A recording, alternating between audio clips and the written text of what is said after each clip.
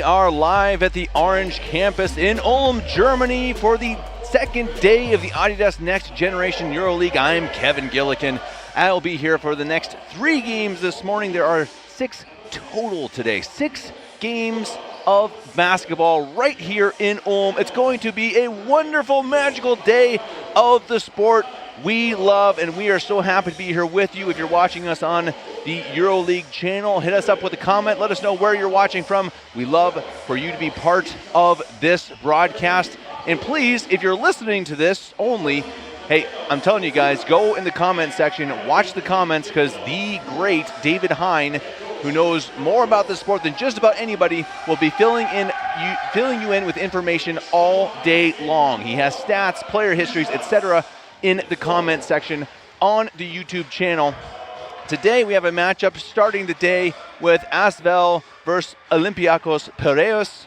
Should be a good game. Both these teams in Group B, as we have Olympiacos with 1 loss yesterday and Asvel with a victory over Manresa earlier in the day. As we start with the starting lineup with Asvel, we have Wade, Berard, Lusavuvu, Basumba, Diard, Lebon, Indaye, Rizal, Ruska, Lusavuvu, and Ruol. Yes, there are 2 Luasavuvus. Apollinaire and Luflor, 2 brothers. There's a third brother, in fact, but he is not here playing today. A very talented family, very talented players, number 2 and number 13 out there. For Piraeus, Notas, Kumpulis, Nicolau, Chadimenos, Papano, Satsianis, Bonelis, Malakos, Kikas, Flaktakis, Butsulas, and Turis. Should be a interesting matchup. Once again, Piraeus, they lost their first game by 26 to now the favorites of Group B, that would be Belgrade.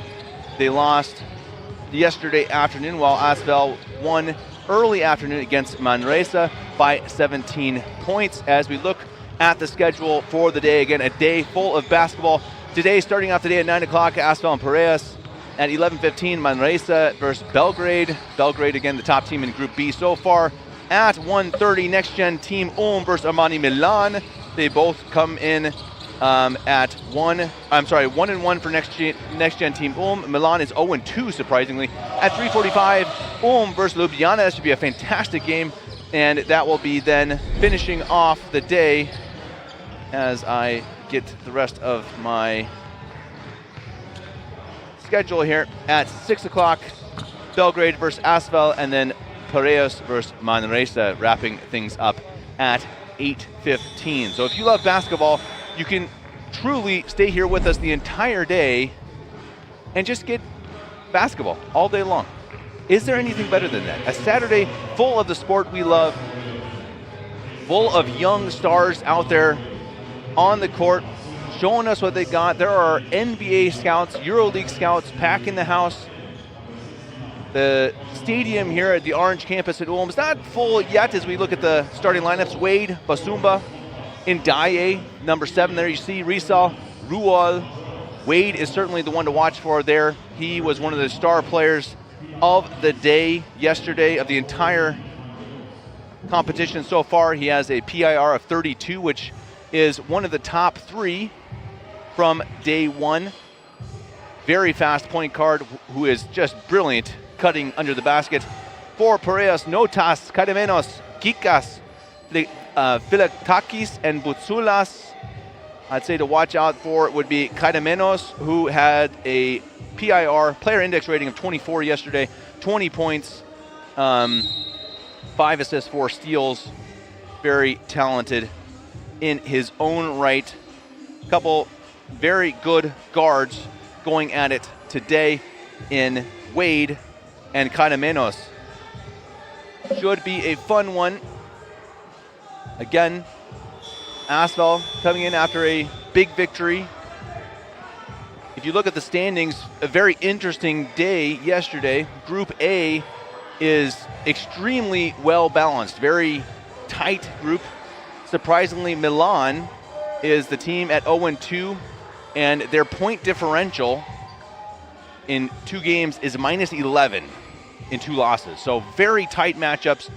All the teams in Group A playing very close games. Ulm just barely beat Milan by 2 points to end the day last night. NextGen Ulm, they're 1-1, and Ljubljana also 1-1. It's really a fantastic group. Group B has got a little more separation. Belgrade won over Piraeus by 26 points, and Asvel beat Manresa by 17. So you have a little bit of a separation in Group B, while in Group A, again, that's going to be a tight matchup all day long, and it's going to be really interesting to see who comes out on top of that group and to see who will go on to play in that first place game on Sunday evening at 6 p.m. As we see the players just about ready for tip-off. Piraeus, they're in the red and white jerseys, while Asvel in white and I think black, a little bit of gold in there.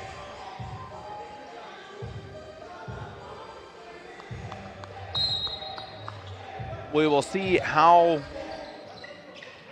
the legs are, obviously having played a game yesterday. They will play 2 games each today. So by the end of today, you imagine they're going to have some tired legs. But right now, an early start and bucket for Olympiacos.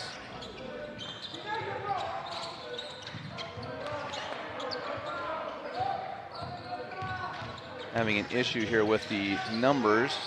Give me a moment. It was Gikas with the points. Shot is up, and Gikas with the rebound. Kademenos, he's the point guard to watch, number 7. Led the team in scoring and PIR yesterday.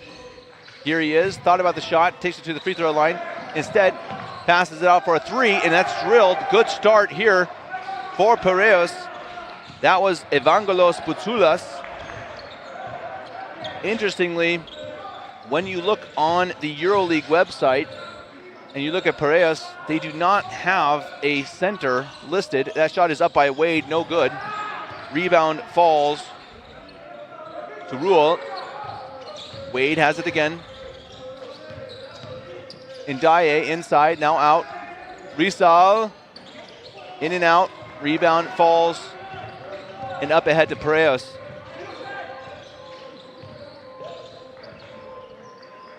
Shot from deep, and it's good. Boy, a brilliant start. 8-point early lead. Marios Velektakis for Piraeus. You would imagine Asvel has a size advantage against Piraeus without even listing a single center. They have 1 listed forward, as that's laid up and in, and a foul. You'll see that a lot today, and Ndaye was very impressive yesterday. Very athletic, long arms. He had 2 blocks. And you'll get to the line here. This happened yesterday too with Asvel, interestingly enough, when they played Manresa. Fell behind 13-0, but then ended up winning by 17. So they are apparently prone to slow starts. But they have also finished strong in the first game. Let's see what they can do here today, as they have tight defense but get caught up the court. Here's a 3 again. It's up, no good. Rebound Ruel.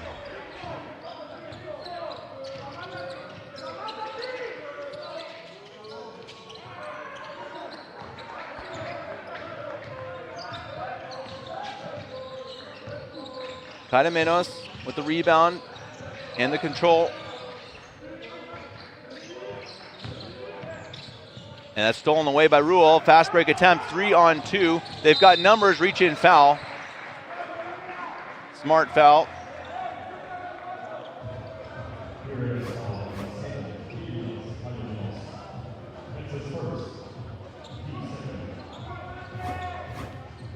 As Wade will inbound.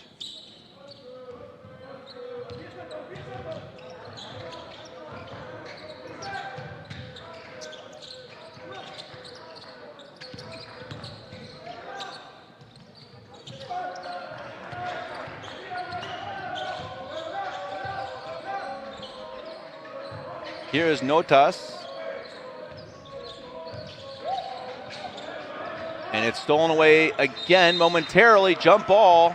Sloppiness a bit here for Piraeus, even though they have an 8-3 lead here in the early goings, first quarter, and it will be Asvel ball. If Piraeus is going to stay in this, they're going to need to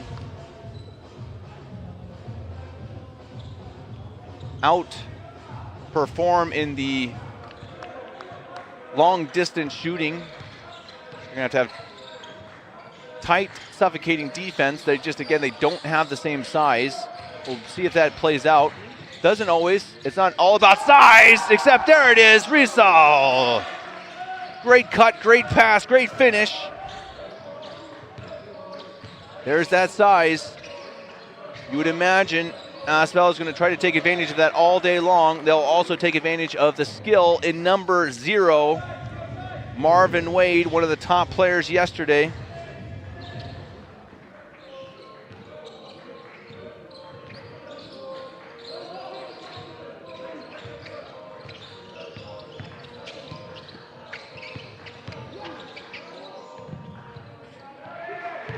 As that is up and in.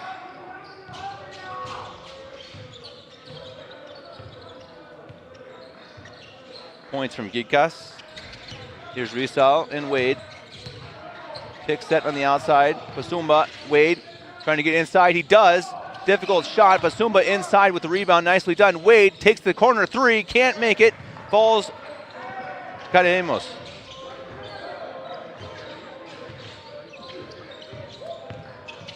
Caremos can't finish at the rim, but his teammate does.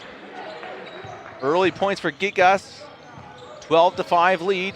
Again, a slow start for Asvel, just like they did yesterday. Wade, nice pass inside, and Ndaye, and a foul. They were so good at that yesterday. Cutting to the basket, Wade making plays. He's got great vision, great speed. Ndaye, good physicality, great athleticism, as we see Apollinaire Lusavuvu.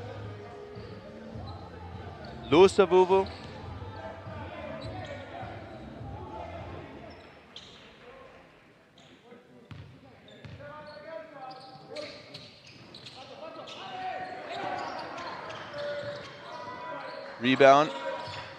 Lusavuvu. Inside Basumba, and he lays it in. Again, that size paying off.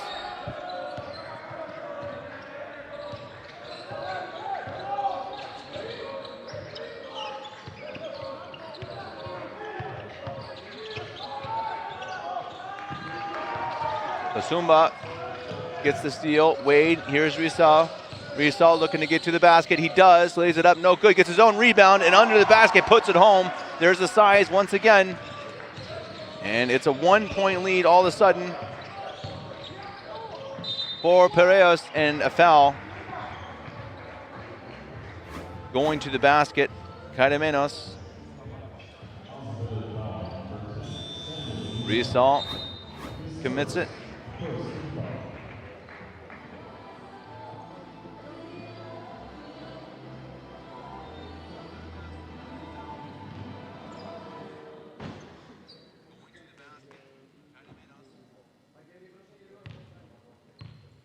Caramenos at the line.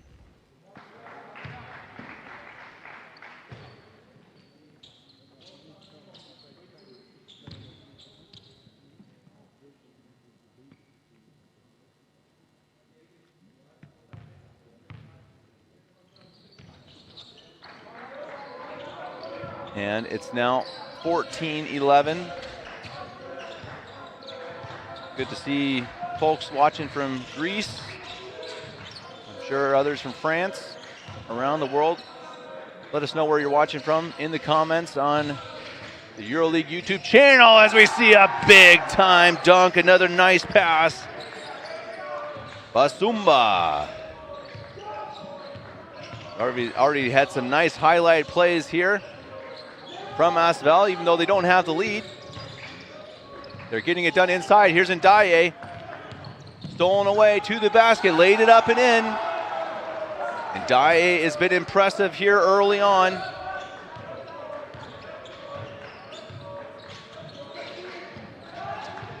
Nearly thrown away. Asvel with the 15-14 lead. 3 minutes 46 and a foul.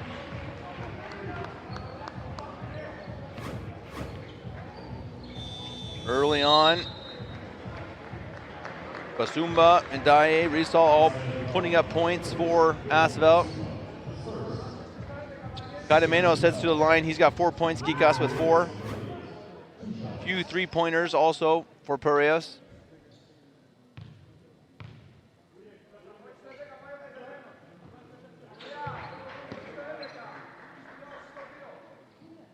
Again, each of these teams will have to play later today. As he hits both. As Asvel will face off against Belgrade. And Piraeus will face Manresa. Inside pass, Basumba. Under the basket, nicely done. Reverse laid up, it's up and in. That size again paying off. Still 1 point lead for Asvel here in the first quarter.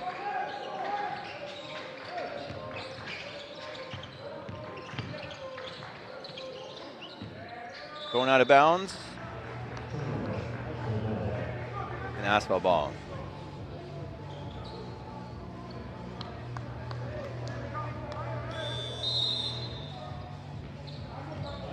Always impressive as we see Wade leave the floor. He will be replaced by Berard, number 1.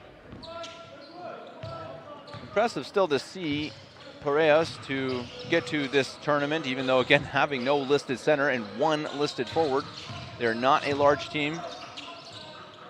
To get here is impressive, always, but as that shot is up, no good, but a foul.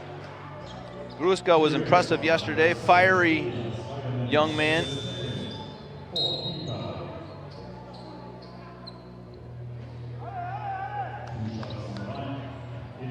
Definitely had plenty of excitement in their victory over Manresa yesterday. Coming back from a big deficit early on, Gruska was a big part of that. He misses the first.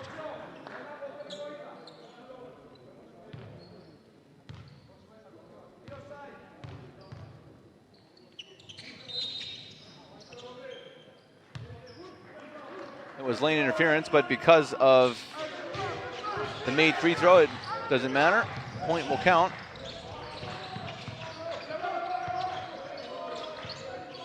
(18-16). 2 point lead early on for Asvel. Dribble drive, nicely done, laid up and in.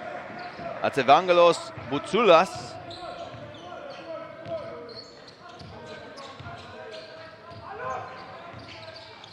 Nice pass, Gruska in the corner, got it!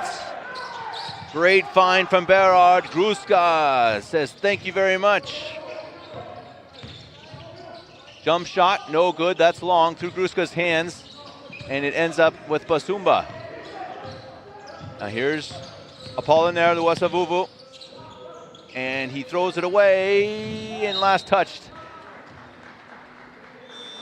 by Piraeus. Pretty quick start here to the quarter.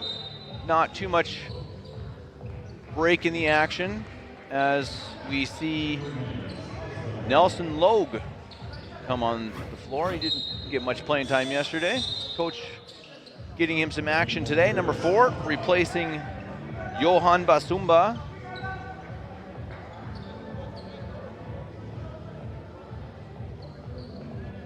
Just under 2 minutes remaining. 3-point game.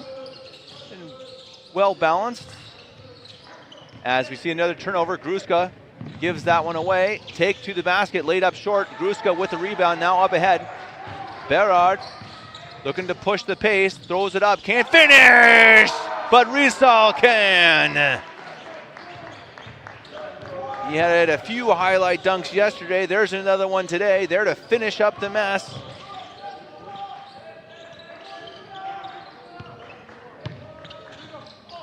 Drive inside, lay up and in.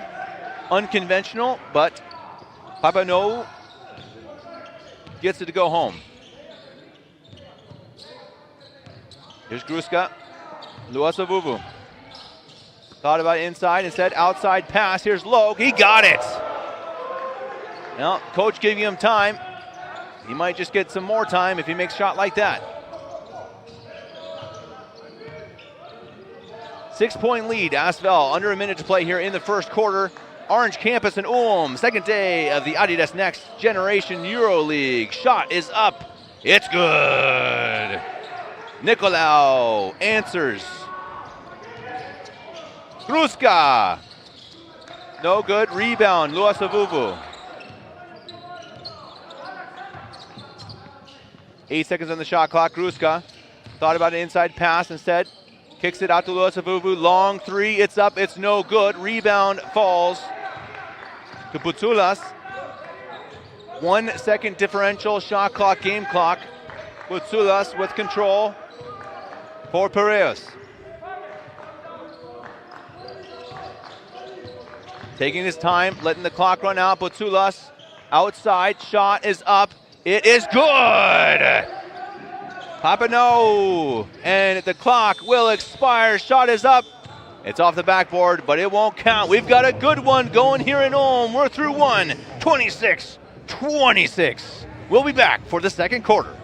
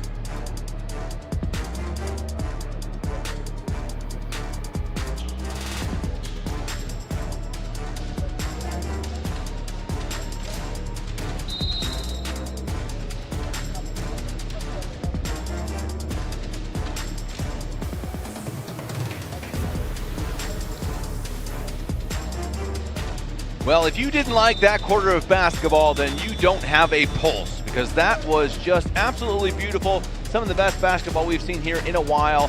26-26, evenly played, well balanced. Players making shots, players making dunks, players alley-ooping. Boy, it was something to enjoy. Let's see what the second quarter is going to bring. While Piraeus has really shot the lights out of the ball from three, they are 4 of 5. Asphalt 2 of 8, but scoring in other ways, especially under the basket. And I think that's going to be the blueprint for both teams for the rest of the game. And it's going to be really a matter of, can Piraeus hit their shots? And so far they have, as that is up and no good. Rebound and a foul. Gruska with the push.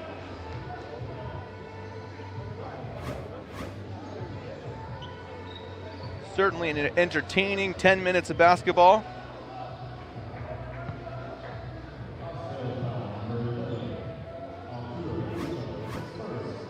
We have not seen Marvin Wade put the team on his back yet. Let's see if we do. He did that yesterday. I think maybe around the end of the first quarter, second quarter, he really took control, scored most of the points.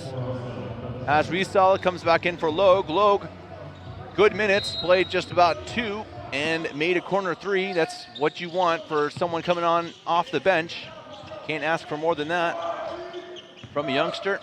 Shot is up, and it's good. Another one poured in by Papineau. They cannot miss from deep right now. Absolutely on fire. Here's Luasavuvu on the other side, now down by 3. Gruska thought about trying an answer, didn't put it up. Luasavuvu, right hand, spin move, and he throws it away. Katsianis. Papineau has it poked away from behind, and it is stolen. Now up ahead, Luasavuvu has a chance for a dunk, and he lays it up instead. Good outlet pass from Berard.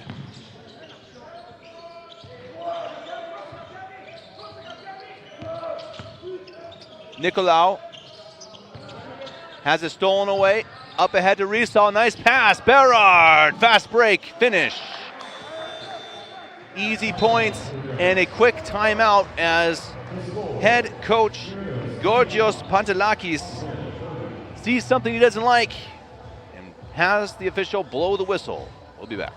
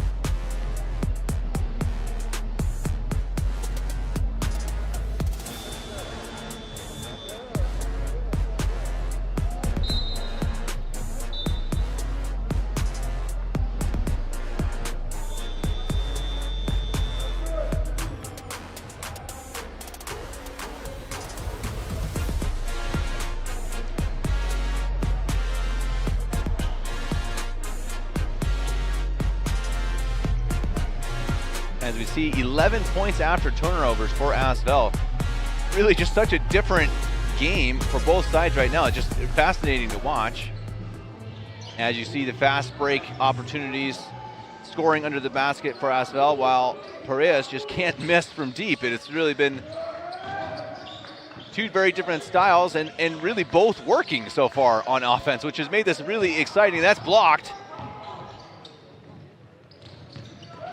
Up ahead, and another block on the other side.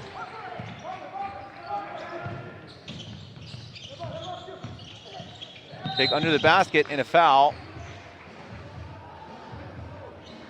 Bailed him out a bit as he was a bit out of control. Looks like he tripped on his foot as well.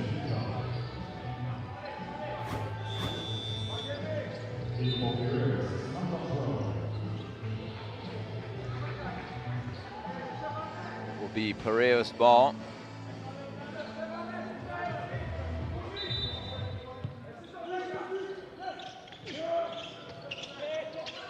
Good defense from Asvel.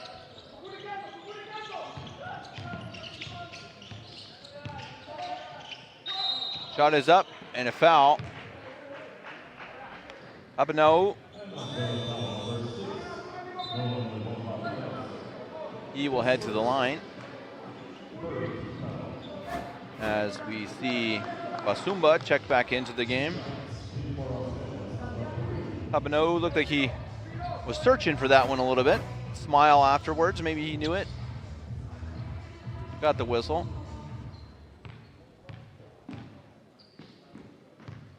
Trying to tie this one up. He does.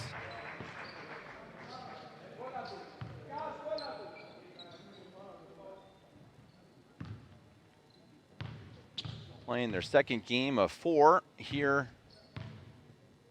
at the quarterfinal in Ulm. There will be 3 others, of course.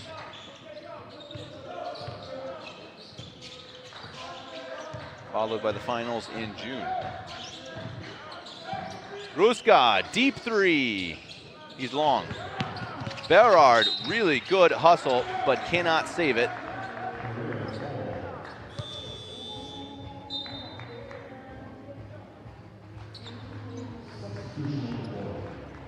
As we see Ndaye and Wade come back on, Gruska, Berard head off, while Kaidemenos also back on for Nicolau. Almost looks like Kaidemenos is shadowing Wade, point guard for point guard. Neither have turned on the fireworks yet, both have played well. Up now, and a foul. We had a fairly clean first quarter. This one is slowed down a bit.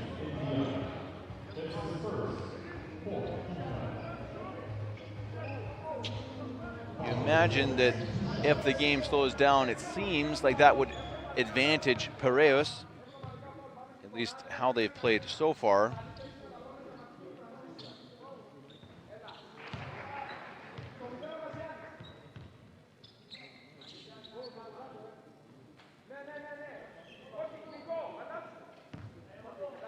Habanau.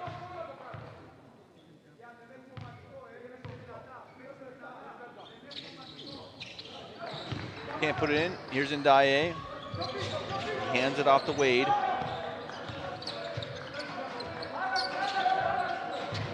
The high screen.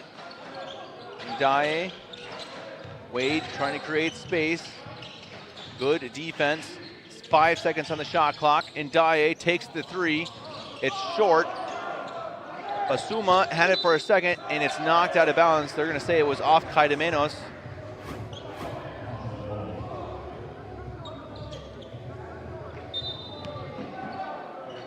Luasavuvu to inbound. Here's Wade. Rizal, starting lineup back out there for Asvel. Wade, dribble drive off his foot, and it will be Piraeus' ball. As Gikas happy about his stout defense. He should be. Piraeus with a 1-point lead. Lost their first game. Asvel won convincingly in their first, so on paper, Asvel should be the favorites here, but again, who cares about the paper, right? That's why they play the game. The shot is up, no good. Rebound, nicely done for a moment, but then lost. As Luasavuvu passes it to Rizal, back to Wade. Rizal takes the corner 3, it's short. Rebound, Kaidemenos, and he is fouled.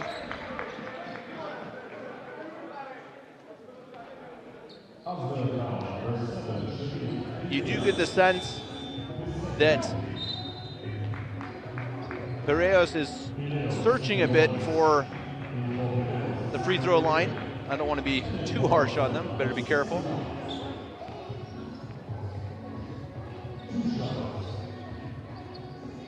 But Kaidemenos will head to the free throw line.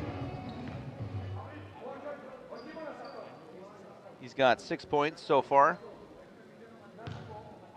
Papalanu has 7 to lead the team. Asvel and Ndaye also with 7.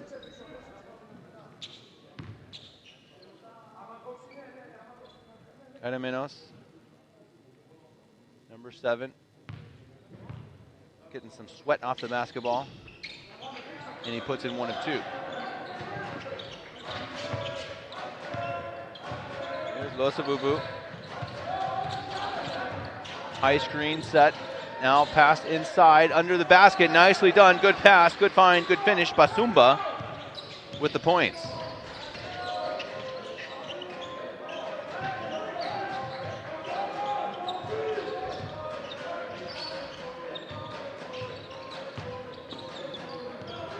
And that's stolen away. Whoa, what the finish.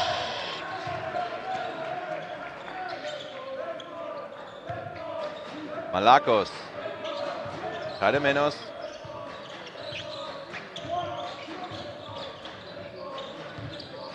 Thought about a shot, didn't take it, finds the open man. That shot is up and it's well short and it's out of bounds. That will be Asphalt ball.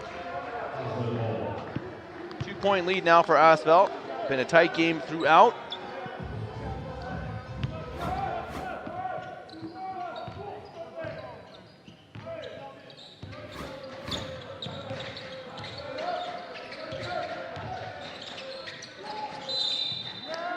Foul called.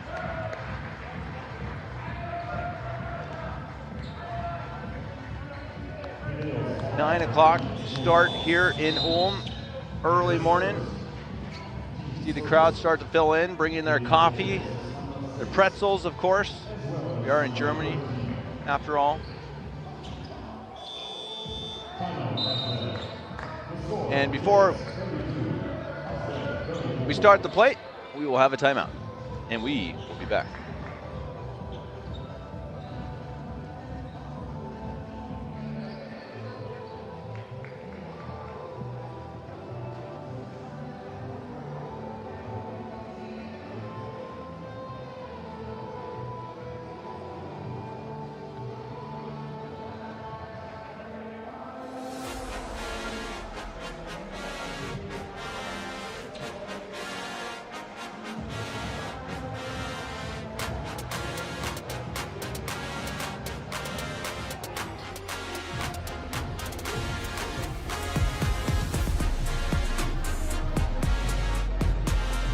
As we see a bit of the disparity there, 7 steals, that's remarkable. Fouls about the same, rebounds, etc. Really all very balanced. 8 turnovers for Piraeus, that's a difference, of course. But as the score would foretell, it has been a very evenly matched game, fun game. It slowed down here in the second quarter, to be honest. A lot of stoppage, whistles, fouls.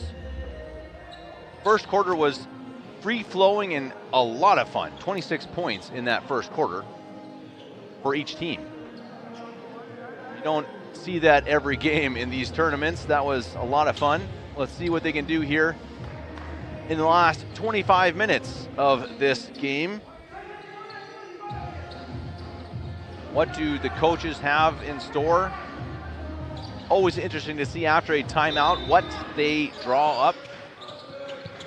Saw several direct scores on an inbound pass. That one's not going to do it. That's stolen away for the moment, but Wade ends up with it.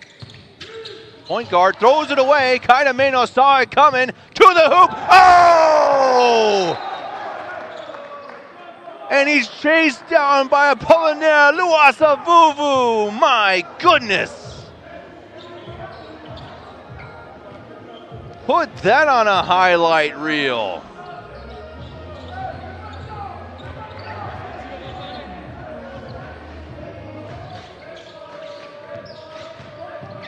Piraeus. Kaida Menos. Spin move inside. And a foul.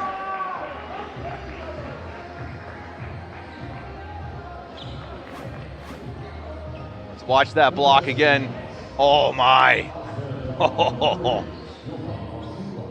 LeBron James-esque, dare I say. Chase down block. That was something else.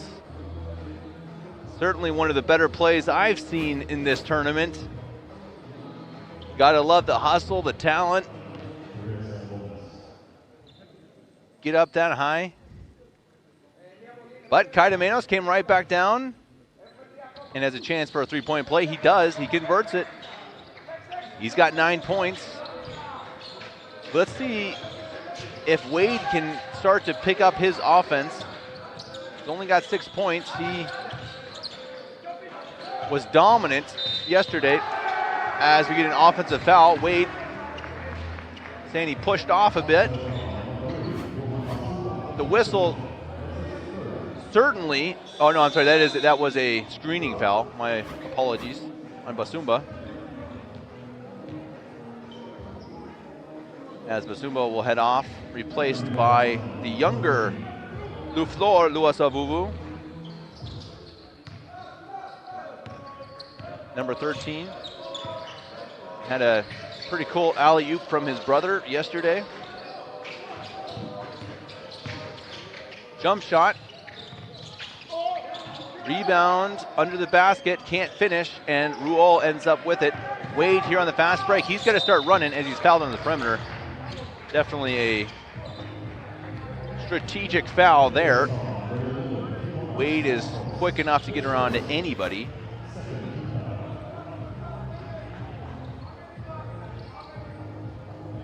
Two team fouls now for Piraeus, while Asphalt is in the bonus.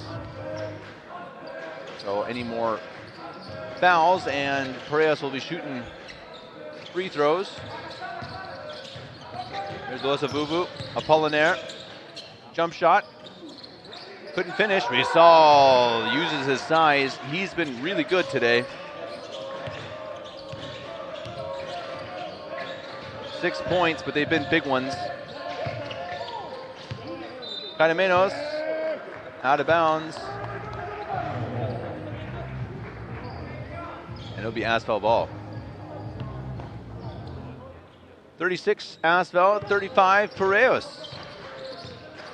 Game has slowed down, but it stayed tight, which always makes things interesting. Rizal, long three, got it! Number 10 has showed up big here today. Caimenos trying to get around the defensive perimeter, now taken inside, and it's blocked. Rizal again, and a foul.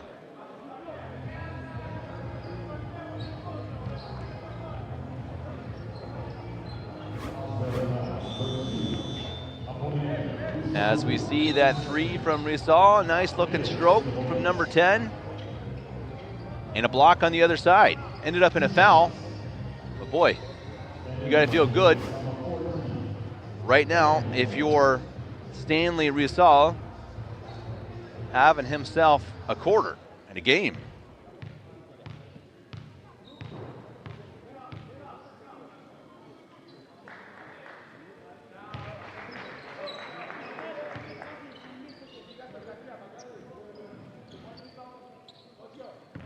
Here is Gigas at the line.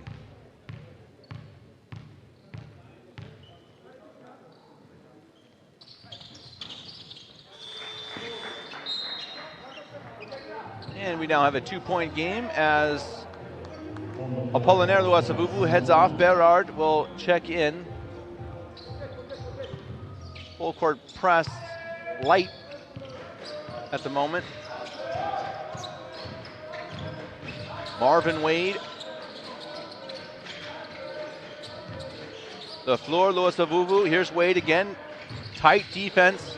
Let's see if he can use his speed to get around it. He does. Nice pass outside. Berard with the three. Can't make it. Doesn't hit anything. And it's out of bounds off Asphalt.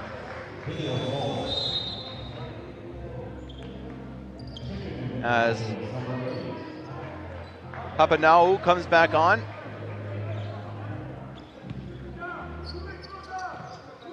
One of the leading scorers for Piraeus so far today. Caimenos.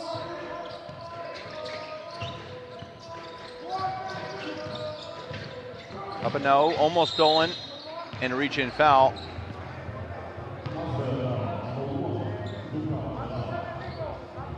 And with the foul situation, Caimenos will head to the line. Been there a lot. They've been very aggressive and managed their way to the free throw line a decent amount here in the second quarter. As Asphalt has only 4 free throws, while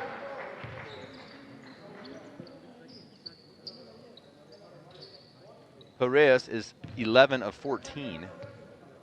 Certainly a difference in the game as Caimenos ties it up. So 39-39, 2:50 to play here in the first half. Marvin Wade takes to the basket. That's what he did all day yesterday. First time I've seen it today. He's so quick on the take as blocking foul called on Rizal. At the bench, the crowd, the Asvel fans are not happy about it, but it's certainly not a bad call from my perspective. It is just one of those things, you know, you think when one team is getting the whistles, you know, as a fan, you think, oh, you know, the refs are calling a bad game. Well, sometimes maybe one team is just committing more fouls. That is possible. Could be that their defense is just being a little bit too aggressive, getting their body too much on the defender, and in that case, yeah, I think that's not a bad call. The French fans would disagree, as Rizal comes off the floor, replaced by Adidas, number 6.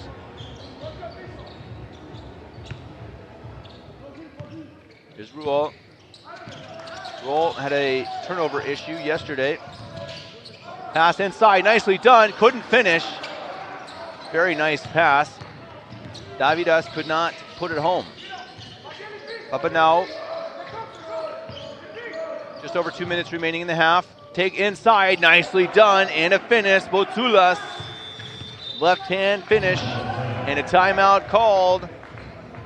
We have a 1-point game, back and forth we go. We're in for a good one. 22 minutes remaining here on day 2 of the Orange campus. We'll be back.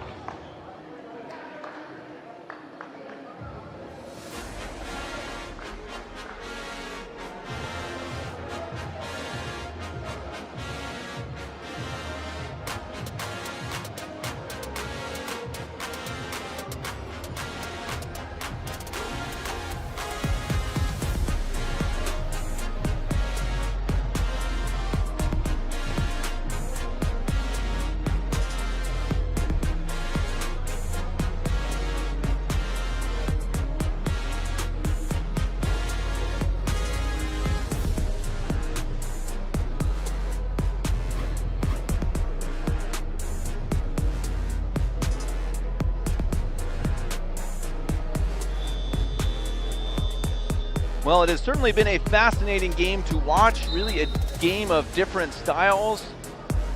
Not a great rhythm here, again, in the second quarter.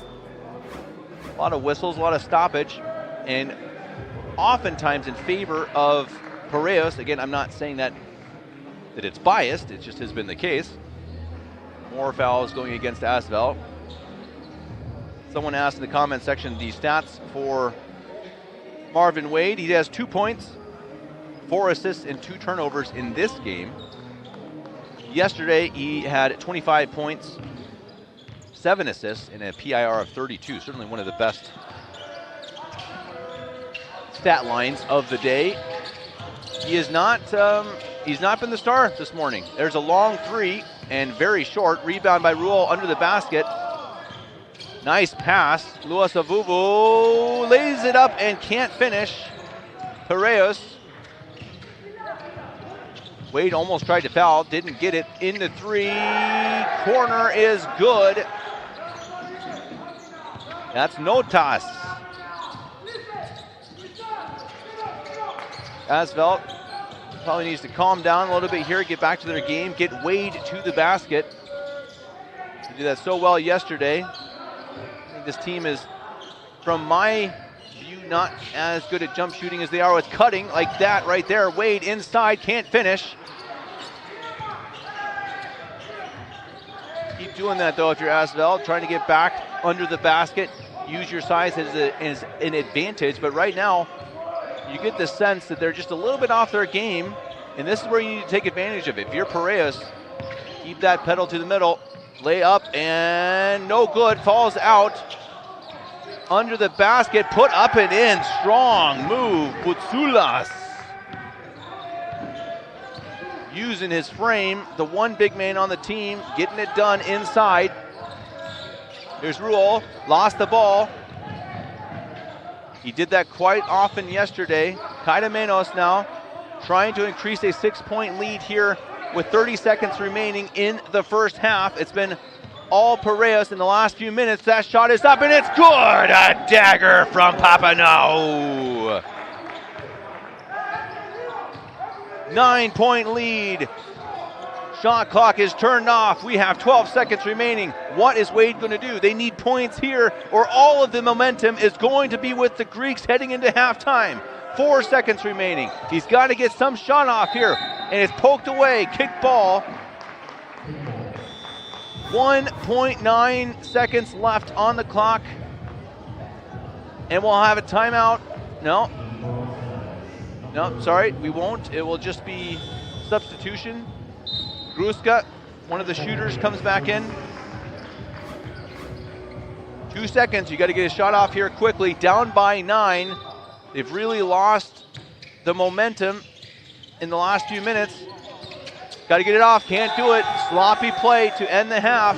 Not how you want to end it if you're the French squad, but boy, you feel good if you are Olympiacos Piraeus. You just took a 9-point lead in the last few minutes of the quarter and you're headed into the half up by 9. We'll be back in about 15 minutes for the second half at the Orange campus in Ulm, the Adidas Next Generation EuroLeague.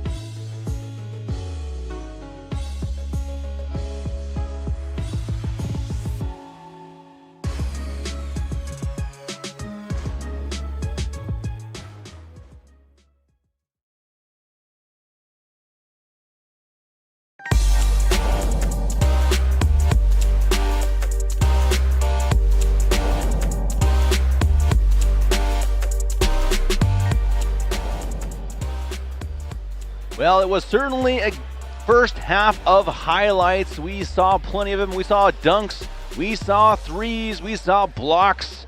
It was a lot of fun, and it was very even until the end of the second quarter, where Piraeus went on a run and took a 9-point lead. Piraeus is shooting the absolute daylights out of the ball right now. They are 13 of 17 from the free throw line. They are 7 of 10 from three. 7 of 10, 70% from beyond the arc. Really an unbelievable shooting performance so far, and it has gotten them a 9-point lead so far. Kaitamenos with 12, Papanau with 10. And on the other side for Asvel, the big story in my mind is Marvin Wade has 2 points. He has 4 assists. He has got to pick things up if you're going to have a win for the French today. As you look at Wade, his mismatched shoes, I wonder, maybe that's distracting him. I don't know, maybe he had different shoes yesterday. So far, leading scoring for Asvel is Rizal, number 10, with 11 points. He's been very impressive. A couple dunks, a couple blocks as well. Down by 9. Let's see what they do here early on. And there's a pass to the big man, number 10. Exactly as we were saying, he has been their biggest performer here early on. And I imagine they're going to try to feed him, use his size. There is certainly a size disadvantage if you are Piraeus, but it has not mattered because they cannot miss right now. Kaitamenos, as we say, it's a 2. Unbelievable. Whatever they had for breakfast, I want some. Here's Wade. Drive, blocked, Ndiaye. Doesn't count. They're saying the foul was on Wade. Bit of a late whistle. I think that's why everyone was confused.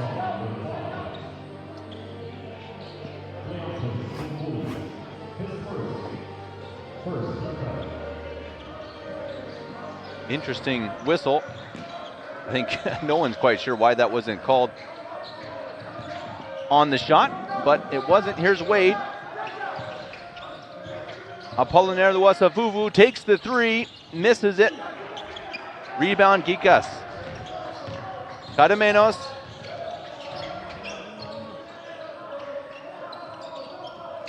Nearly stolen by Wade. Got in the passing lane, wide open 3. Bounces long, rebound falls to Gruska. Now Luasavuvu down again by 9 here to start the third quarter in Ulm. Luasavuvu. Ndiaye thought about the 3, takes it inside. Wade takes it, can't put it in, but the rebound falls to Luasavuvu. Gruska, Ndiaye.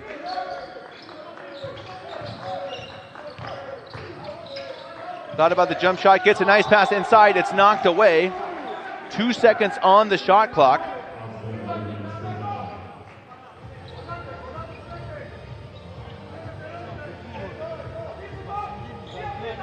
Luasavuvu to inbound, 2 seconds left. Let's see what they have drawn up.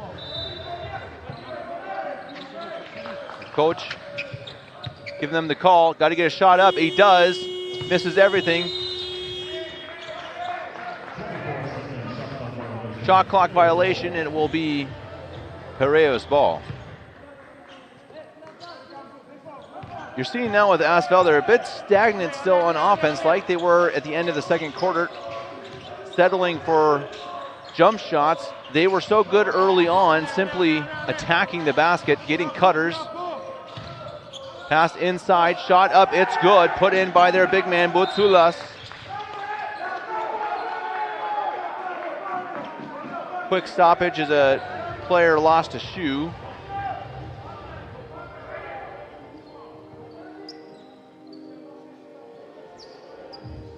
Having issues getting it on. Blew a tire, as they'd say. As we see Boutsulas.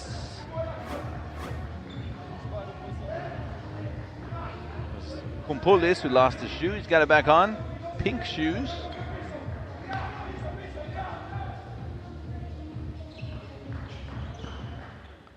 Gruska to Wade. Wade has got to pick it up. 2 points in the early going for number 0. Uasavuvu, strong take to the basket. Notas directing traffic.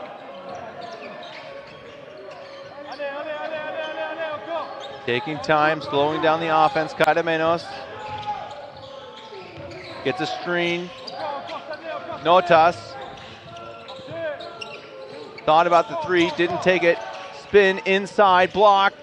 Rizal looked like he got a piece of it again, and it's thrown away. Shot clock expired, and I think that it threw off Asvel a bit. Shot is up and good. Cadamenos. 9-point lead again. Or sorry, now it's up to 11. As Wade takes the 3, and he got it. Sigh of relief for head coach Quentin Gergion of Asvel. Got to see your top player getting points. As Asvel, their bench, gets loud, cheering on their team. Wade is fouled. So whatever they're doing worked. Interesting that the officiating crew seem to be telling the bench to quiet down, which I'm not sure if there's a rule there. I don't know if anyone's listening. Is there a rule for being too loud on the bench? Whatever they did, it seemed to work. They got the turnover. Berard is now in for Wade. Wade now with 5 points after making that 3.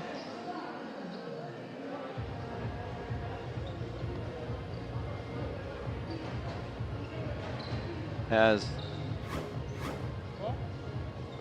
watched that again. Pure looking shot.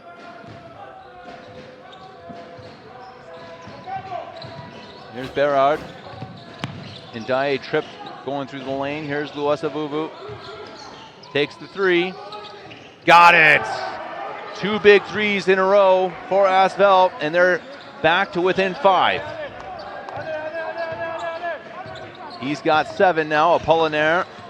Luasavuvu. Berard runs into a screen. That shot is up from deep, and he got another one. Botsulas. Risa Ndaye. Nearly stolen away. Ndaye tried to throw it in, couldn't get it to drop. And Cadamenos ends up with it. Back to 8-point lead. Cadamenos with the handle. 5 minutes remaining in the third quarter. Cadamenos dribble drive around Ndaye. Good defense. Out of bounds off Asvel.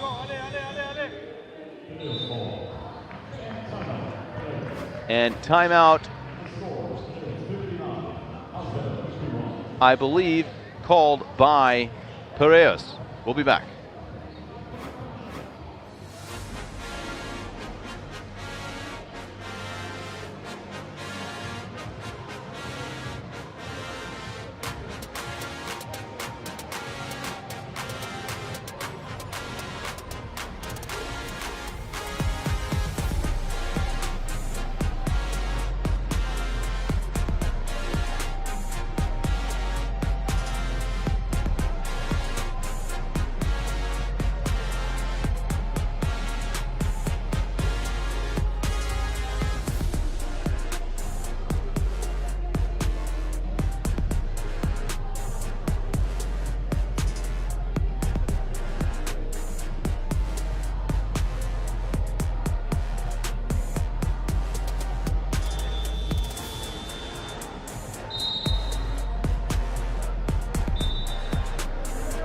As we're about halfway through the third quarter, 59-51 with Piraeus in the lead. A reminder that coming up next at 11:15, Manresa against Mega Belgrade.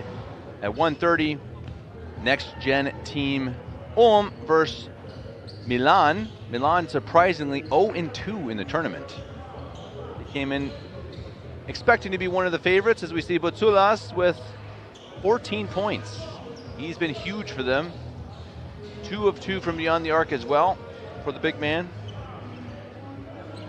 I will be commentating the next 2 games, and my friend Oscar will continue on for the rest of the day until 8:15, where you will see again Piraeus versus Manresa and Asvel versus Belgrade.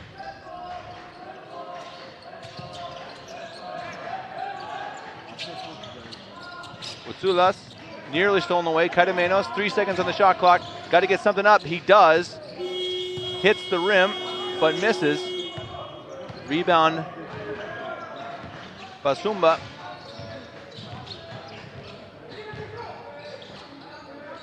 Luasavuvu. Ruska. Back to Apollinaire. Luasavuvu. Left hand dribble inside. Takes to the hoop.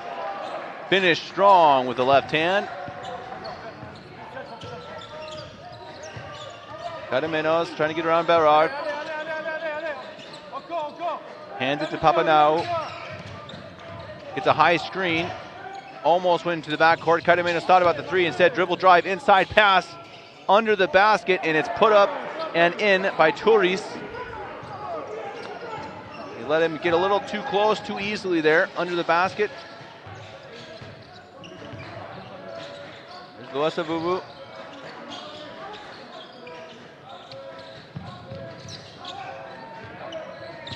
Berard. And a foul before the take to the basket. The third on Piraeus.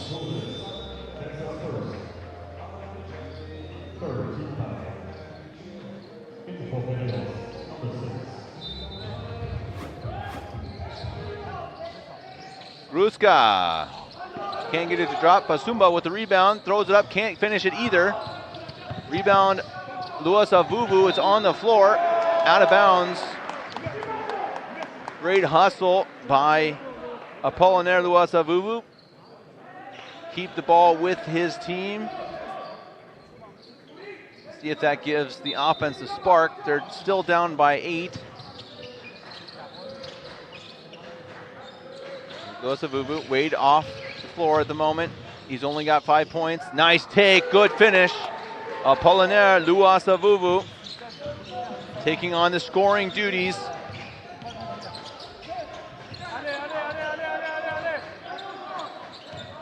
Let's see if there is an answer now. From the Greeks, there is.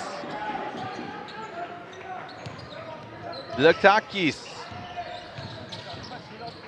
And again, Luasavuvu. There is a foul. They thought it was clean. Let's see if we get a highlight of that foul called on Luasavuvu. Ooh, yeah, there's something to gripe about there. I think I would be a little unhappy if that had been called a foul on me as well. But again, how the cookie crumbles sometimes. They say in Bavaria, so geht's dahi.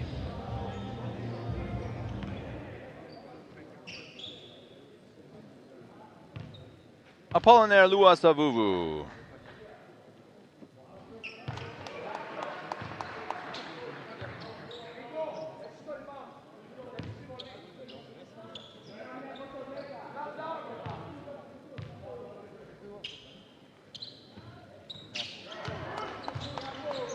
And we're back to a 7-point lead now for Piraeus.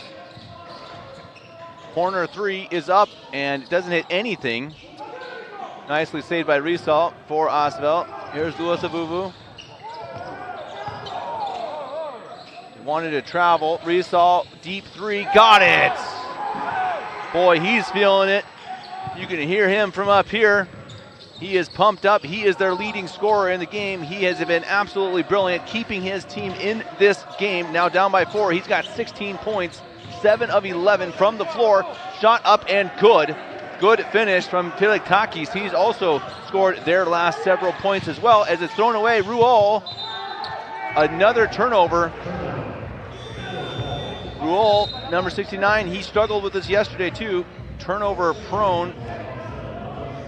A bit loose with the handles, as they would say. As we see Riesel again drill the three. Big number 10.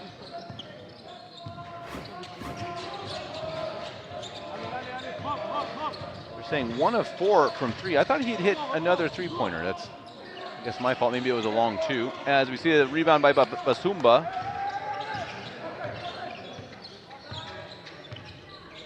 Six-point game. Piraeus in the lead. Riesel, heat check, long. Ruol with the rebound. Wade back in the game, short. Ruol on it, can't get it, out of bounds, and it'll be Piraeus ball. Piraeus now the ones getting upset with the officials, asking for a foul there. They certainly were getting more of the whistle in the second quarter. Now they have 4 fouls to Asvel's 0. Again, I'm not charging anyone with a crime here, but interesting statistics. That's up. Rebound Basumba. He's been strong on the glass just like yesterday. Up ahead early to Wade, and that is certainly a reach-in foul. Once Wade gets a head full of steam, he's so quick, you got to keep your feet moving or he blows by you like a freight train. Wade now at the free throw line.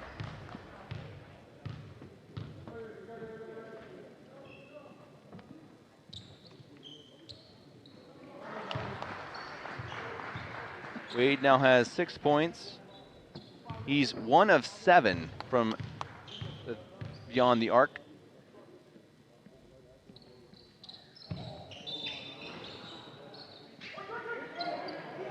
Lane violation, you'll get a chance at that one.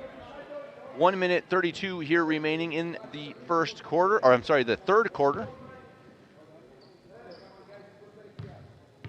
5-point game. Wade could make it 4. He does. Been a good game, fun game. It's nice having you all in the chat here. You've been keeping David Hine busy in the comment section. I know he appreciates that. Up and out. Oh.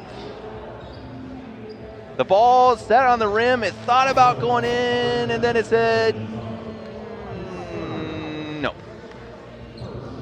But Turris will shoot 2. I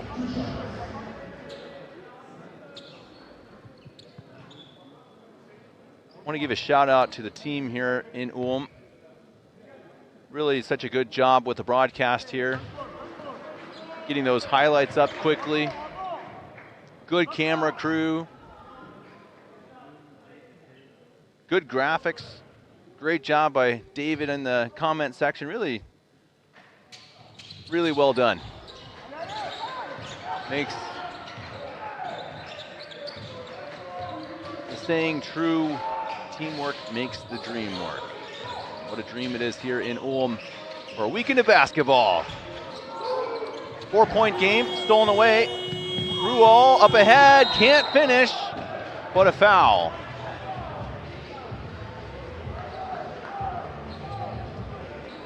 Fell a bit hard.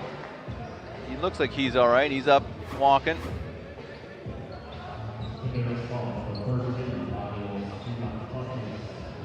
Hip check to the ground. Talked about that yesterday with Milo Murray when we did the Ulm game. A play like that, if you go up for a dunk, you're likely going to get it and a foul. A layup there is just a little dangerous. I think it's a mentality thing it's hard to get your mind around that. You're going to get brutalized in the air. But it's just a much safer play. Slamming it home. Easy for me to say up here in the broadcast booth as we see team free throws. Both teams shooting well. 19 free throw attempts 10. Really a good basketball game. I mean, 2-point differential really has been a very enjoyable watch, as that's laid up and in by Turris. He's turned it on here in the third quarter. 45 seconds remaining in the third. The second game for each team in this tournament. Looks like they came ready to play, as that shot is missed by Wade. Gets his own rebound. 3 seconds on the shot clock. Up, no good, off the rim. Rebound falls. And a foul called. Marvin Wade on the floor. He looks like he's in pain. Boy, you hate to see that. Looks like he's grabbing his ankle. Let's watch that again.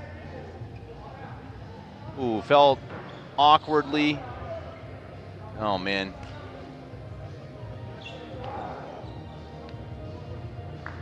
Oh, you see it roll. They've got the Red Cross crew heading out on the court. Oh man, you hate it. That's the worst part of this game when it happens. Down on the ground in pain. Landed awkwardly, it looked like on that right ankle. Oh, he's putting some weight on it. Oh, you love to see that. Him getting up on his own. As you hear the crowd cheering on young number 0. Getting helped off a bit. Thank goodness, boy, that we'll see if we see him again, but that looked like that could have been bad. That could have been a sprained ankle or something worse. Fortunately, he's able to walk it off almost on his own. With another 2 games to play, though, in the tournament, you hate to see that if you're Asvel. But you have to have other players now step up. Who's it going to be? Ruska, Rual, Luasavuvu, Basumba, and Ndaye now on the floor for Asvel. Ndaye on defense. Double team now. Shot is up from way deep, and it's off the backboard. Put up, no good. And that will end the third quarter. 4-point lead for Piraeus. And the big news being also that Marvin Wade headed to the bench with an apparent foot injury. We'll be back for the last 10 minutes after a quick break.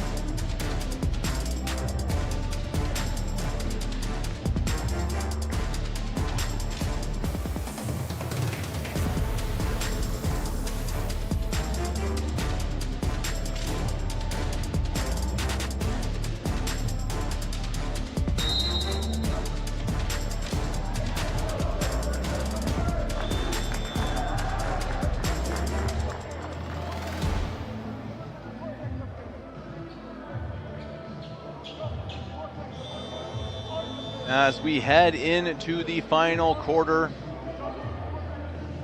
Can't see it in that shot, but on the sideline, Marvin Wade getting his foot taped up. Hopefully he can return at least in the tournament, if not in this game. Asphalt down by 4, 10 minutes to play. Who's going to show up for them? Rizal is their top scorer. On the other side is Kaitamenos with 16. Both teams shooting well from 3 and from the free throw line, also from the floor in general. It's been a very fun game as that's thrown nearly out of bounds. Stolen away though from Piraeus by Luasavuvu. Rusa, Luasavuvu can't hit. Wade only has 5 points in the game. He was not very effective in this offensive match. Ruel gets fouled. Early foul again for Piraeus. Let's see if that comes back to get them. They had early fouls in the third quarter, but in the end it didn't really matter.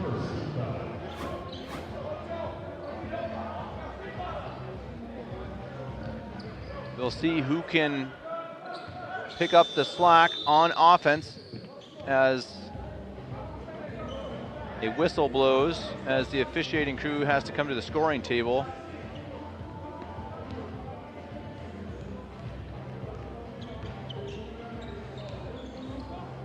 Short stoppage of play. Conference apparently over. They are local officials. Perhaps they're fixing the, looks like he was looking at the game clock.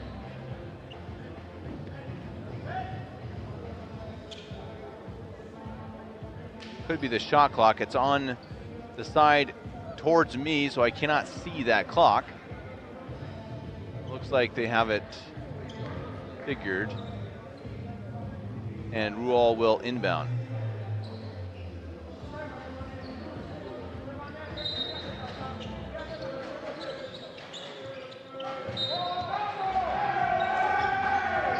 And a travel. Backcourt violation, sorry. I had my eyes off looking at the schedule here. Up next again, it's Manresa versus Belgrade.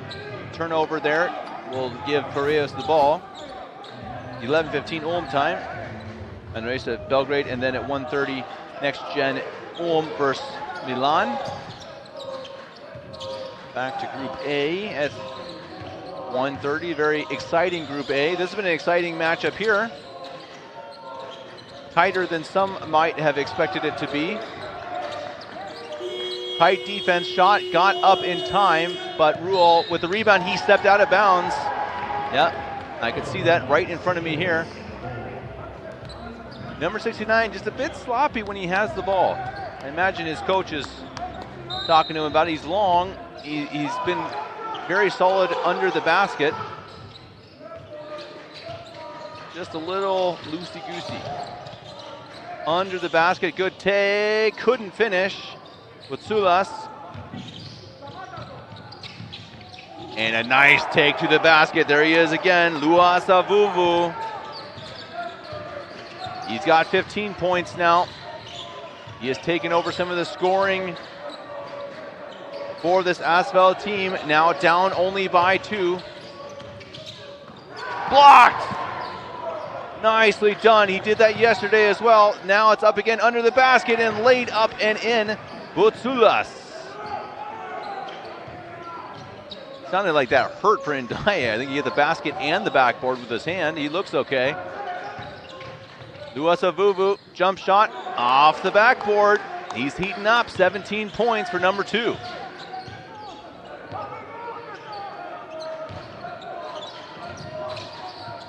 Offense for both teams at the moment in rhythm. Stolen away there, Gruska with it, looking for a fast break, and he's fouled on the perimeter. Are they going to call that? They are just going to call that a foul on the floor.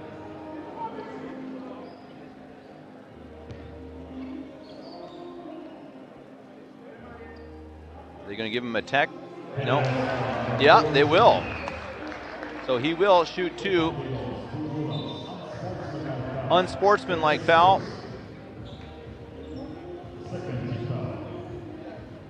Two team fouls now as Rizal comes back on. One of the leading scorers today. And rebounders.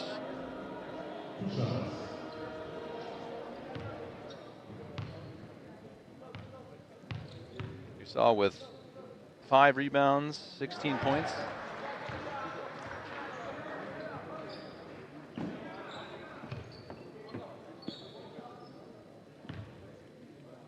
As Gruska shoots the 2 technical free throws, and he got them. So 2 free throws and the ball after that unsportsmanlike foul. Under 8 minutes here to play in Ulm.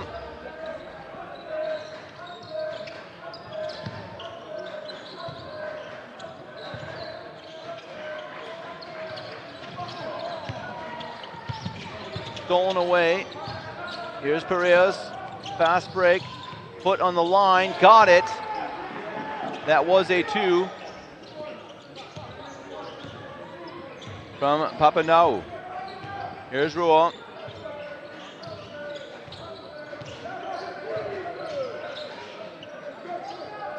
Wesavuvu.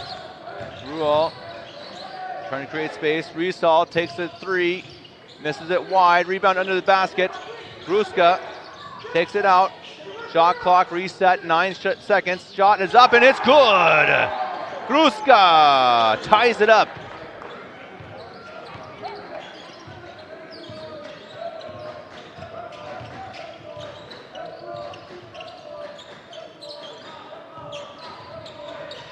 On the other side, Papanau. Jump shot is good. Boy, has he been good today as well.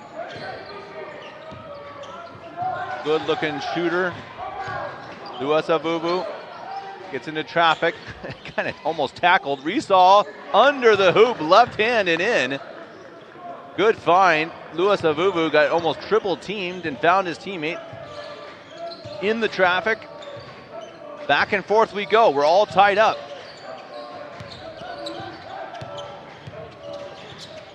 That's a 3. It's up. It is no good. Luasavubu with the rebound. Thought about a fast break, and he's fouled on the perimeter. That is the 3rd team foul. Second quarter was all fouls against Asvel, and now it's all against Piraeus in the last 2 quarters. It's only 3. Not a problem at the moment, but 0 fouls in the quarter on Asvel. We'll see if that plays a factor later on.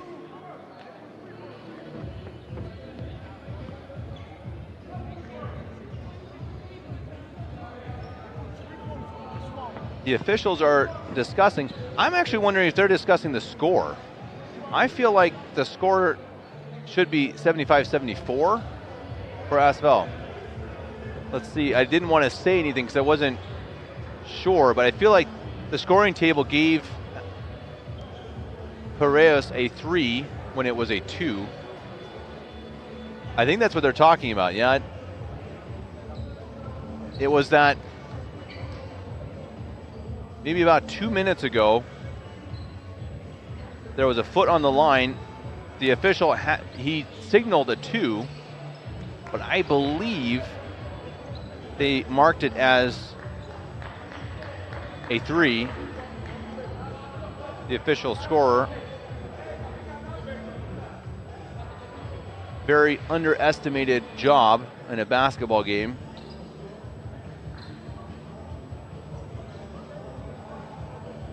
Seeing if they're going to change that score. Could be something else. Yeah, they did. That is what I thought. I was kind of wondering if I was going crazy, but it was a 2. They fixed it now. Asvel with a 1-point lead. Interesting, I don't know what brought the officials to do it now rather than a few minutes ago. As you see, Marvin Wade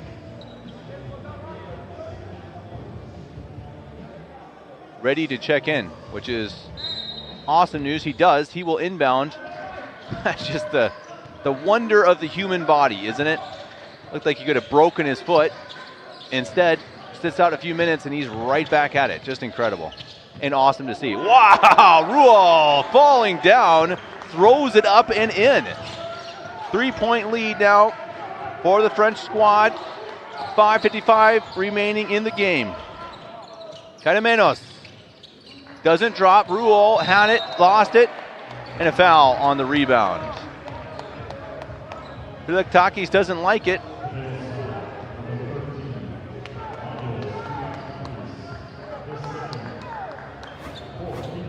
That is the 4th team foul. You don't love that if you are Piraeus. Here's Wade. Looks like normal. Spin move, pass outside. Gruska with the 3. Can't drop, and Daye looked like he got fouled. Nice save to Rizal. Here's Wade, takes the 3. That's short as well, and Daye all over the place, gets it again. Here's Rizal. Ruol, 3, up, no good. Finally falls to Piraeus. 3 attempts at 3, and 3 failed attempts from beyond the arc. Here's Boutsulas. Dribble drive inside, big man passed out. 3 is up, it's good!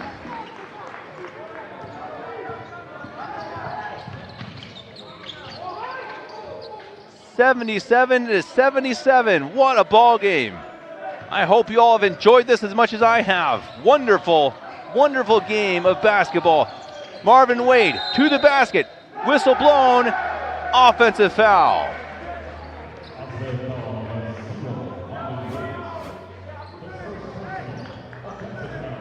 As we watch that 3 from Papanou. Whistle blown, timeout. What a game. We'll be back.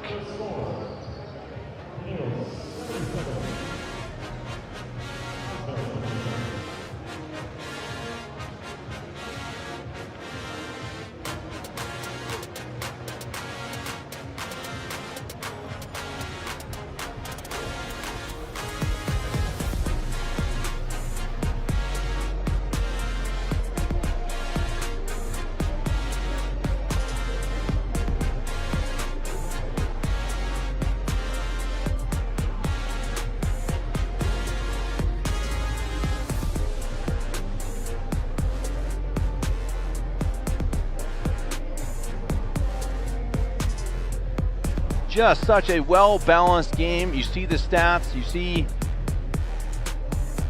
turnover differential, shooting percentages, just well played. It's been a well-played game from both sides.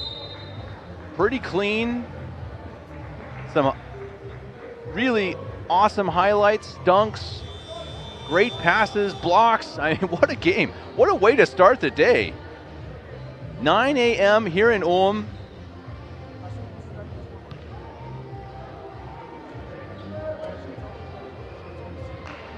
These guys, you have Piraeus knowing they're down with a loss already to Belgrade. They can't lose this one if you want a chance to get into one of the higher placed games on Sunday.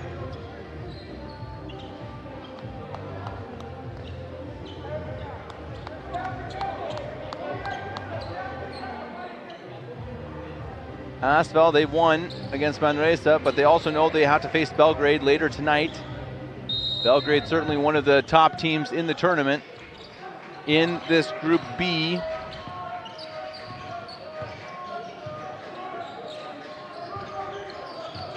Carmenos, Boutsulas.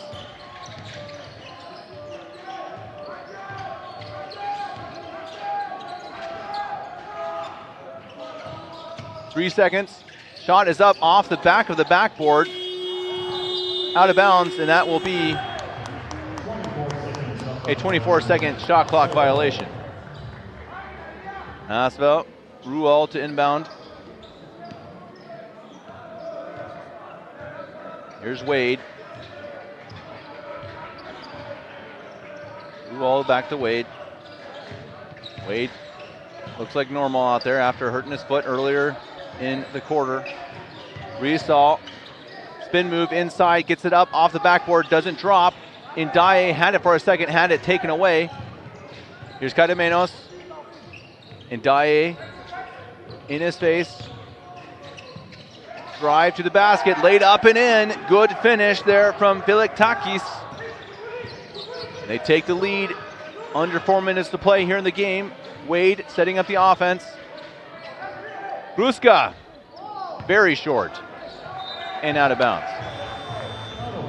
Bruska took that from a few feet behind the line and missed by a few feet, or a foot maybe. As we see that basket again from Filiktakis. 2-point game, Piraeus in the lead and with the ball.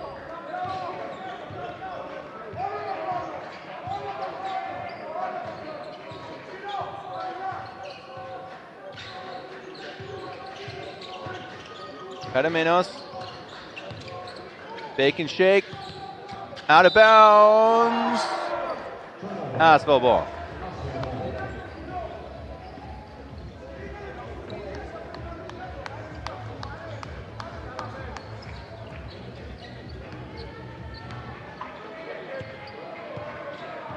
Here's Louis Avuvu, down by 2.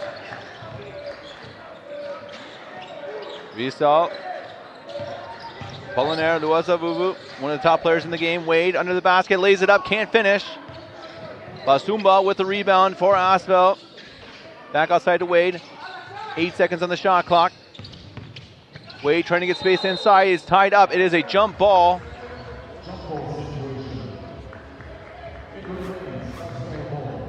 Asvel will keep possession.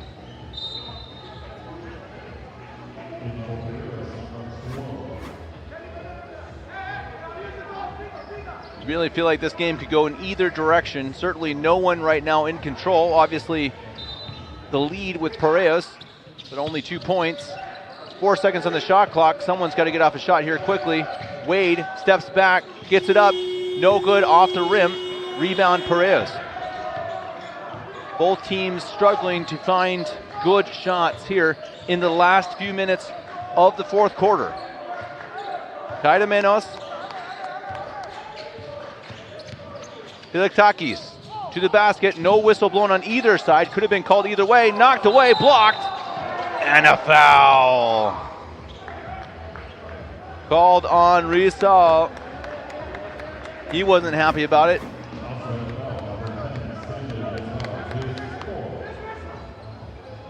Came through, looked like he got the ball and then the face in that replay.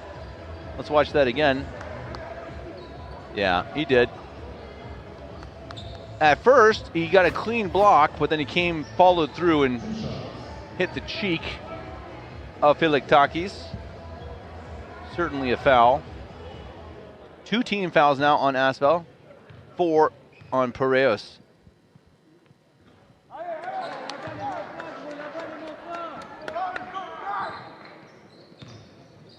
Big free throws here. Everything counts in the last few minutes in the game. Pressure cooker time for both teams. He gets 1 of 2. 3-point lead. Louis Avuvu with the handle.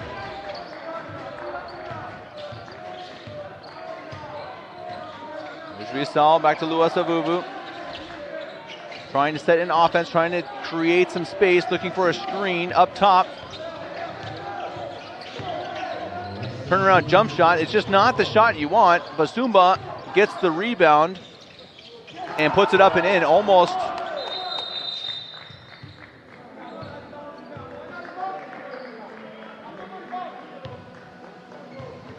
There is a whistle blown as you see Basumba with the finish. I don't know what they're... Yeah, not sure. But it's a 1-point game. Basumba with the points.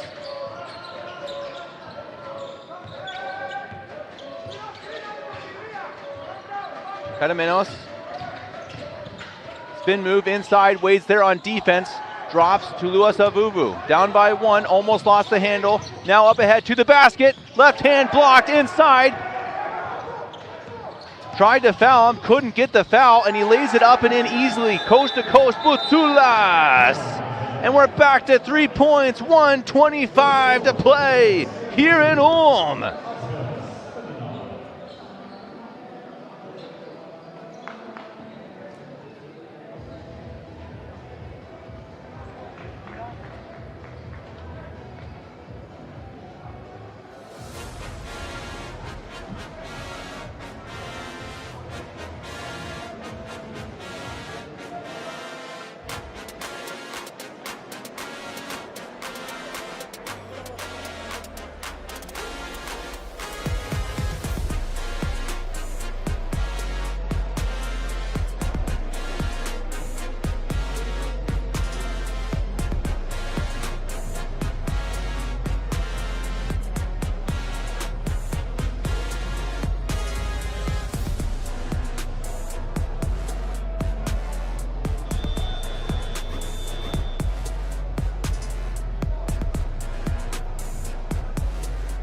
Olympiacos Piraeus with a 3-point lead over Asvel. 1:25 remaining in the game. It's been a fun one here at 9 a.m. start. Appreciate you all who've been here with us and who will be here with us for the rest of the day.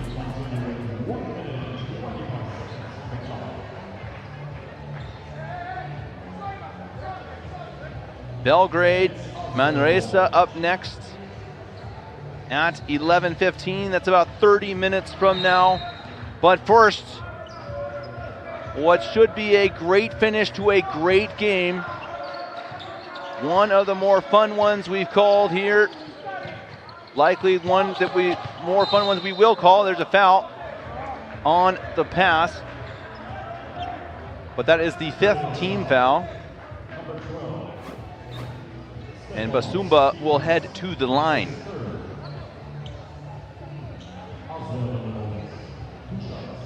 Basumba has 9 rebounds. He's been a top rebounder so far in this tournament. Basumba also has 10 points. Let's see if he can add to that here. Smooth.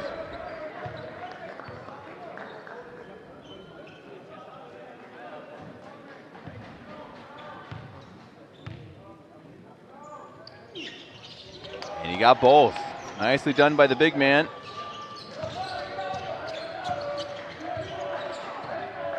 Cadamenos, time ticking down in the game. Just about 1 minute remaining. Screen set up top. And a foul called on Gruska. He thought he went straight up. The official thought otherwise. Cadamenos will shoot 2 free throws.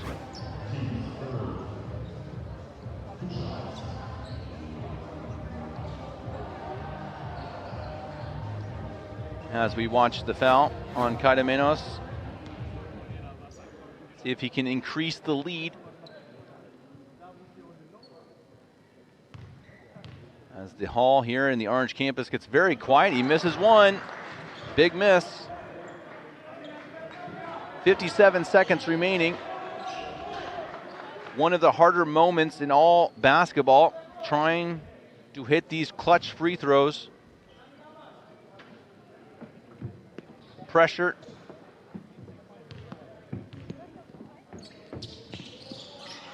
Extreme. He hits 1 of 2. He's got 17 points. Probably want to try for 2 possessions here if you are Asvel. Almost thrown away. Strong defense by Piraeus. 14 seconds left on the shot clock. Who wants the ball? Wade, you would have said coming into the game, but he has not been their leading scorer. Today it's been Louis Avuvu, Rizal. They've been the clutch offensive players so far. 10 seconds on the shot clock. Wade under the basket, throws it up, and a foul. Almost got it to drop. And here we go again to the line. Marvin Wade. How cool is the blood in his veins?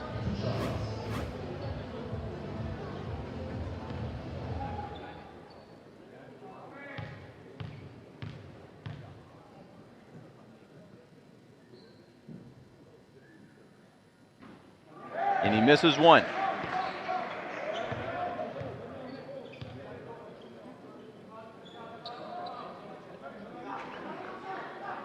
Could turn into a foul fest here in the last minute, as we often see in close games. He gets the second. 1 point game still. Timeout called.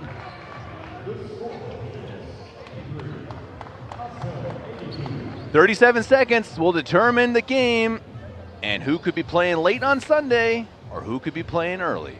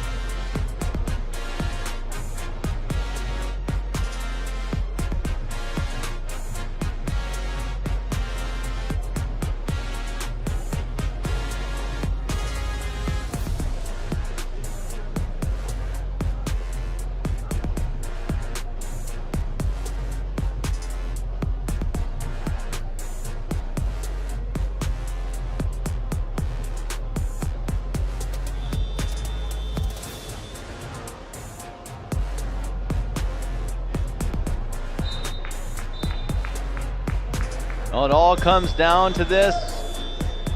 Piraeus looking for the first win in their tournament here in Ulm. Asvel looking to get to 2-0.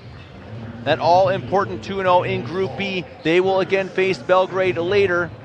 And if they want a chance at the first place game, they're going to have to win this one. Piraeus also absolutely needs a win. Piraeus up by 1, 37 seconds left. Piraeus with the ball. There is time, you don't have to foul. Kaidamenos, time ticking down, 25 seconds, 10 on the shot clock, and an offensive foul on the screen. Wade draws it. Huge play, huge call.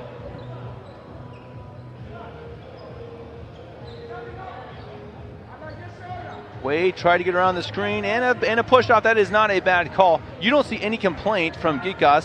That's usually a sign. It's a sign that it probably was. As you see a slight difference in play clock. Shot clock! Marvin Wade! We've waited for it all game long, and there it is. The speed, the ability under the rim, and he puts it home to take a 1-point lead. 14 seconds remaining in the game. Can Piraeus answer?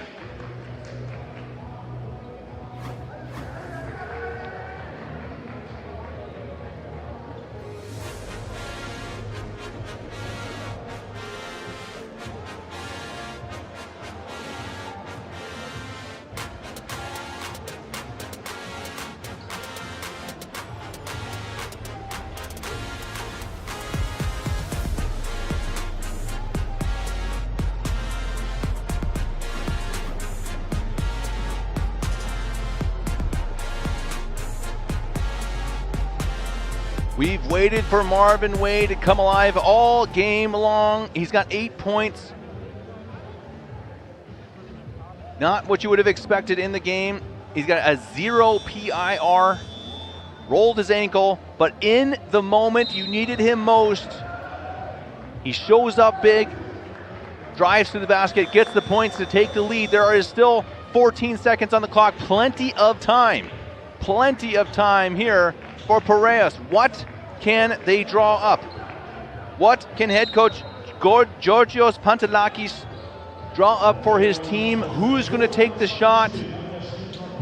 Who wants to be the hero for the Greek squad? Kaidamenos, perhaps? Vilektakis? Papanou?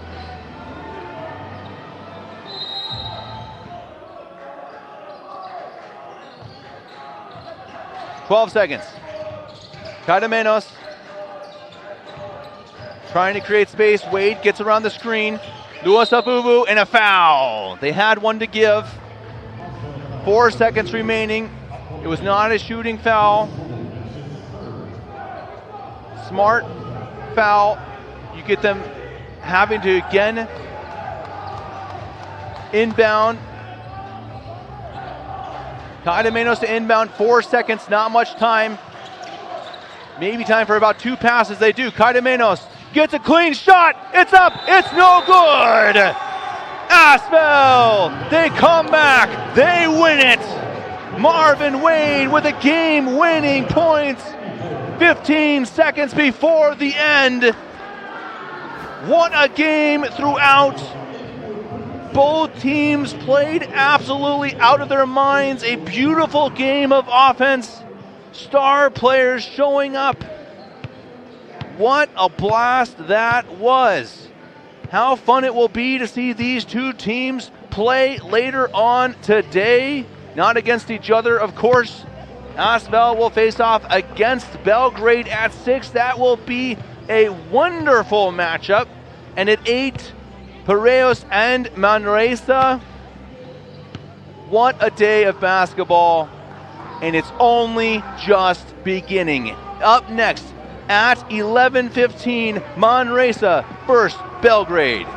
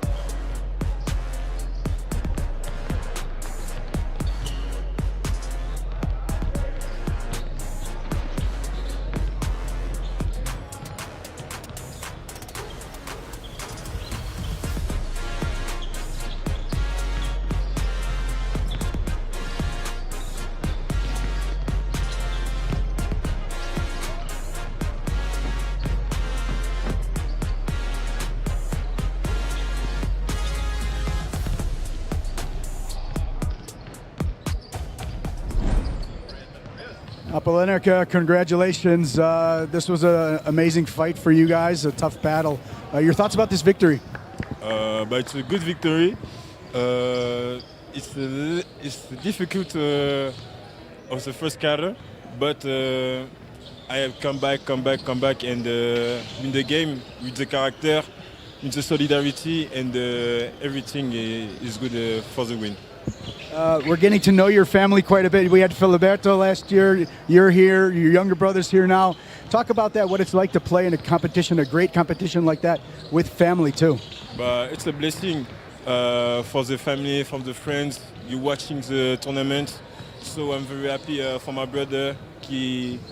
For my brother watching, and my brother playing with me. So I'm very happy. Good luck. Congratulations. Thank you. Thanks.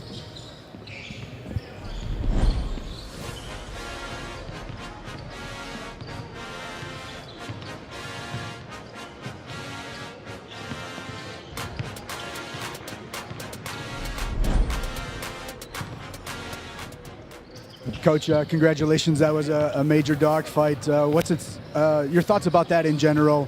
Marvin had a real tough first half and finally started to get go. Your thoughts? We expected a tough game.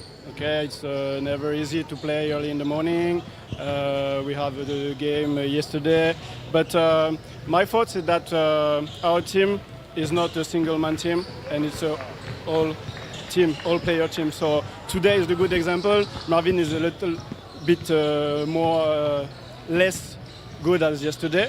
It's okay. We have all other players, and we're working on the team spirit. And I think it's the key of the win today. What's it say about this team that you're able to make up for, an offensive performance that Marvin wasn't? He was playing defense, but offensively that he wasn't able to perform at the level that a lot of people expect, probably himself as well. What's it say about this team? I don't know.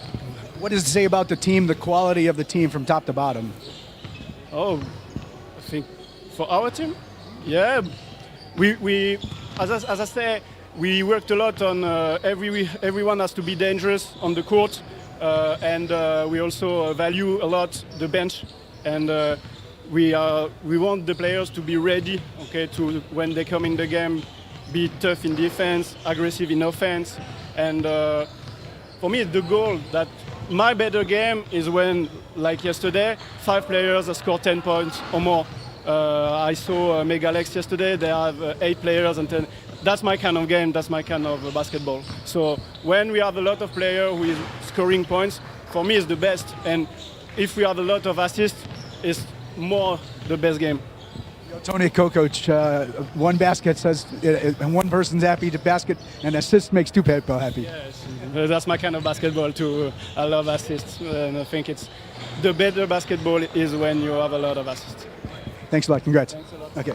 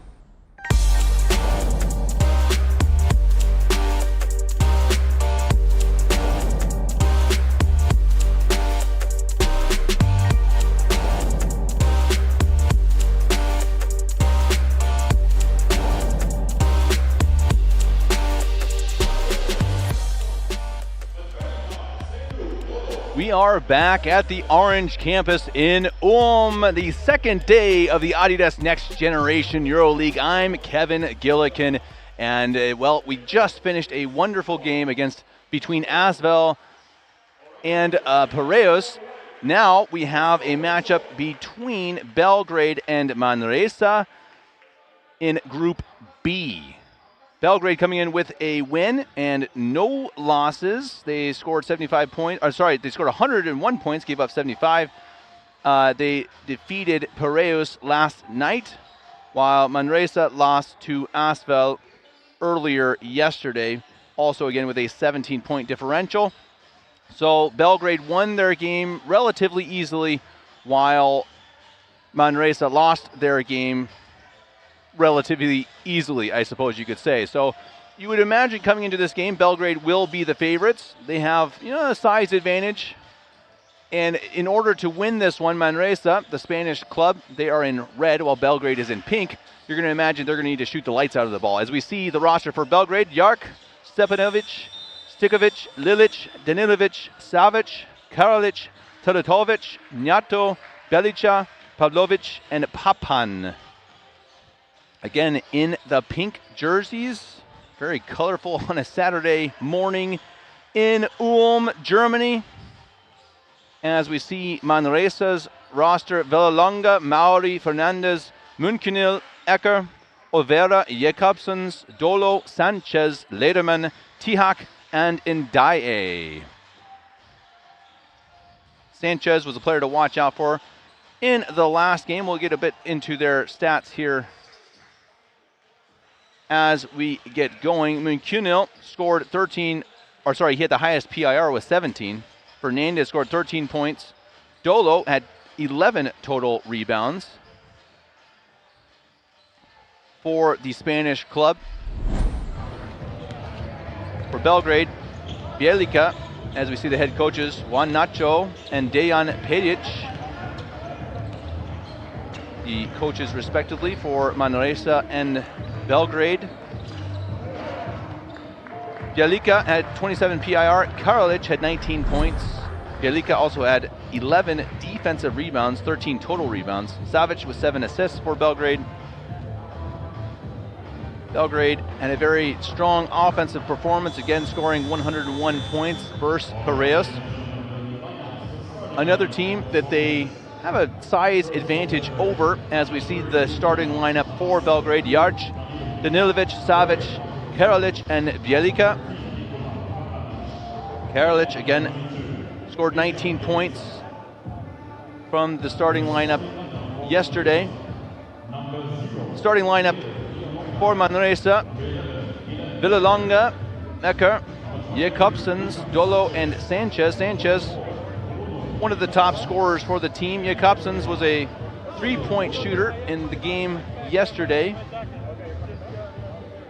As I was saying, you're going to need a really strong performance shooting-wise if you are Manresa. They certainly have a size disadvantage. You can see that even just in the warm-ups. Boys in pink, Belgrade there's some big ones. There's some big ones, as we say in American English. As the teams get pumped up, get hyped. Group B right now setting up pretty well for Belgrade, but we just saw Asvel win their second game, so they're 2-0. They will face Belgrade tonight. Should be the matchup, one of the matchups of the day. If Belgrade can win this game, it'll be two undefeated teams facing off against each other. Again, that game will be later today at 6 p.m. Ulm time. Welcome to everyone in the YouTube chat here on EuroLeague. If you're watching on the EuroLeague channel, you can follow the chat. I highly recommend it. The great David Hein is there giving his own commentary, statistics, background, stories. Really one of the greats here in the EuroLeague with just unlimited knowledge on the sport. He will definitely help in your viewing experience if you watch the comment section. The EuroLeague admin is David Hein. Has Manresa actually in white. They just changed from their red practice jerseys. Belgrade is still in pink as Sanchez gets it across court, and the first shot is up, and it is good. That's Ecker. As we were saying, that's exactly what you're going to have to do if you are Manresa, is hit all your shots from outside pretty much as a foul on the perimeter. Good start for the Spanish club. As we again see Ecker. Alberti Ecker, number 11, put in the three.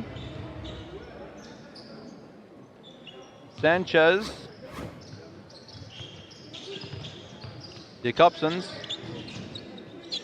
Here's Sanchez.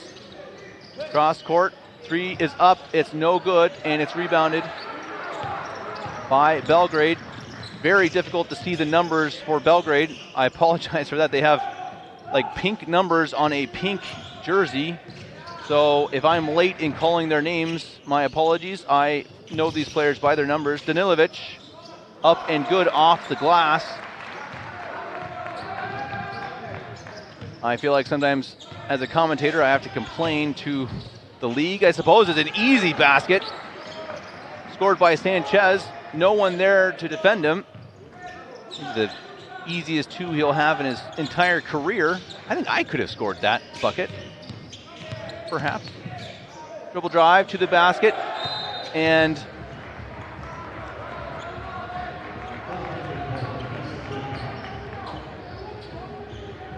I believe they're saying that was a goaltend.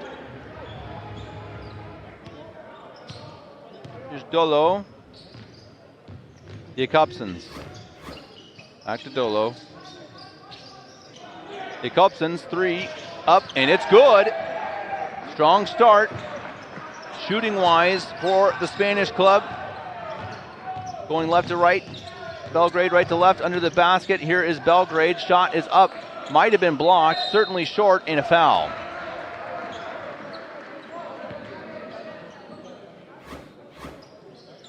That will be Nikola Karalic heading to the line.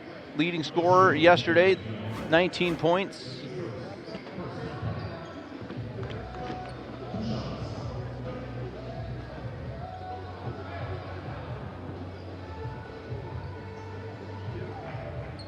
Karalic waiting for the ball. And he misses the first.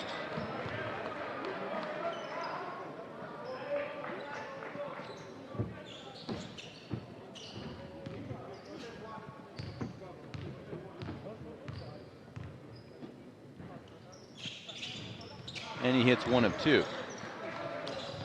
8-5 in the early going. Second game of the day here at the Adidas Next Generation EuroLeague. Sanchez. Dolo with a screen. Didn't roll. Now he does. Inside, shot is up. No good. Rebound, Belgrade.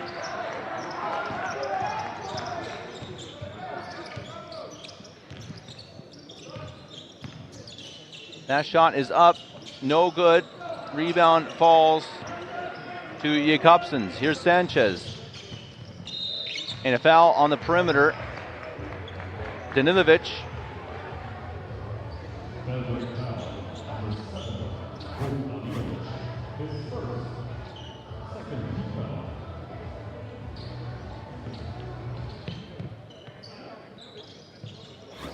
Dolo. Sanchez. Takes the three. Misses it wide right. And a pushing foul on the rebound. Early whistles.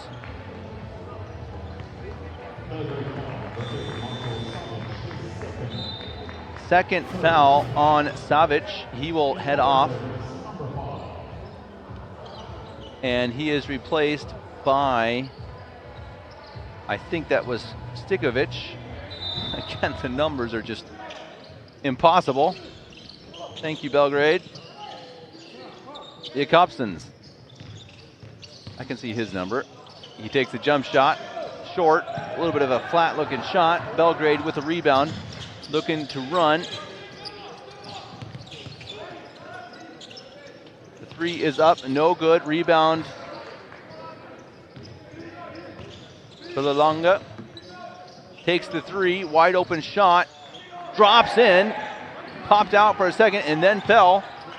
And Manresa has an early lead. Shooting so far very well.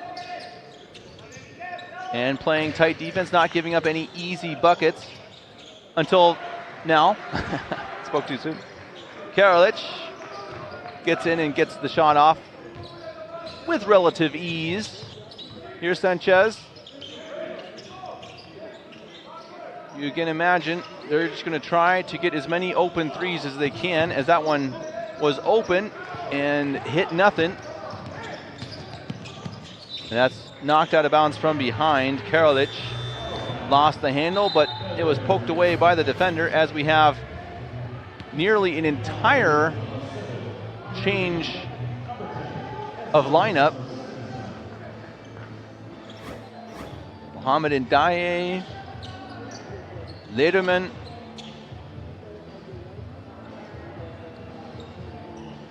trying to see the numbers here.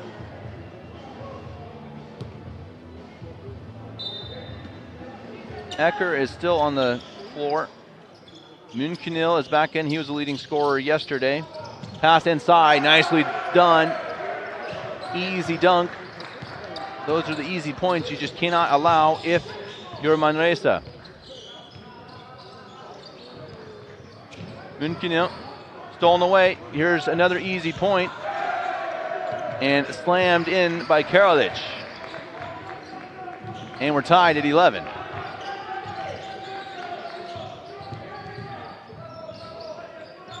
So the second lineup came in and has given up the lead as that shot is missed. Rebound falls to Belgrade.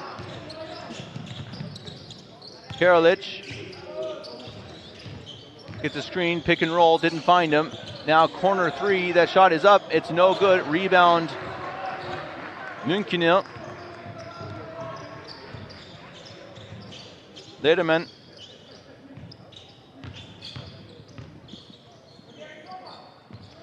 This is Fernandez, number 7. Lederman. Shot is a bit forced, it's up, lands to Fernandez, and rebound Belgrade.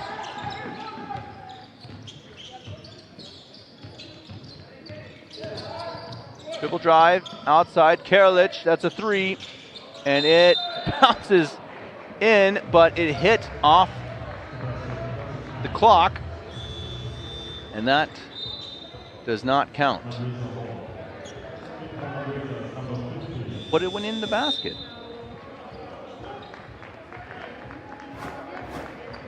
Now, as we see substitutions for Belgrade.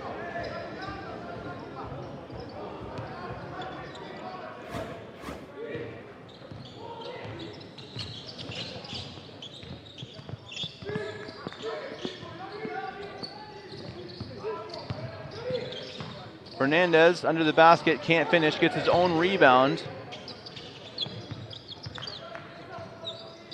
Munkenil, Lederman. Can't get it off the glass. Rebound strong inside, put home Ndiaye.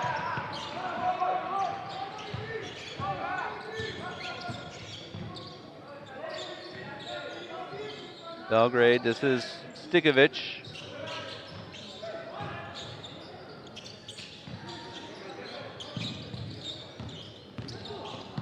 Nice take inside. Left hand finish. Nyato. Fernandez.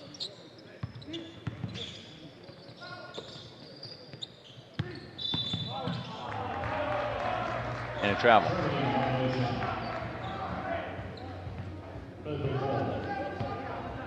Coach telling him to calm down. Gonna be quite the experience going up against such a team like Belgrade. He's been in this tournament really pretty much always. Manresa only in the second time. They have a David versus Goliath as Karalic is fouled. If you talk to these coaches, they'll tell you that's a big part of why they love coming to these tournaments. That experience for their players, being able to show off their skills, but just to learn from it, to go up against the best competition in Europe.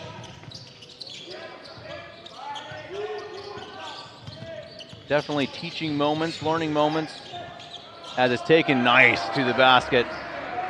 Great finish. That's Danilovic. He's got 4 points. Here's Munson. Pass inside, nicely done, good find, couldn't finish. And Belgrade with the rebound. Up ahead, they had numbers for a second. Instead, they'll slow it down in the half court. Dribble drive, foul, doesn't drop.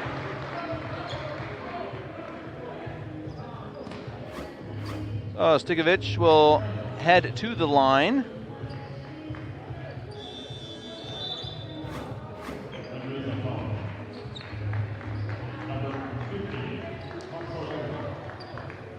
As we have subs coming on for each team.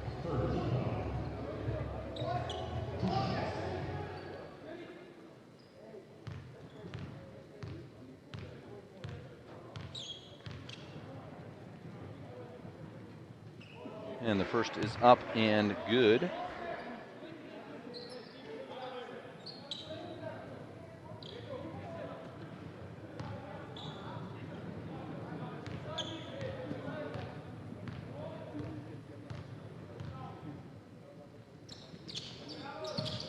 And he hits both.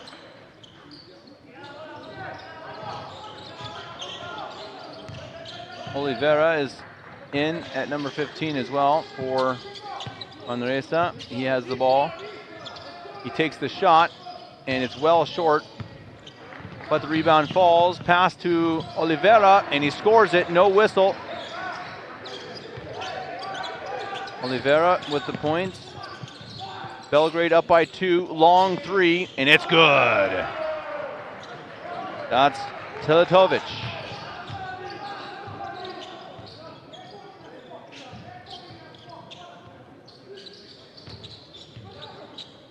Five-point lead now for Belgrade in pink. That 3 is up, no good. Rebound Belgrade. Shot by Lederman. Drive inside, and a foul. He'll shoot 2. They're saying he is going to the basket.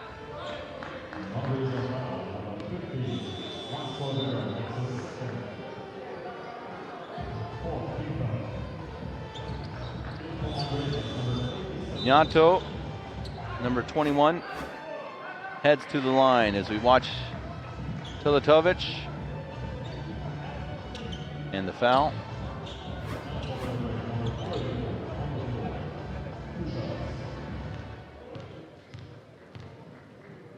Big man Pavlovic also on the floor now, number 34. Big bodied center.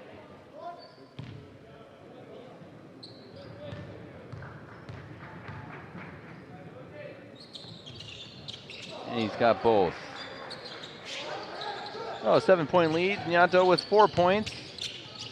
Fernandez. Munchino.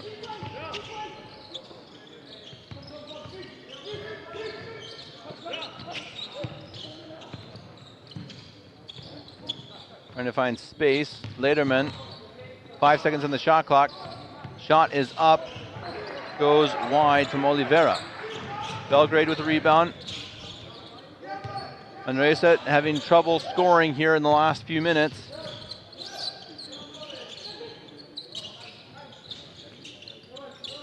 Pass inside to the big man. He saw the size advantage and he puts it home. I might just do that every time down if I'm Belgrade. Andrej Pavlovic with the points. Foul on the perimeter That will be the 4th team foul on Belgrade. 1 minute 6 remaining here in the first quarter. A 9-point lead for Belgrade. Certainly one of the favorites in the tournament, perhaps alongside home team Ulm. Next Gen Team Ulm, also an exciting team to watch. Asvel is 2-0. That shot is up, rolls out. Belgrade has a chance at a fast break, but will slow it down. Perhaps trying to get it again to their big man Pavlovic. Instead inside, but a foul. Oliveira a bit too tight with his defense. That will be the 5th team foul. And we will see free throws from Nyato. He's got 4 points. He's hit his first 2 free throws already.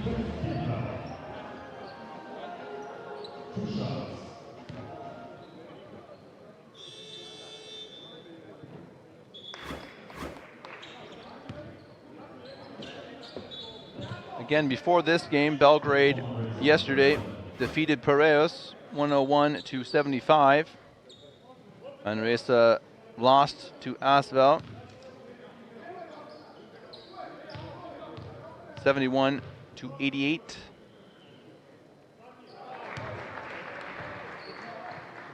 Belgrade looking to go 2-0 and face later tonight the 2-0 Asvel squad.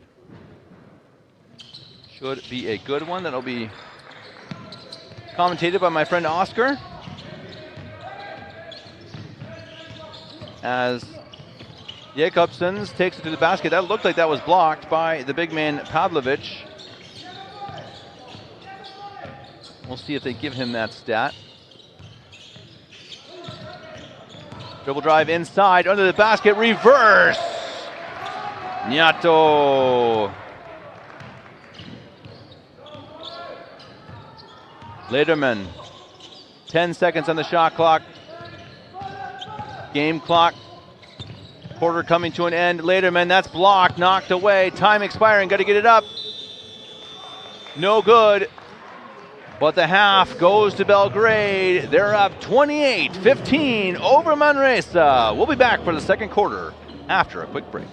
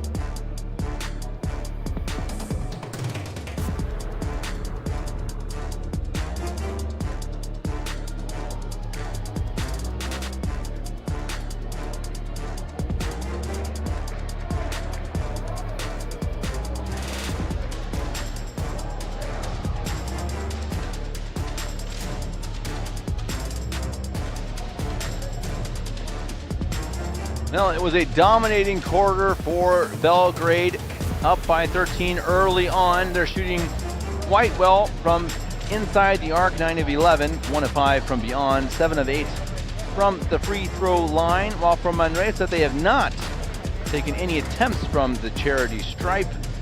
They are 3 of 10 from 3 and 3 of 13 from inside the arc.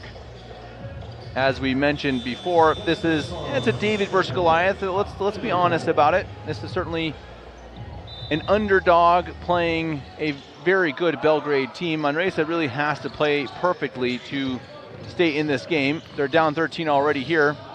They just have there's a big size advantage and probably skill. I think that's okay to say.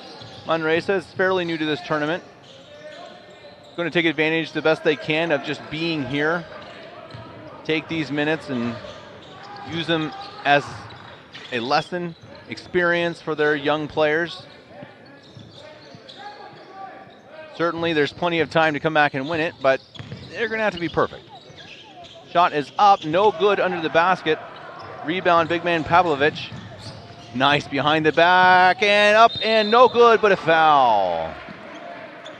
Almost dropped it in. Great move getting there. That's Lilich.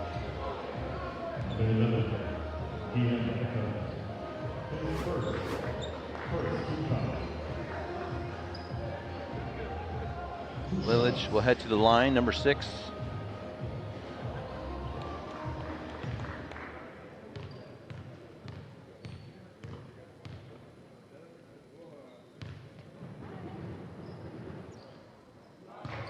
And he hits the first.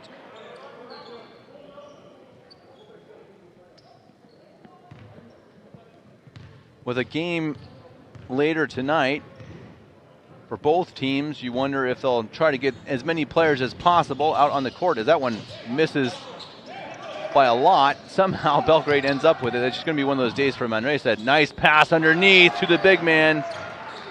Lilich to Pavlovich. Good find, good finish. And it's a 16-point lead for Belgrade. Pavlovich with 4 points off the bench. Sanchez might have been blocked. Certainly wasn't close to the basket. Nice pass up ahead, couldn't handle it, and is thrown away, turned over. Chance for a fast break on the other side. Manresa is fouled. Smart foul. They had numbers.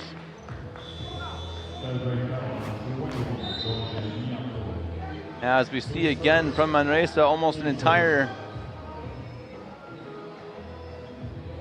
change of team on the court. 4 new players, I believe, come on the floor. At least 3. Fernandez is one of them. Mauri, first time I've seen him on the floor. He will inbound. Here's Jakobsons. Lost the handle for a moment. Got it back. Dribble drive inside, pass out, stolen. Lilich has been very good since joining the game. Nice pass up ahead. There he is again. Lilich with another nice pass, this time Stigovic.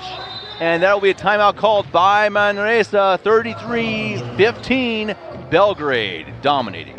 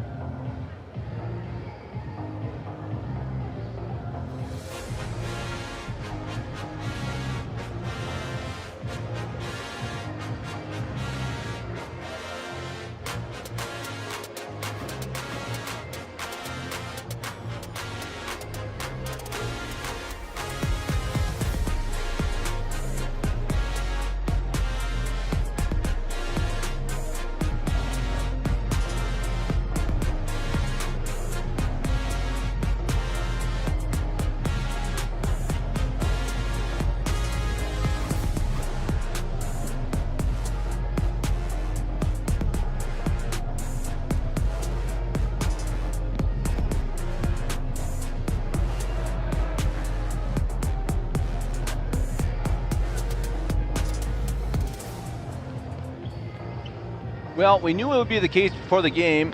Manresa would have to play a perfect game in order to compete in this one. So far, they have not. They are 3 of 14 from within the arc, 21%, and 3 of 10 from beyond. No free throw attempts. Certainly is not going to get it done if you're playing a team like Belgrade. Belgrade certainly a favorite to go to the finals here. One of the favorites, I should say. Manresa down by 18 here in the early goings of the second quarter. Let's see what they can do to try to chip away at that lead. Maori with the ball. Dolo. Fernandez. Jakobsens. Jump shot, no good, falls way short. Belgrade with the rebound. Jump shots are just not falling for Manresa. Part of it because of the length and size of Belgrade. Strong defense on the perimeter and nearly stolen away. 5 seconds on the shot clock. Inside, he's got to get it up here momentarily. He does. It's up, no good. Rebound, Manresa. Fernandez, double teamed, dangerous. Whistle blown. I certainly thought he stepped on the line, but the official was standing right in front of him, didn't see it. And he will be fouled.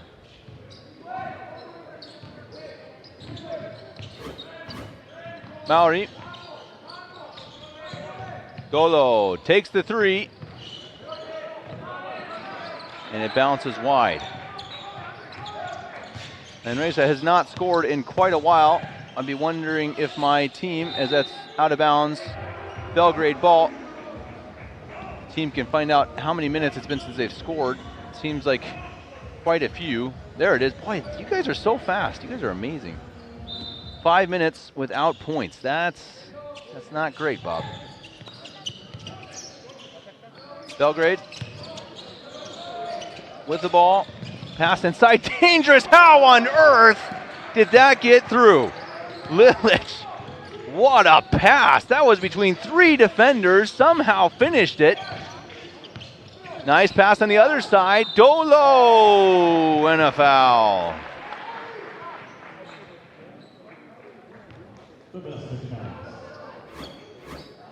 Nicely done on both sides. Manresa finally gets a bucket, and a nice one at that. Dolo strong on the inside. As we see more subs for each team. Jakobsens on the floor. Villalonga is still out there for Manresa. Dolo trying to make it a three-point play.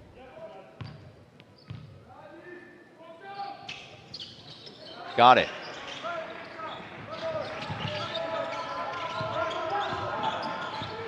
"17-point lead. Belgrade has failed to score. Besides that one nice pass as we see an offensive foul. Got his elbow up a bit. Stikovic, he doesn't love the call, but Maori got popped in the cheek.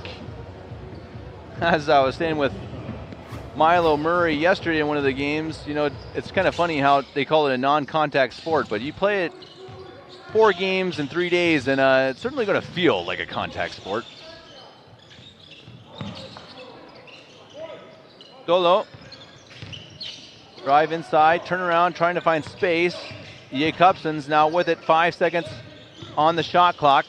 Pass outside, and a travel.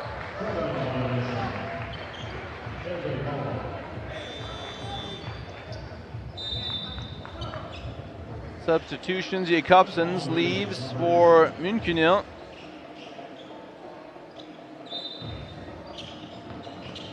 Pavlovic came off the bench. He's seen a lot of time here, though, in the second quarter. He had that great pass a few minutes ago.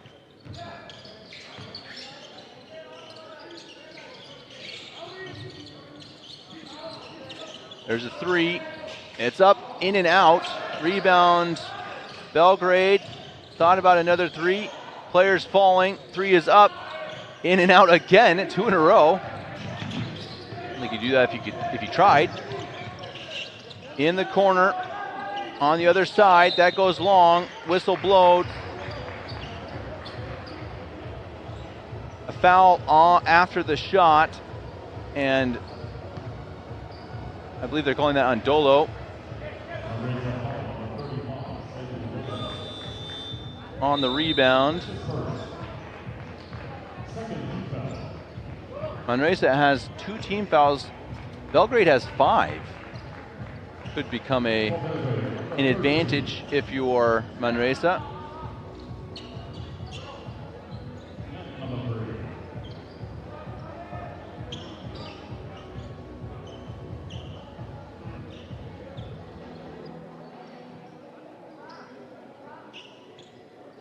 Belgrade to inbound under their own basket.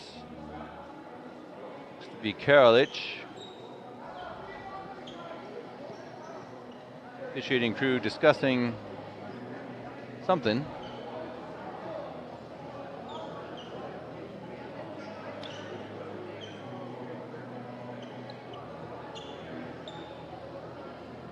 Maybe to, I don't know, what do you guys think? Talking about the weather?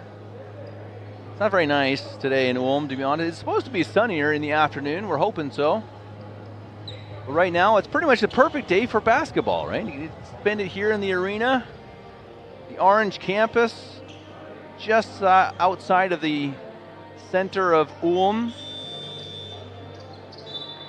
Ulm, a very old German city, unfortunately bombed heavily during the Second War. Still has some beautiful parts of their old town. Walked through that yesterday afternoon. Had several famous battles back in the Napoleonic Wars. Did the city of Ulm. Probably not very well known for many people outside of Germany. It has, I believe, the highest church steeple in Europe. I think that's right. Someone correct me if I'm wrong. Certainly, there's some record with their church steeple. As Karalic throws it away. I think he saw the official and he's like, he thought that was his teammate for a second. And she says, no, sorry. Dolo throws it away. So 2 turnovers back to back. Dolo gets up with the block. Fast break chance here for Manresa. Fernandez takes the 3, and it's way long. The jump shots, I think they're just pressing. You just see Manresa, they know they're down big. They know they have a disadvantage in this one. And I think they're playing a little tight. And that's, can we blame them? You know, they're playing this huge team, this very talented team. But I think in these types of games, you really have to, you got to play perfect, but in order to play perfectly, you have to play loose, right? You have to play really with a rhythm, really just have fun. Your shots got to be pure, and usually when you're stiff, maybe nervous, maybe playing a little bit too under pressure, 5 seconds on the shot clock, and it's good. He looks smooth on that one, Danilovic. As the lead increases to 20. Here's Fernandez to the basket. Layup is good. The reverse falls and out of bounds. Nearly turned over, but it will stay with Belgrade as we have Sanchez and Eckert checking back in for Fernandez and Mallory for Manresa. Belgrade with the ball. And a 20-point lead here in the first half. Second game of the day. That 3-pointer is up. It's good. I think he's feeling it. Danilovic. 2 in a row for him. 10 points. 4 of 6 shooting. Eckert. Dolo. Drive inside, nice job clearing space. Nicely done by the big man. Good footwork, cleared some space, and he makes the short shot. What can we see from the individual performances here from Manresa? Perhaps a win is not in the cards, but how do you perform under pressure? How hard do you defend? Oh, nicely done. Fade away one-hander.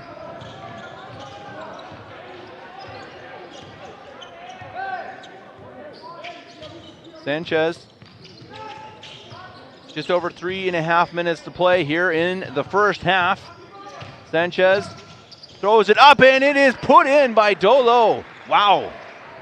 2 straight buckets from number 35. Nice pass from Sanchez. Sanchez pressuring tightly on Danilovic. Danilovic gets around him, clears space, jump shot up, jump shot good. Boy, is he hot. Timeout called. No wonder Danilovic is feeling it, and so are we. We'll be back.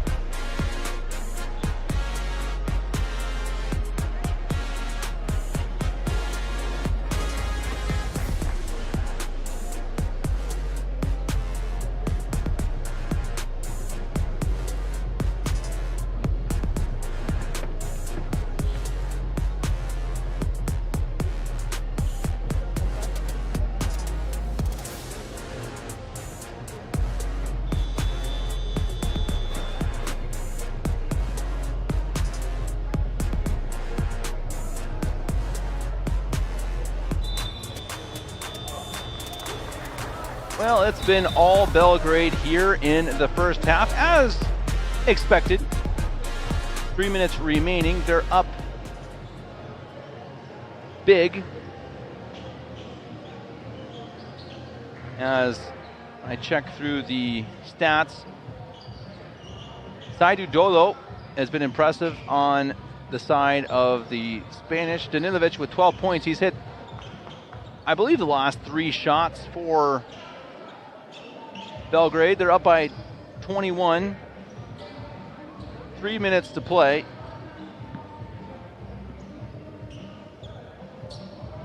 Sanchez to inbound for Manresa. Manresa in Catalonia, Spain. I didn't look it up, but I imagine they have one of the longer trips to get here to Ulm.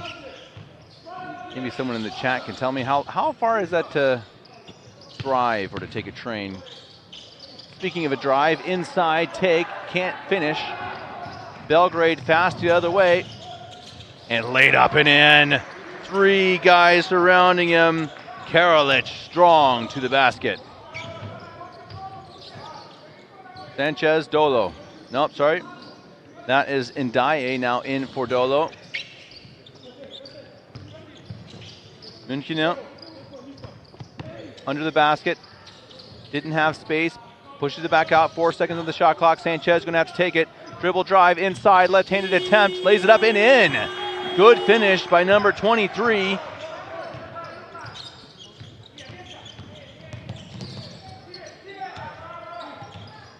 Savic with the ball. Danilovic, heat check, doesn't drop, and out of bounds off Manresa. 2 minutes to play in the half.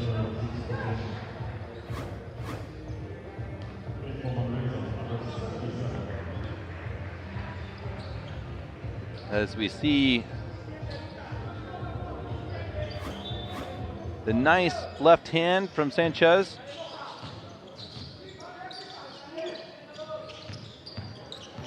Savic. Oh, what a pass, no look. Karalic, great cut, even better pass. Ecker. 3 is up, 3 is in. From Ecker.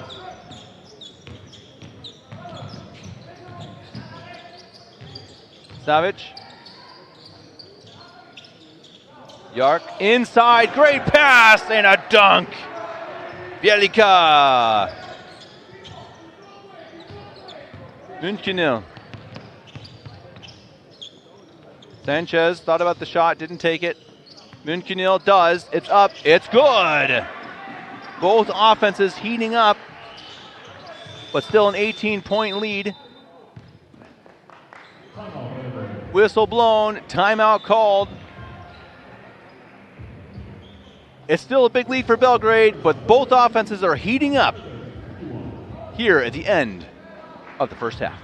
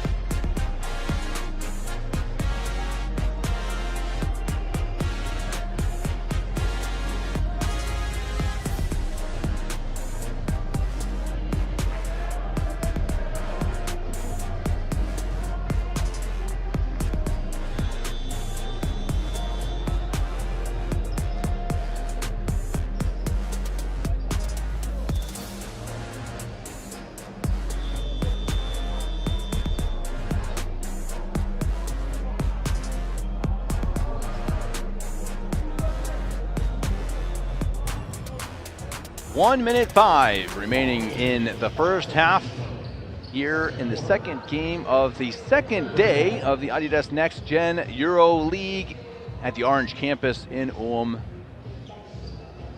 Been a fun weekend, really some very competitive games. I've gotten to call some of the best games I've ever called for this tournament, and I've called quite a few, and this has been a fun one, and that's put up and in, almost too easy for Bielica. Very competitive. Group A is just extremely competitive. Ulm is at the top, but barely. They won last night just by 2 points over Milan, and it's put in. Both teams again scoring consistently. München with 2 threes in a row off the bench, playing well. Dribble drive under the basket, creating space. Thought about the three, didn't take it. Now outside, cross court. Good ball movement for Belgrade. Corner three up and no good. Rebound Sanchez. 18 seconds, shot clock, game clock. As the first half is set to expire. 18-point lead for Belgrade. Sanchez outside and thrown away. Certainly not what you wanted to do with 2 seconds remaining. Let's see if Belgrade takes a shot. A heave behind the back. And I don't think he got it off anyway. Either way, it doesn't drop. And we will head to halftime. Belgrade 53, Manresa 35. We'll be back after about a 15-minute break.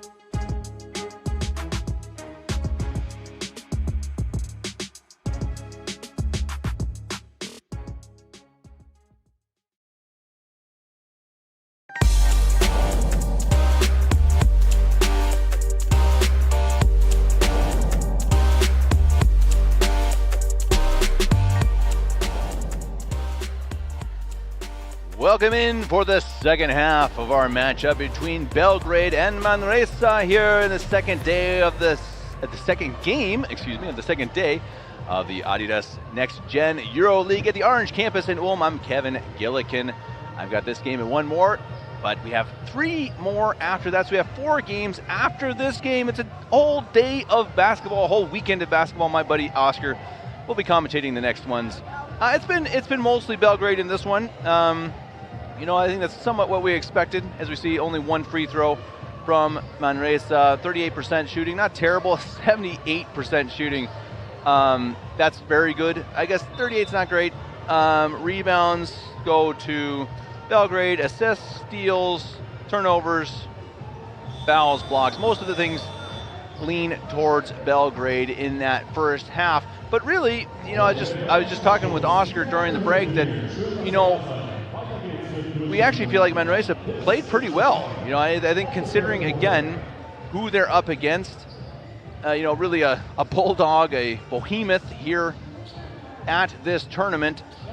One of the favorites, Manresa, only in their second ever next-gen tournament.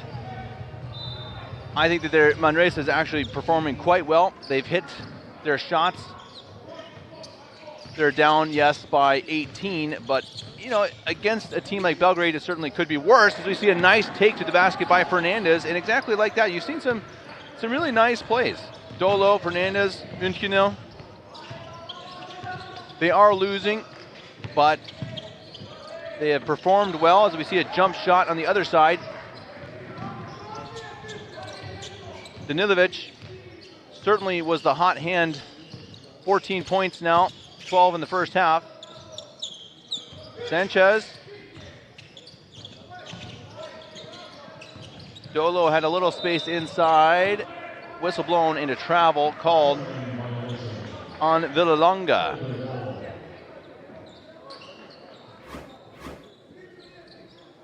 This is Savic.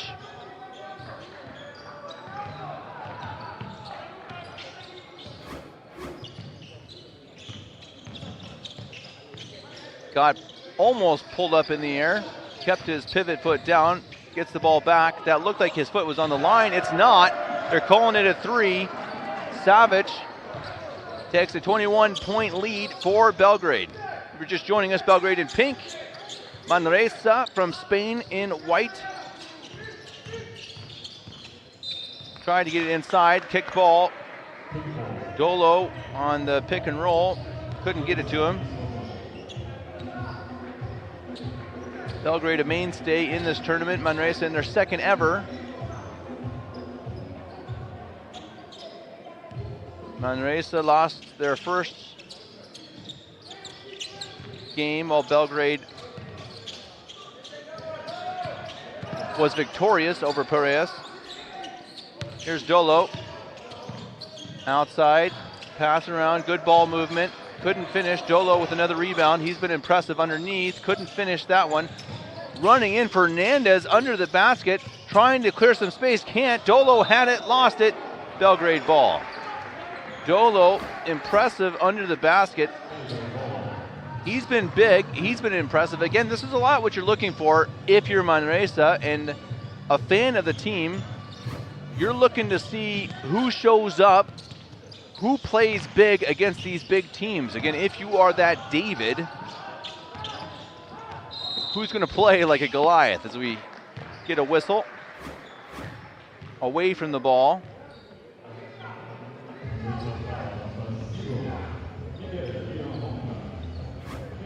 Villalonga called for it.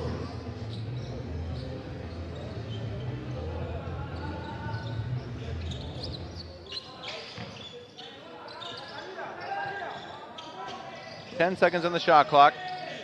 Danilovic takes a very deep 3 and very short. Probably not one his coach will like after the game. Here's Sanchez, nice pass to Dolo. Dolo couldn't finish it inside. Taken by Bjelica. Danilovic. Inside, can't finish again, and a foul called. As it looked like underneath. Sounded like he may have hit his head. Hopefully he's okay. That's Bielica on the floor. Yeah, he did. No, he hit a knee. That's better than the floor at least. He looks like he's all right. Rung his bell a little bit. That is I believe that's the second team foul. It shows here on the screen 1, but I think that's 2. There's a 3, it's up, it's good. Danilovic. Nope, sorry, that was Lilic, number 6, in a turnover. Danilovic has 14 points. That last 3, I believe, was Lilic, number 6. Again, the numbers, as you can tell if you're watching the video, it is not easy to see these numbers. I'm starting to get used to their faces, so that helps. Savic. And a foul. Reach in foul.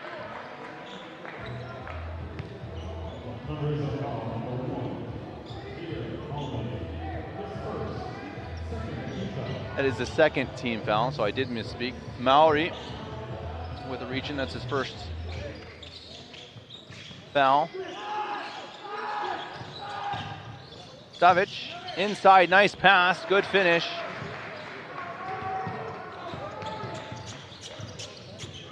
That was Nyato with the points. He's got 10.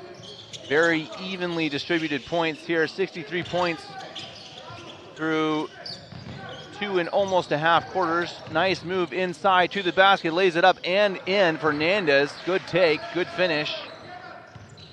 Savic now heading the other way. 24-point lead. Fernandez now with 6 points. Savic.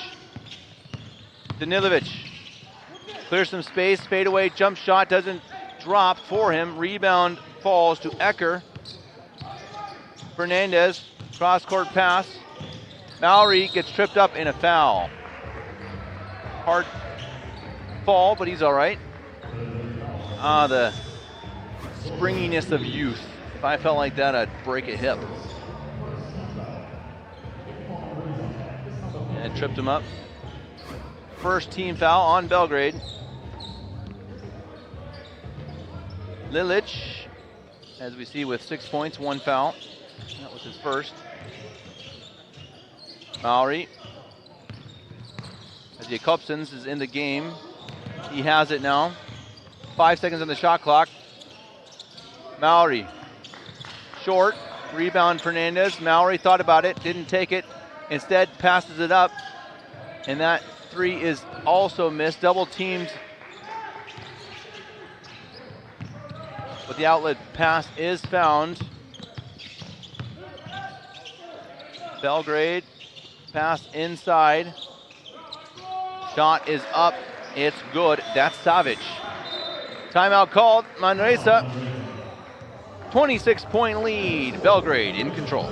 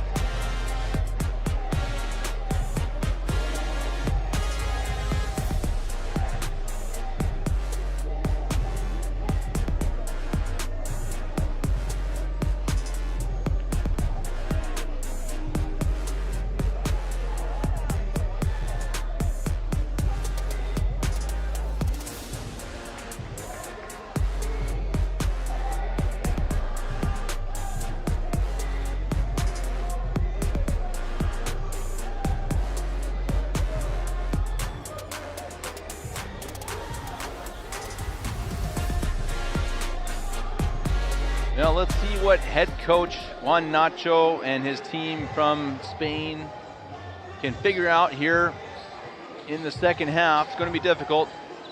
They're going up against a very deep, very talented Belgrade squad. You see number 34, Pavlovic, coming in off the bench for Belgrade, and just shows you their depth. Someone that big and talented to come in and not be a starter.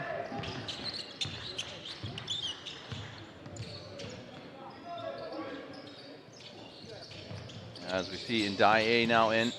Fernandez with the ball. Jump shot up, no good. Rebound, Danilovic. Danilovic, almost a foul. Not called. Fade away. That one is, and he will shoot two.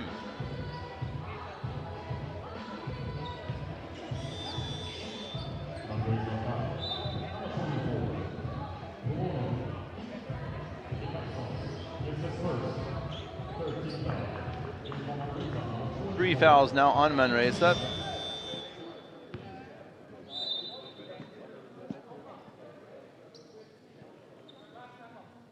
As we have a short pause, officials discuss. And he drills the first.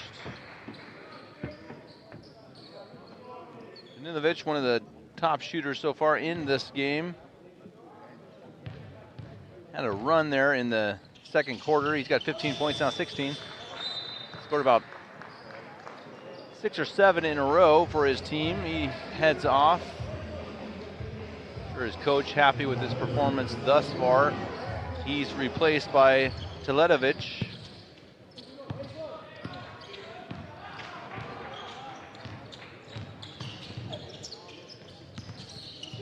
Here's Jakobsens. Mauri inside and stolen away, nicely done. Ends up with Pavlovic. Here's Savic. Pavlovic, nice pass inside, actually not, a little too hard off the rim. That was certainly not a shot. If it was, might have been the ugliest of all time, but no, that was a pass, trying to get it under the basket to his teammate, couldn't find him.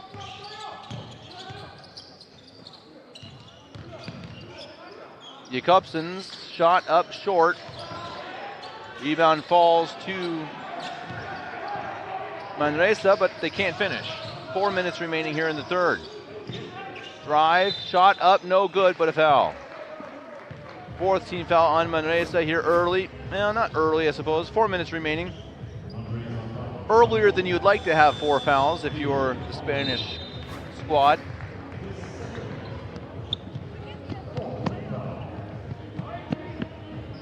Vuk Stebanovic checks in for Belgrade, as Benjamin Teletovic will shoot free throws. Misses the first. His teammates cheering him up. He seemed a little irritated with that miss. When you're up by 28, you know, you can be a little bit petty, you know. You deserve to be.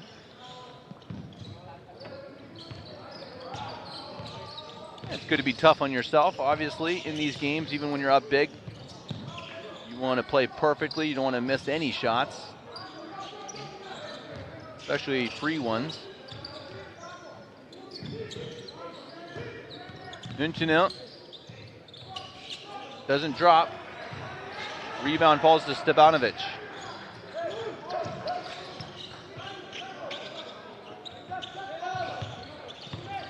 Double teamed inside, shot is up and it is good. That's Loon Yark, number 3. Here's Mauri. Nice pass inside, couldn't handle it though. Ndaye, stolen away for a moment, but it'll end up as Belgrade ball. Subs coming on for both teams. Sanchez.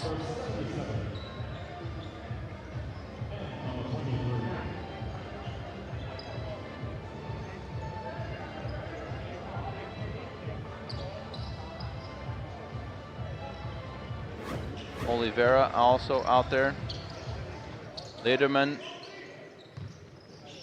for Manresa. Down 31.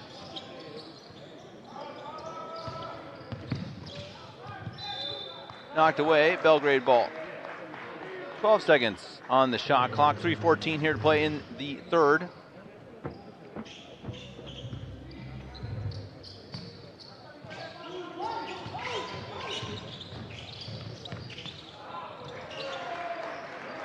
Shot is up, and it is good by the big man Pavlovic.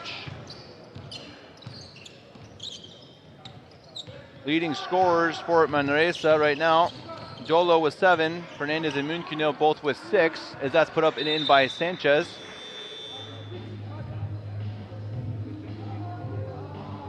As a player is on the floor for Belgrade. Top scorers for Belgrade, 16 for Danilovic, 11 for Karalic, 10 for Niato. As he gets up off the floor. Landed a bit awkwardly, but he looks to be all right. Teletovic, number 20. As the officials again are discussing something. Teletovic is forced to head off after landing awkwardly. He's replaced by Stikovic.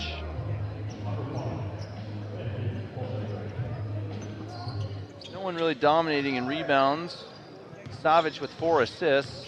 Bjelica also with 3. Just a solid performance all around for this squad from Belgrade.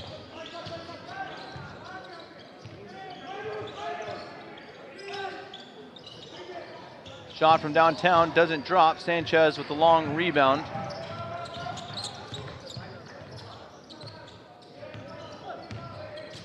Pass inside, couldn't handle it, but a foul. Stepanovic fouls Ndaye, and Ndaye will head to the line.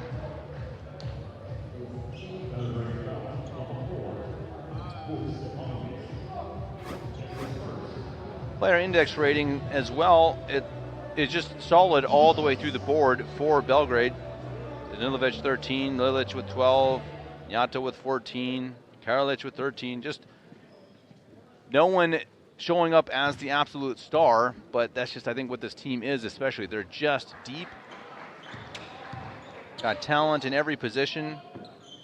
Talent on their bench. Having watched most of the games of this tournament so far, I can tell you right now, this team is going to be very hard to beat. If you ask my humble opinion, which no one has, but I'll give it anyway, I would put Belgrade as my favorite to win the whole thing. Now, as we all obviously know, that doesn't matter, right? Predictions, anyone can win. This game was going to be a tough one, as we said from the start. Some games, you kind of know you need a miracle, and that very, very rarely happens.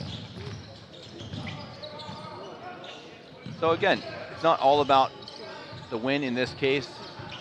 How you show up, how you show out, as that's put up and in. Just a nice shot as it's thrown away on an attempt at a fast break by Manresa. Karalic to inbound after the turnover. 13 team turnovers for Manresa, 4 for Belgrade. That's certainly a problem. Again, for David to defeat Goliath, you have to play perfect basketball. 13 turnovers is certainly not perfect basketball. As that is also turned over. Oh, they're saying it was tipped away. From the corner, that one doesn't drop. Ends up with Sanchez. Under 2 to play in the third. Lederman. Munkinil doesn't fall. Rebound Belgrade. This is Yark. Stepanovic into Yark. Yark, turn around, throws it up, doesn't drop. Rebound Lederman. Lederman, Münkenel drives it ahead. That shot is up, it's long, and a foul called against Olvera.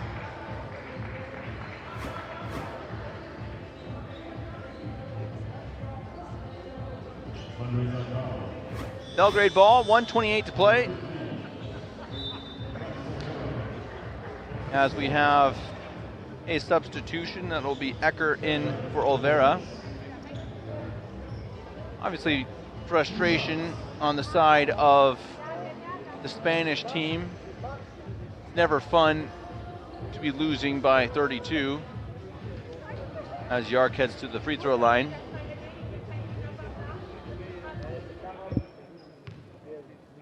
That's when you build character. It's tough moments as Yark misses the first. And that's obviously what Coach Nacho for Manresa will be telling his squad. Taking what he can out of a game like this.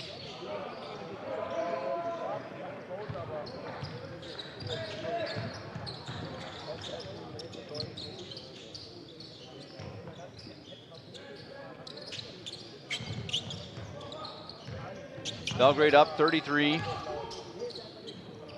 Sanchez throws it up. And again, you just feel like Manresa is kind of struggling to just find any rhythm. I don't think they don't really have a set plan here each time they go down. This will help. Sanchez gets the turnover to the basket, passes it up and in. Good play by Sanchez, good finish by Ecker. Sanchez, 6 points, got that assist.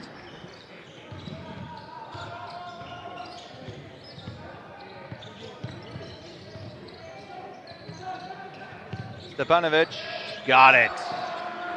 And it's just so brutal. You get a nice play on one end from Manresa. You score, and then right on the other side, they hit a three. Stepanovic now, fast break on the other side, pass to underneath, got it.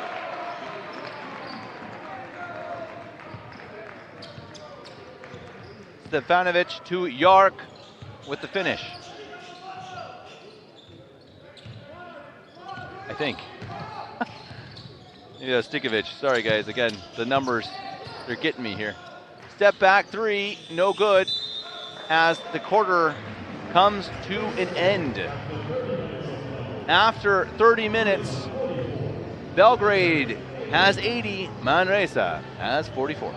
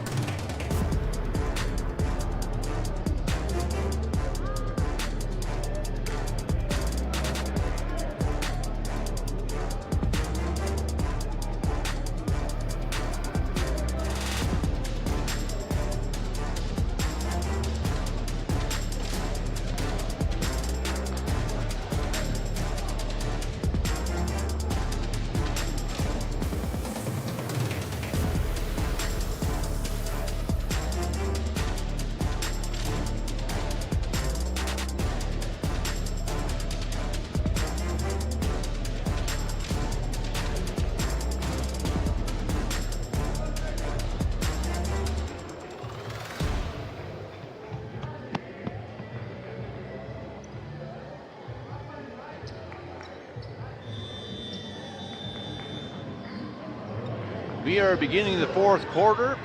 Belgrade versus Manresa. Second game today here in Ulm, Orange Campus.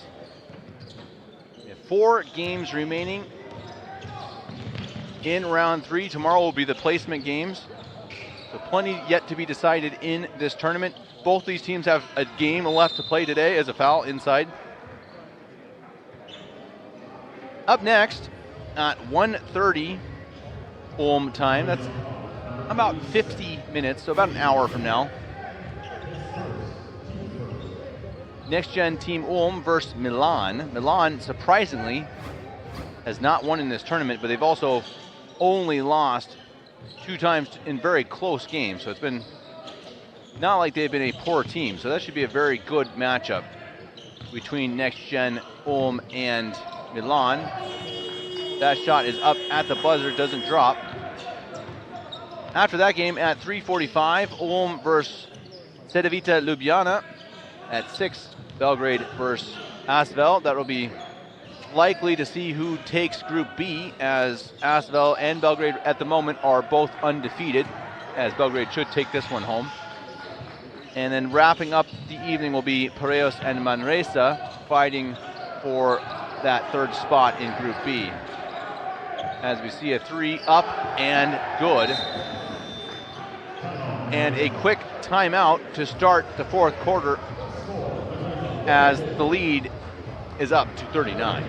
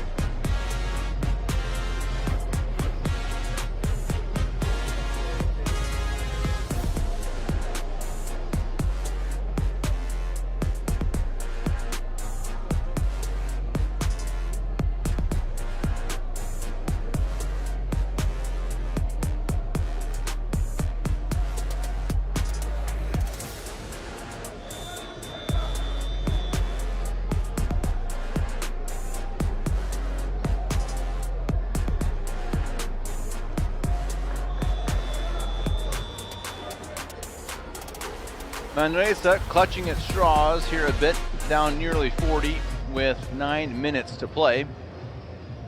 You're not coming back in this one, but you're still obviously wanting to compete as hard as you can. You're not giving in anything, not an inch. So after a quick run by Belgrade, they take a timeout.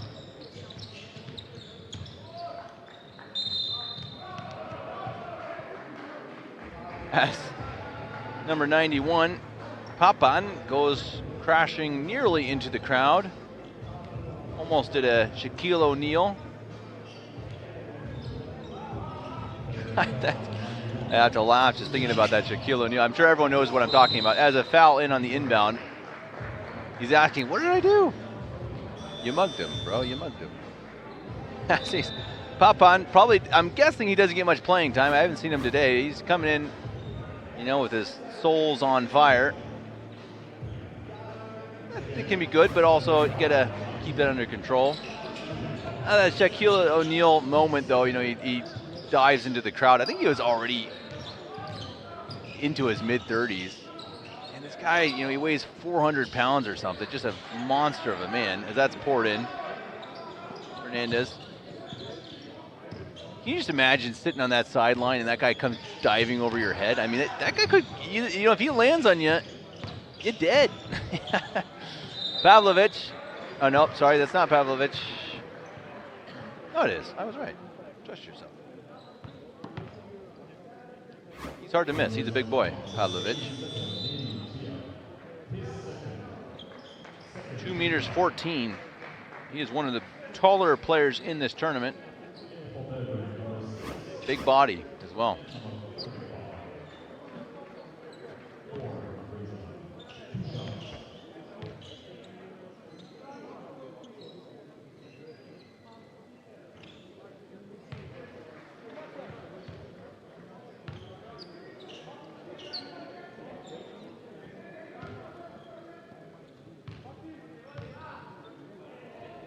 when you look at the Manresa stats, you don't see anyone breaking the double-digit mark in points.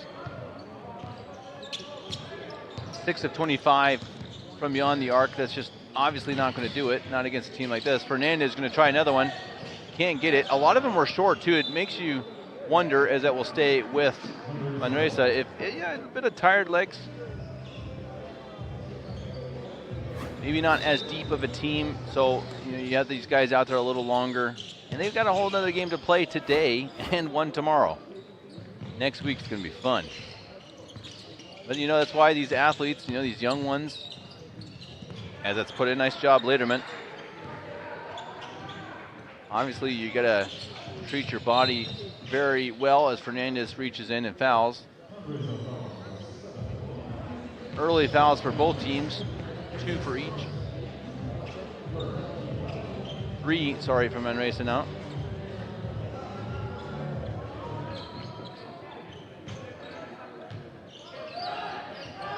Belgrade almost turns it over. Lederman had it, dropped it. Oh, and they call a foul.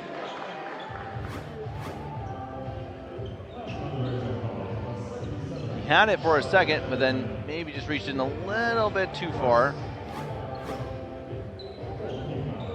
4 team fouls at almost 8 minutes in.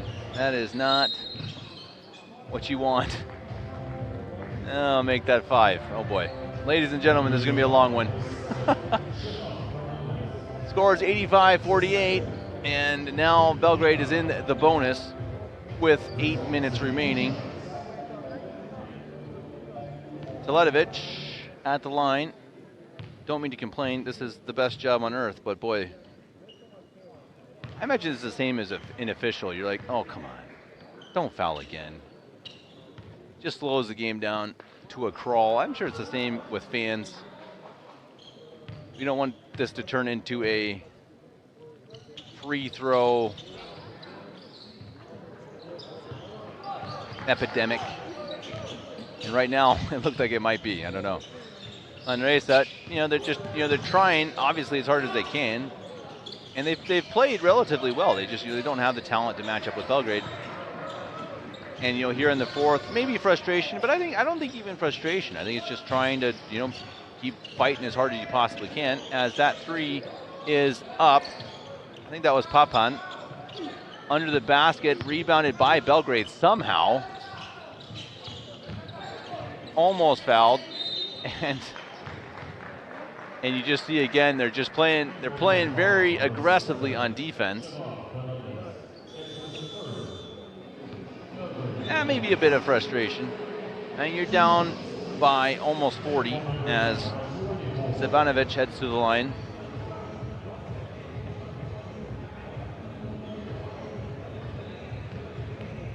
NextGen Ulm versus Milan up next. 30 minutes from now.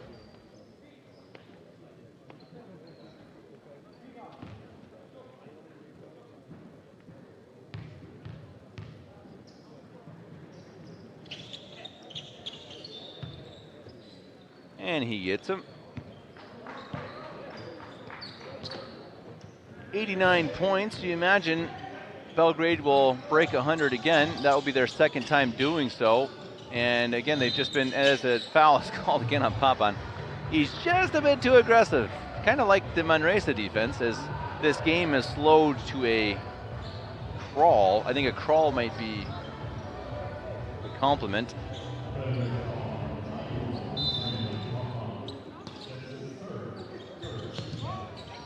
At this point, you hope, as it's thrown away by Lederman. And another foul. My goodness.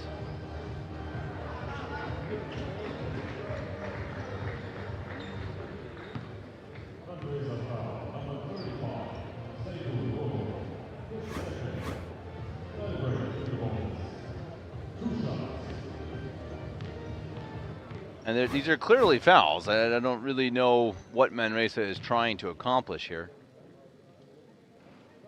And they're well over the bonus. You're sending them to the line almost every play, and it's just I don't really understand. I mean, I understand playing hard, I think maybe it's frustration, which of course again is understandable, but I don't see how it helps to be overly aggressive every time down on defense.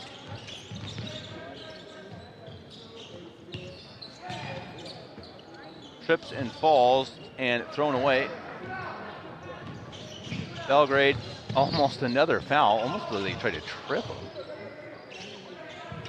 Outside, jump shot, and it's drilled.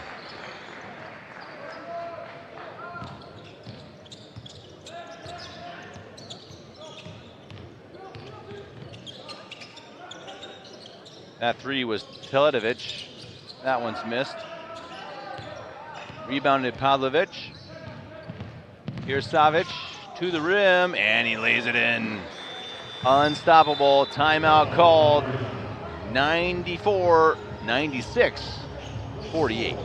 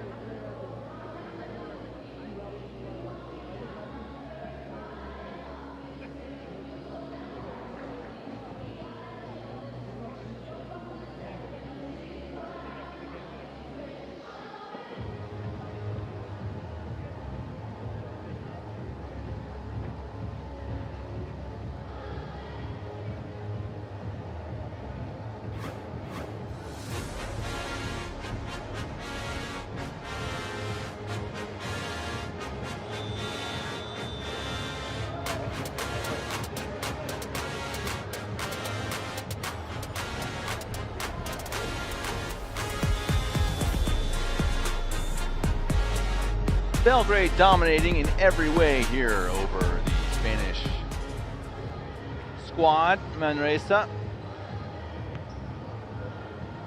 lead up to nearly 50 here as clock ticks down from 6:16 in the game.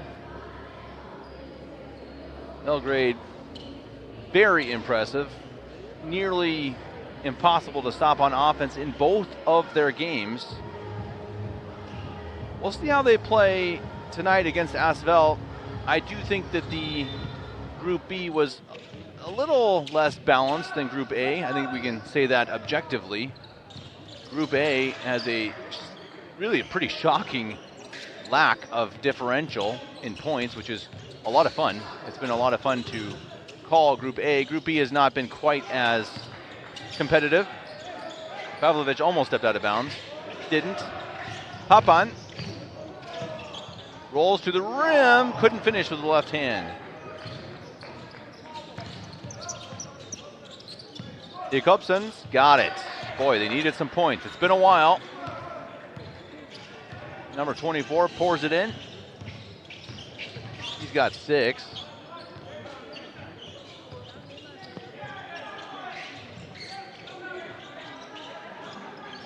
Deep 3 doesn't drop. Jacobson's with the rebound. Maori, he's pushed. That'll be the 4th team foul on Belgrade.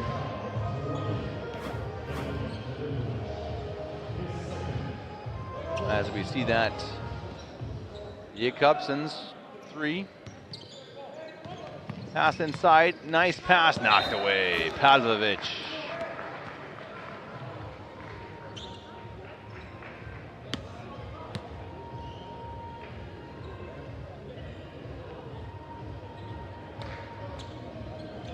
Good crowd filling out the Orange campus here.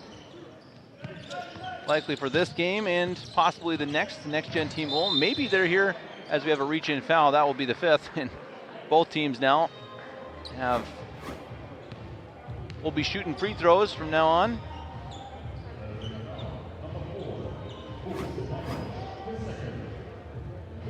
Ulm will also be playing at 3:45. Of course, the home team against Cedevita Ljubljana. That should be a real good game. Perhaps the crowd getting here early. Watch that one. That'll be a packed house, I imagine. Of course, now and the whole weekend you have NBA scouts watching these big-time talents, trying to find the next Luka Doncic, Carlos Wembanyama, so many others who have performed here and then gone on to NBA or EuroLeague stardom, or both. Shot is up. It's off. Dolo with the rebound.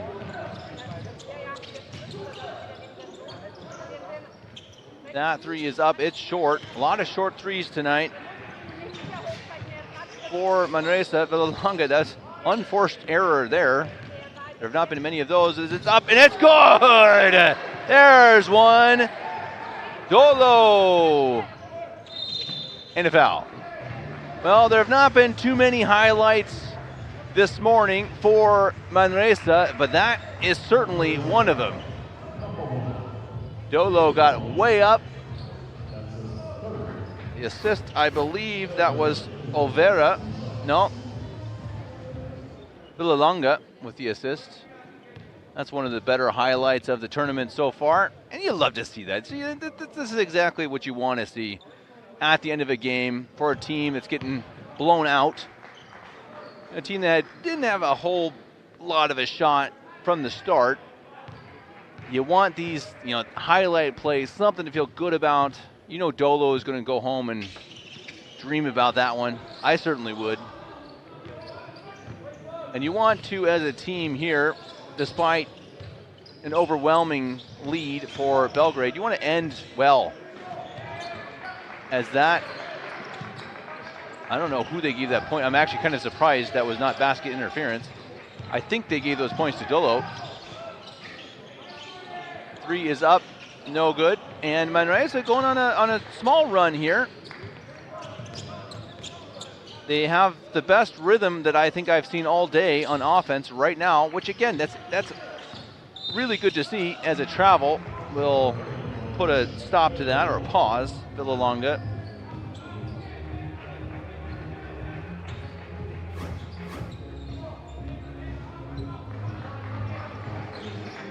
Oh, that maybe, they might have given him that one. I'm not going to complain, since I'm glad they're not calling whistles or anything at this point in the game with a 41-point lead for Belgrade, but it was probably basket interference. As Manresa tries to save it, can't.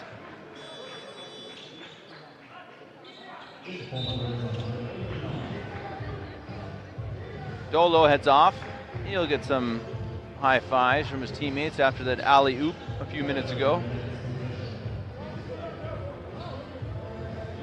As they tie laces and dry off some sweat on the floor. Plenty of basketball being played here this weekend. As I've mentioned, really a great job by everyone in this tournament. From the camera crew, production crew. Someone in the chat said, Ulm's not a huge city. How do they have such a good basketball team? As that's up and in, boy, at the buzzer. And I would say the same for, their production here. Villalonga can't put it in. It's not a huge stadium, as that is not made. Papan. Villalonga, that one drops. But even for a small campus here, they do a great job. Great production crew.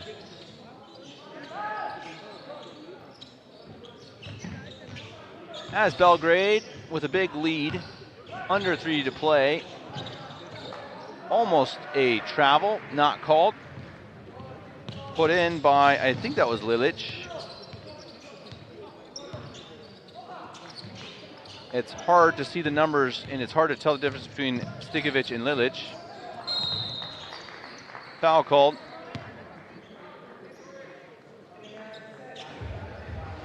That is against, looks like, yeah, it's a push by Ndaye on the rebound.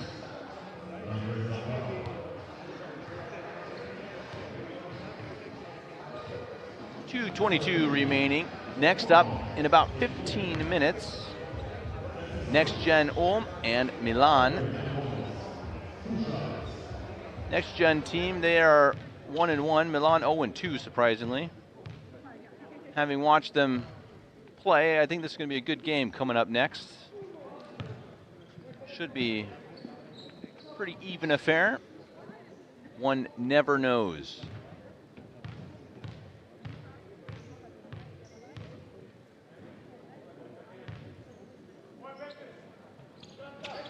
At the line is Lilic.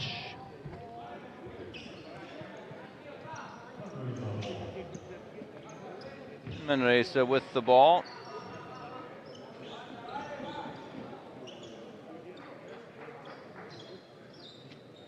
Olvera to inbound. Nearly thrown away. This is Sanchez.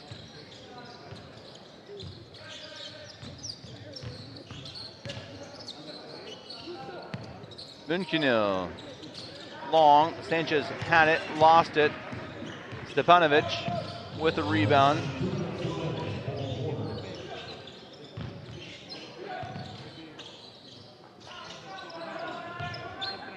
Drive inside, jump shot up, no good. Rebound falls, and a foul.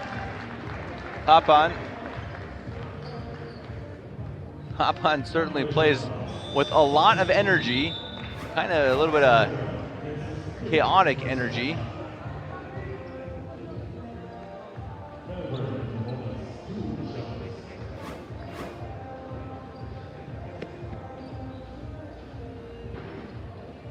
Looking to increase their margin of victory over what they had yesterday versus Piraeus.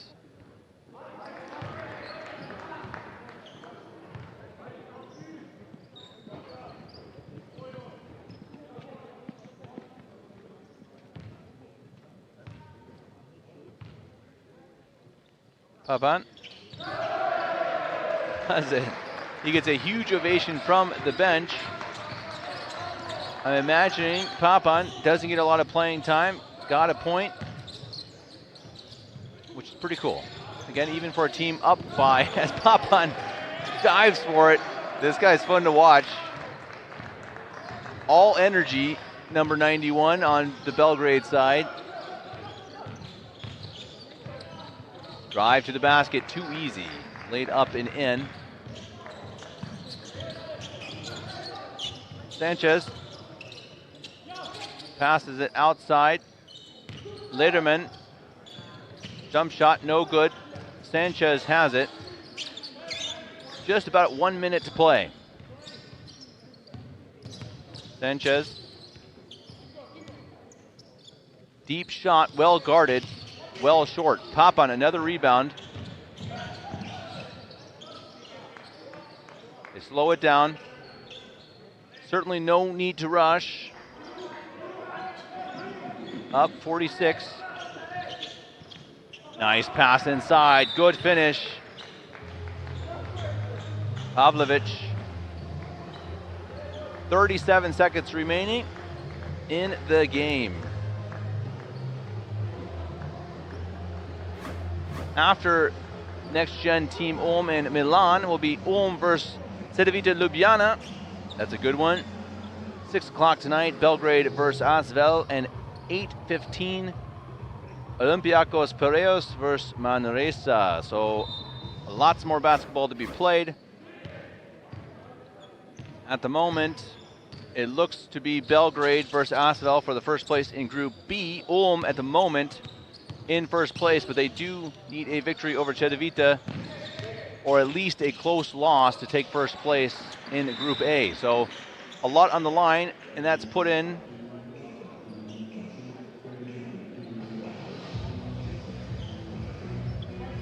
the shot clock is off, game clock at 20. Belgrade certainly dominating all teams in point differential. They'll have a bit of a tougher matchup against Asvel. But Asvel just barely beat Piraeus, so you imagine Belgrade on paper will handle that. Nice finish. 6 seconds as the game ticks down. Lederman, shot is up. Münkenil doesn't drop, and the game is over. Belgrade 108, Manresa 61. Belgrade will face Asvel tonight for the first place spot in Group B. Up next, Next Gen Team Ulm and Emporio Armani Milan at 1:30. That is in about 25 minutes from now. 1:30 coming up next.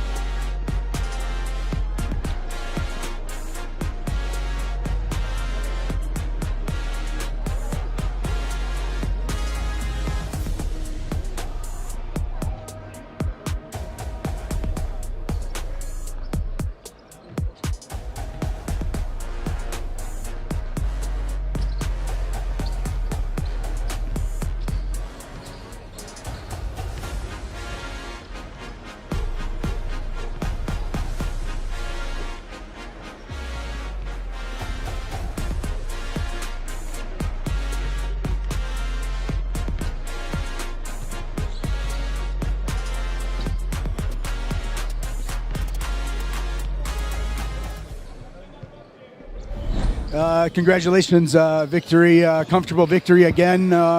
Your thoughts about getting a W here in this game? Well, we played good as a team. Congrats to the other team as well. They played very, very good, but at the end, our team was better, of course. We were more aggressive at the start, I would say, and till the end of the game, we were very aggressive, and so that's why we were we got this big of a lead, I would say. You're actually from Finland, born and raised in Finland, came over to Mega, I think, in 2024. What's it like for you to play in this tournament? What did you know about it, and how excited are you to play here? Well, I'm very excited to be here. I'm actually Serbian, but I was just born in Finland, yeah.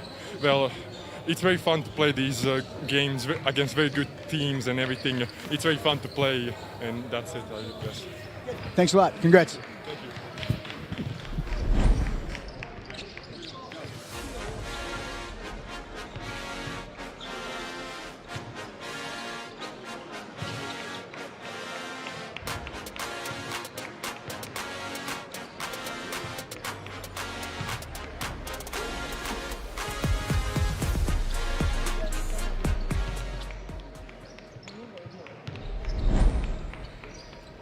Coach, 8 players scored in double figures yesterday. First game, seven guys this time.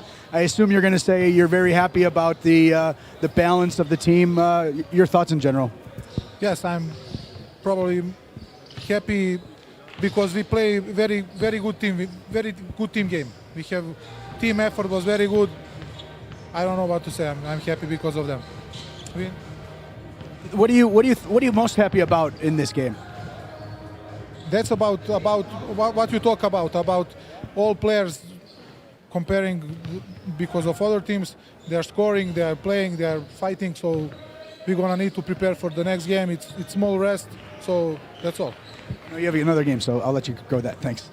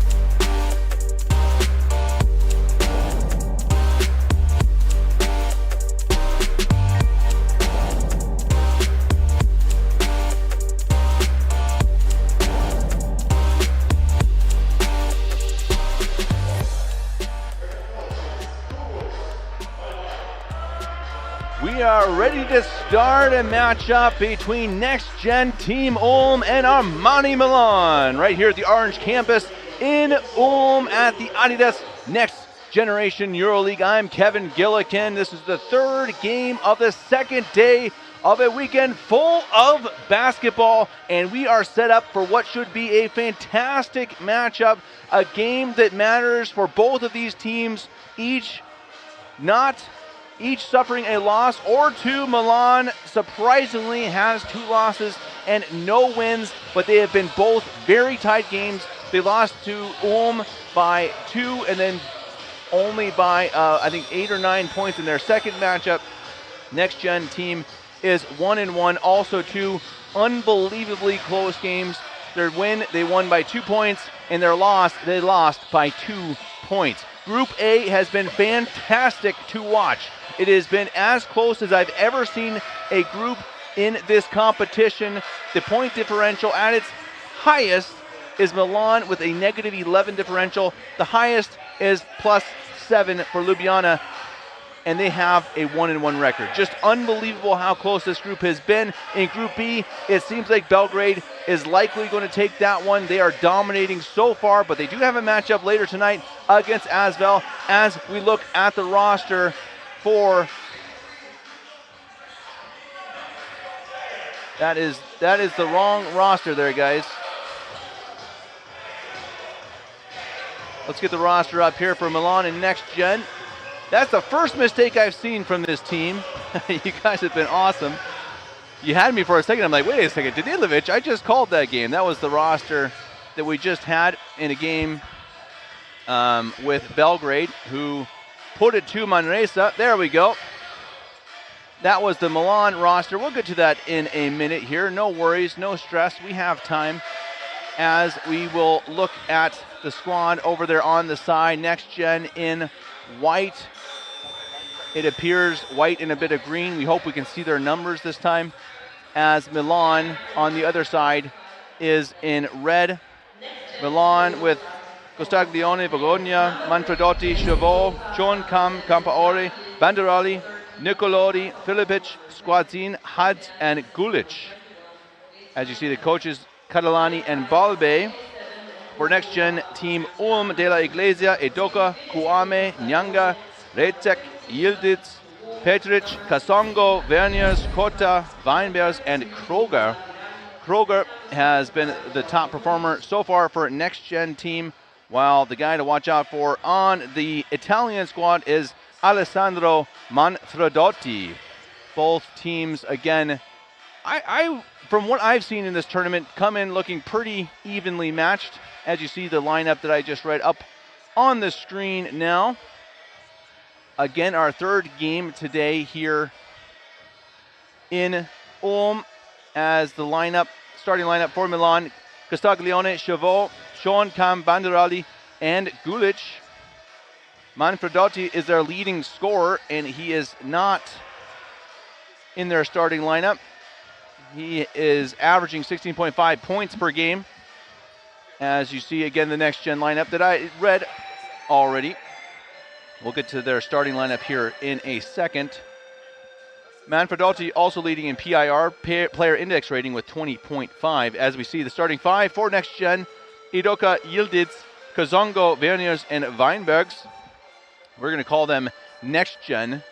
That's just the easiest for me. And there is another Ulm team, of course, so they'll be Next Gen, while, of course, Milan, we will refer to them as Milan. Tobias Katzda, David Messmer, and Hendrik Herter, our German officiating crew, as we get ready for tip-off here at the Orange Campus. This is my third and final game commentating for the day. We will have 3 more coming up this afternoon, commentated by my friend Oscar. Tomorrow, 4 games, of course, including the finals at 6 p.m. Who is it going to be?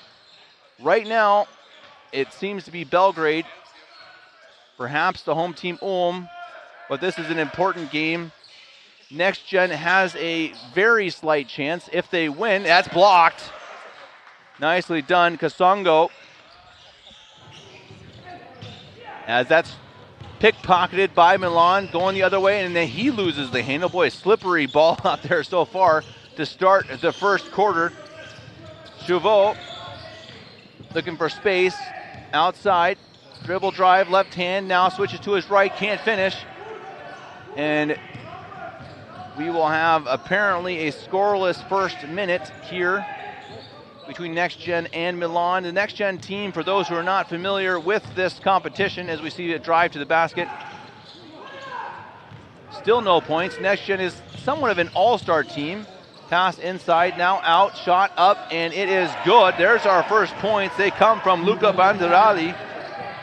NextGen, there are players that are selected by Adidas and the EuroLeague from teams that were not able to make it to this tournament. Players they want to showcase individually. They come together, they play a few days together, practice a few days together, and then do their best to play as a team. Certainly not easy, as that shot is up, and it is good. That's a 2. His foot was on the line, and it's an early 5-0 lead for the Italians. This NextGen team has players from Germany, France, Belgium, as that is laid up and in. That's Yildiz.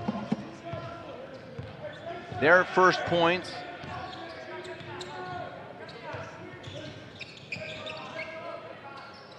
Banderali. Drive to the basket, right hand, one-handed shot. It is up, it is good. That's Andrea Schoenkamp. His first points on 2 attempts. Here's Yildiz. I think he didn't start in the first game. Here he is starting now at point guard. Again, as a team that has its players just coming together. Interesting job by Coach Balbe, as that's knocked away off Yildiz, and it will be Milan ball. Coach Douglas Balbe of the NextGen team, he's got a really interesting job trying to put this squad together in the last minute. Players from different countries. Nice pass inside, good finish, Gulic from Castaglione. Knocked out of bounds momentarily. 9-2 lead for Milan. And you see the individual talent for these NextGen teams always top class, but are they going to be able to bring it together as a team? And that is the question that we will find out today. Carl Kwame checks in, number 4. He will inbound.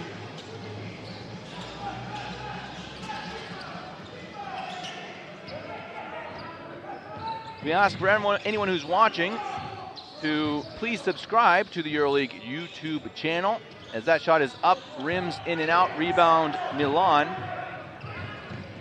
You can also check us out over on our new Instagram channel. Go over to Instagram and search NextGen EuroLeague.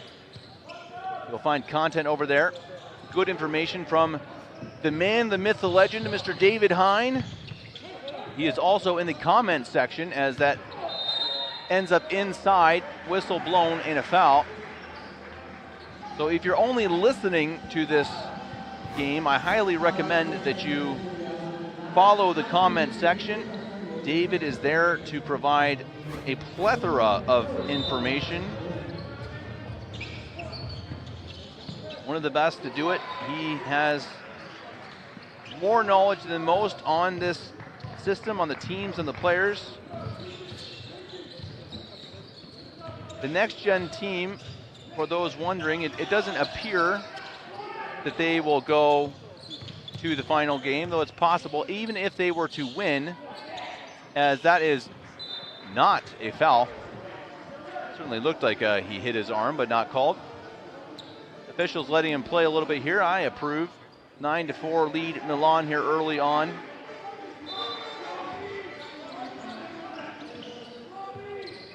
The NextGen team cannot go to the finals. So 2 teams will be selected or more by the EuroLeague from this tournament, and NextGen cannot be one of them. So the players get this chance and this chance alone to show off their wares to the NBA EuroLeague scouts. many of which up here with me in the top row of the Orange campus. Foot on the line, shot is up, no good. Rebound though, falls to Verniers. Whistle.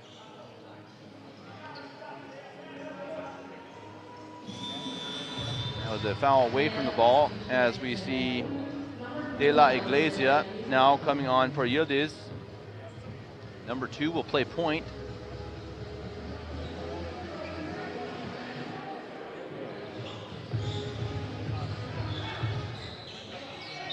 Pass inside and a foul. A bit sloppy here early on.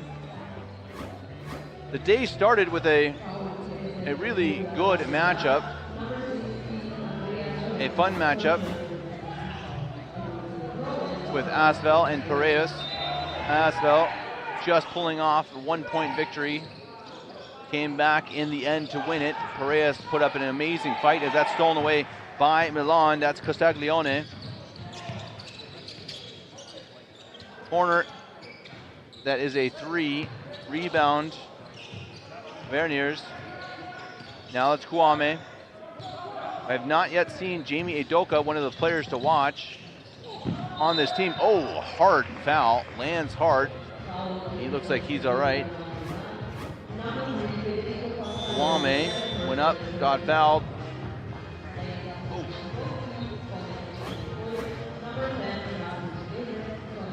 This is their last game today. Several teams have to play 2 today. These guys played 2 yesterday. So they will have this one and then 1 tomorrow. Milan with no chance for a top game spot. NextGen with a bit of a chance. As I take a look, Ulm is 2-0, but if Ulm were to lose to Cedevita Ljubljana,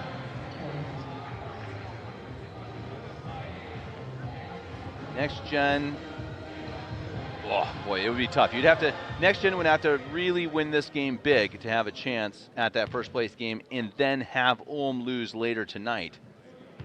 So it's not in their own hands, but if they want a chance at that first place game, they have to win big here versus Milan. And they've started out early with a slight deficit. Group A, as I mentioned at the beginning, is as tight as it can possibly be.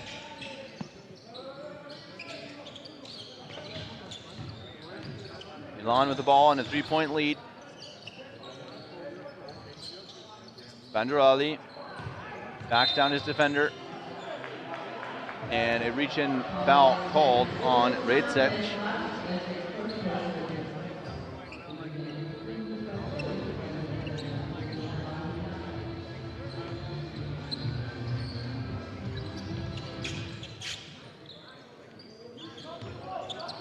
Milan, drive inside and a block and a foul. Things have slowed down here in the last few minutes. As games run with rhythm, it also seems fouling does as well. Once the fouling begins, it seems to sometimes never end.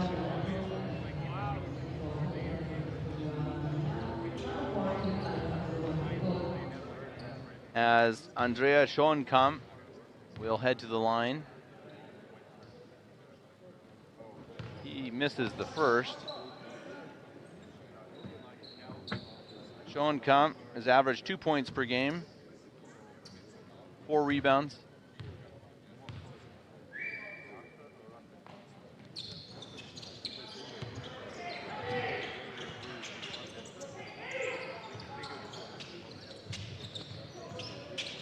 As full press by Milan, he gets it in just in time.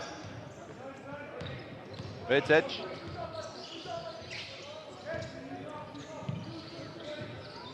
Kwame.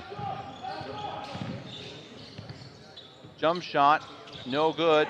Didn't fall for Corta. Now Milan on the other side. Chavot. Cross court pass. Pump fake, now a jump shot, got it. Palau Umbau.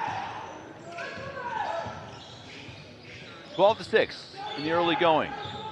Here in the first quarter, NextGen Ulm versus Milan. Good defense at the rim. Milan has a chance for a fast break at the rim and laid up and in by Schoenkam. He now has more points than he has averaged this tournament. He's getting some playing time. We again have yet to see Udoka. Not sure if he's injured, as a foul on the shot. That should send Kwame to the line. Wonder if David has any information on Udoka.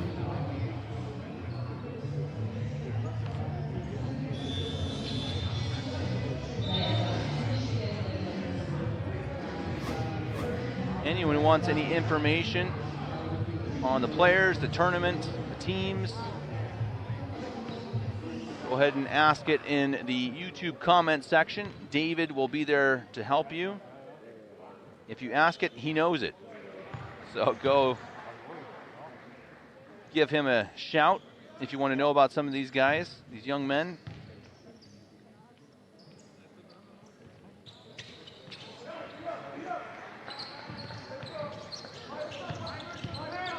Bit of a slow offensive start for both sides. 14-8, NextGen especially struggling to score.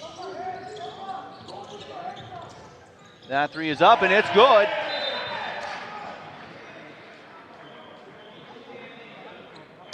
Manfredotti checks in and immediately scores. Good looking shot. He leads the team in scoring. 16 points per game in this tournament so far. Full court press yet again. Milan, this is their third game as well in the tournament, as that's laid up and in. Nice take cross court. That's Rezic. You imagine by the end of this one, both teams will be feeling it in their legs, having played lots of minutes. That's laid up and in and couldn't drop. Looked like it was rolling in. It didn't. Rezic now on the other side. Both teams starting to run. Schoenkam can't get that one to drop. Milan now running the other way. Interesting to see both teams fast pace here again in their third game as that drops again. That's again Manfredotti. Timeout called. We'll be back.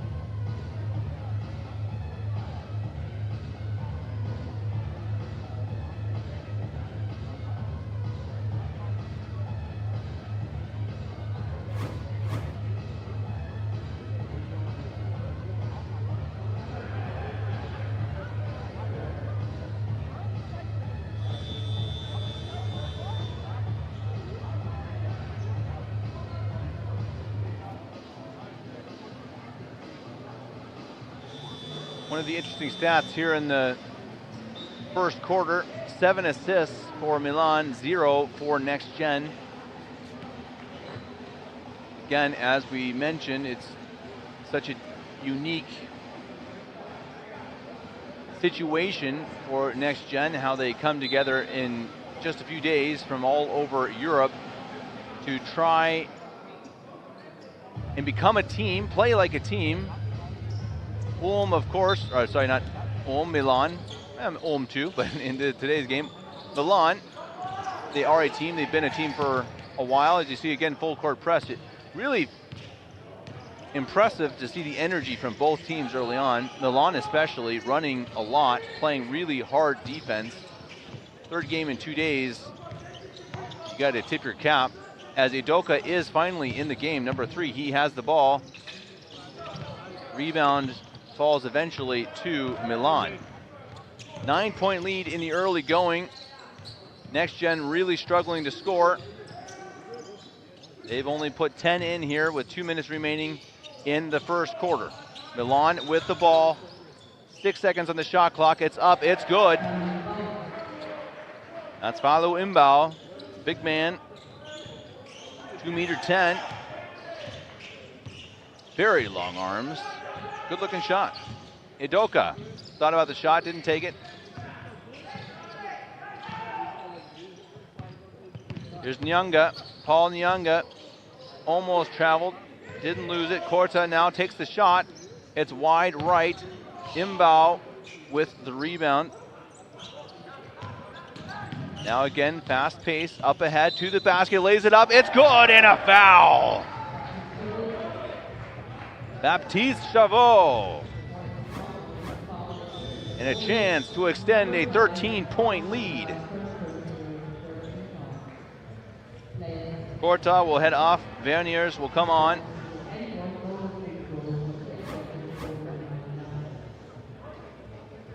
Chavot with his first points.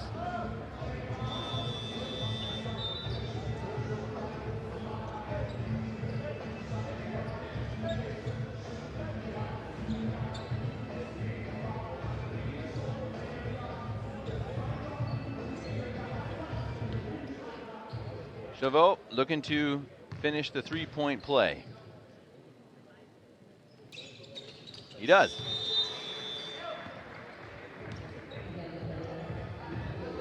Now Nyanga down by 14. NextGen has to find offense from somewhere. Maybe it's this guy, Idoka, as he's fouled before the block. Now limping a bit. We've seen several players in the last few games a bit hobbled. Fortunately, no one seriously, but again, with so much wear and tear on their bodies in these few days here, not too surprising to see a little bit of limping. Unfortunately, Idoka will have to limp off. He's replaced by Yildiz. Idoka heavily limping on his right leg. Yildiz at the line. Shooting the free throws for Idoka, who had to walk off for injury.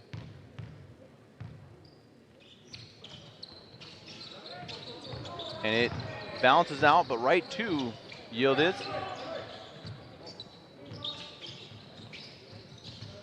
.117 here remaining in the first. Here's Nyanga. Nyanga, step back three, it's up, and it is short. Just as the shot clock was expiring, Milan now up ahead. Again, fast pace on offense, take it to the basket, lays it up, can't finish. Rebound, that's Kroger. Kroger averaging 9 rebounds per game. Can't get that one to drop. Kroger's probably been their best player so far, as that's up ahead to Imbao.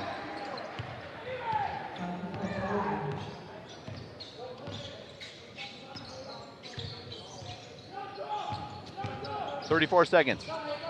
Nyanga. Verniers has it taken away. Milan with it. Up ahead, fast break chance, got it. Manfredotti, leading scorer, 16 seconds now, 28-11, 17-point lead. Did not see this one coming. NextGen just cannot find a way to score. Who's going to pick it up? Idoka, one of their top scorers, is on the bench with an injury at the moment. Nyanga throws it up, doesn't drop. Imbao with the rebound, and time will expire on the first 10 minutes. Dominant performance so far from Milan. They're 0-2, and they do not want to go home winless. So far, so good.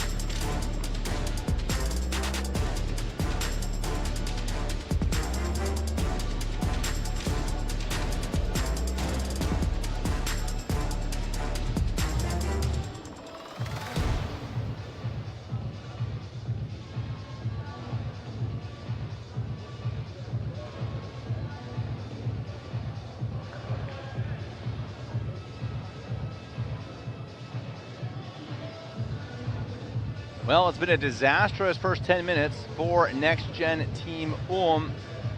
They're 0 of 4 from 3, 3 of 11 from inside the arc. They have made 5 of 6 free throws, but they're down 17 heading into the second quarter. Not the start they want, not the start head coach Douglas Balbe would want. What can he draw up to create more offense? I see over on the sideline Idoka getting treated. He landed awkwardly, limped off heavily. Hope we see him back on the court sometime today. But the rest of the team is going to have to pick up the slack here.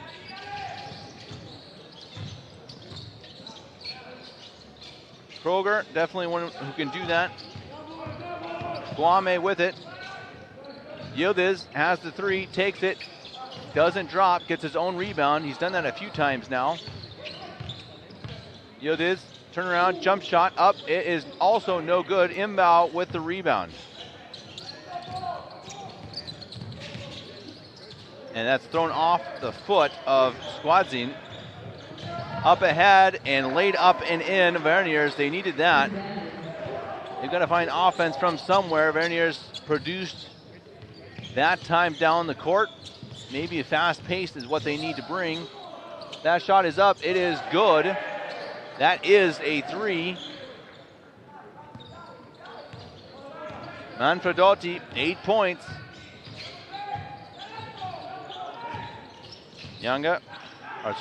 Kwame. Kwame throws it up to Nyanga. Nyanga, nice. Reverse, behind the head, lays it up and in. Manfredotti.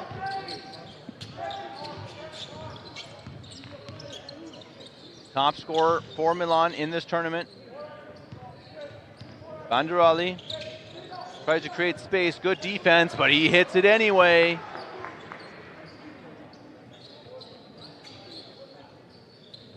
Nyanga, Kroger, now it's Yildiz. Gets around the bigger defender, leans into him, and draws the foul.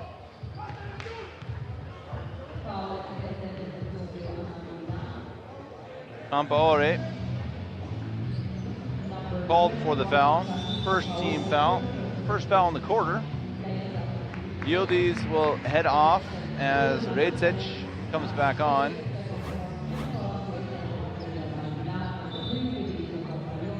Gulic also will come on for Milan.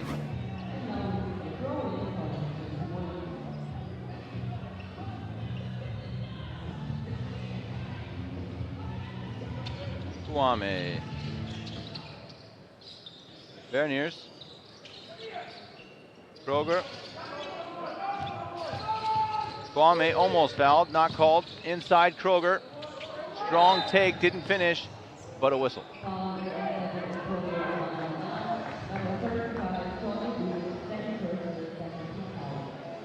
Kroger, again, their top player so far in the tournament, according to player index rating. He's averaging 11 points per game, 9 rebounds, 1 steal. Been fun player to watch. Strong under the basket.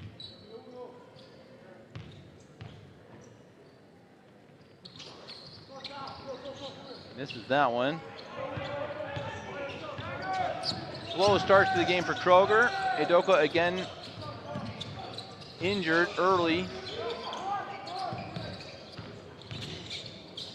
Turnaround jump shot. That one does not fall for Składzin. Kroger with the rebound. Now it's Kwame.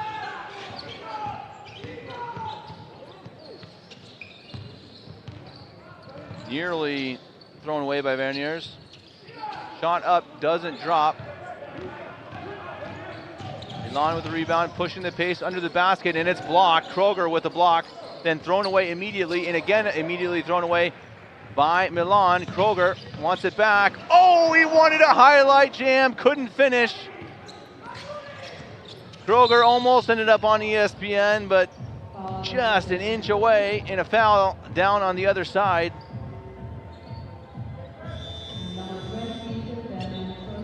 So close to a highlight reel play.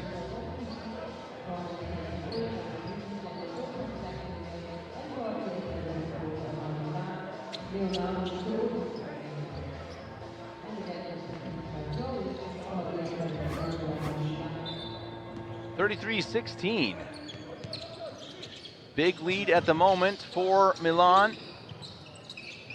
3 is up, it's good. I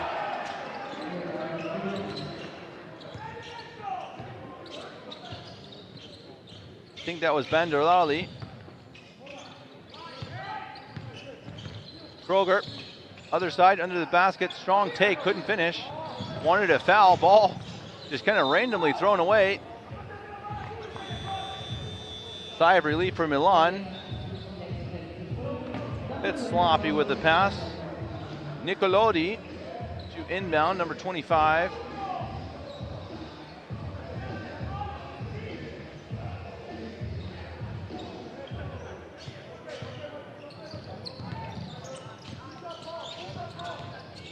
Staglione with control, pass inside, good defense.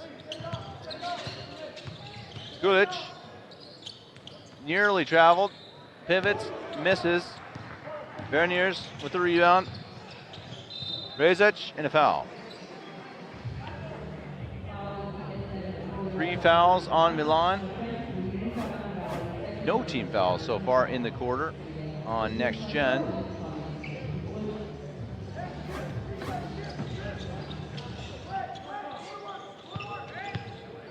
Verniers, and that ball is out of bounds. It will stay with NextGen.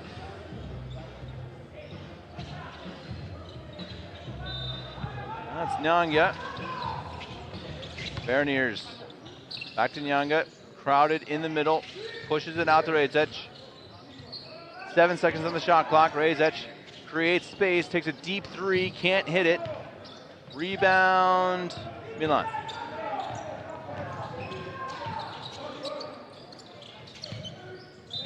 Inside offense committed that foul. You could kind of see him reach in, push his defender away. That's going to be called most of the time. As we watch again, yeah, got his arm up there in the face. No complaint from Gulic. He knew he did it. Nyanga, oh no, here's Udoka. Good to see him back on the court. Just twisted his ankle a bit, laid up, can't finish. NextGen has really struggled to finish their relatively easy shots. I mean, 16 points through 1.5 quarters is not going to cut it, as that's laid up and in by Gulic. Reach-in foul on Milan. Nicolodi reached in a bit too far, trying to press on defense.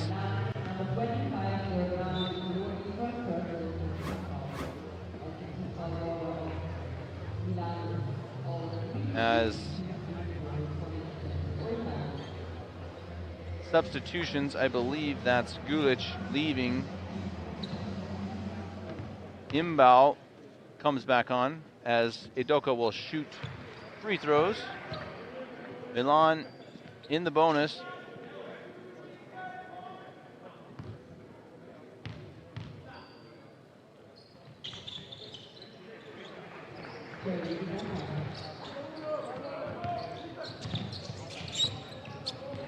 Several people asking about NextGen. I'm sure David will answer in the comments, but they are picked by, I believe, Adidas and the EuroLeague.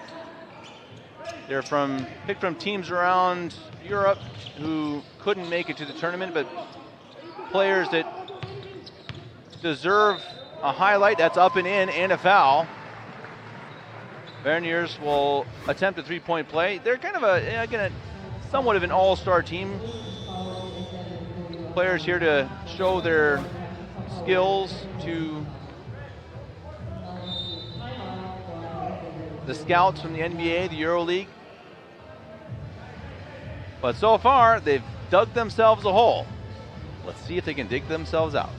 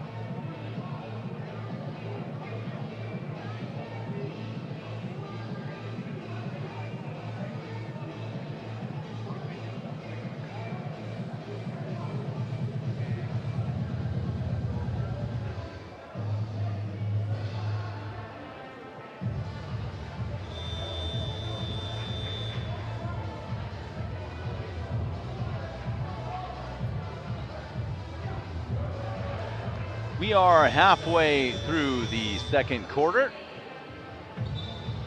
Next Gen versus Milan. Milan has dominated so far. They're up by 18. Next Gen just having a very hard time on offense. And they've missed a fair amount of easy shots. They've been under the rim a decent amount. They just have not been able to put home their attempts. They've had good looks. That is something you could see them chipping away at this 18-point lead. Verniers finishes his three-point play after that timeout. Campaore back in as well. Nicolodi. It's good. Leonardo Nicolodi. One of the most Italian names I've ever heard. I love it. Rezic.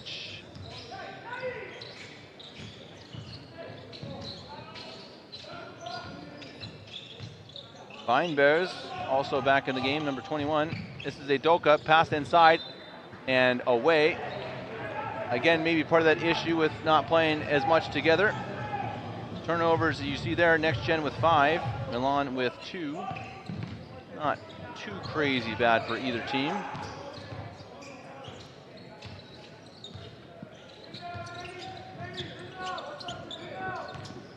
This is Costaglione with control of the ball. And that shot is up, it's blocked, but a foul.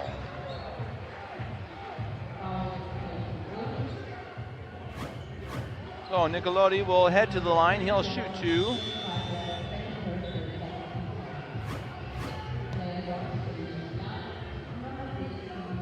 That one could have been called either way. They got the ball clean, but then landed on him as he followed through under the basket.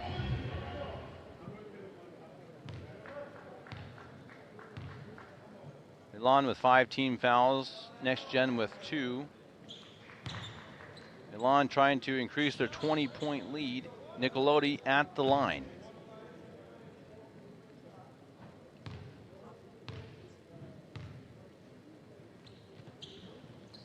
He misses both.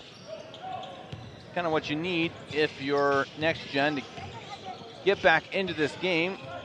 Chip away, free throws that you see there. That's one thing Milan is struggling to do, 2 of 5. Doka. Spin move, nicely done. Weinbergs.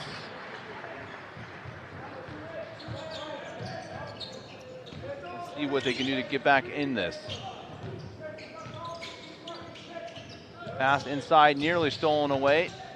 Handled by Campaore. Passed out, it's missed. Sorry, that was Mbao inside.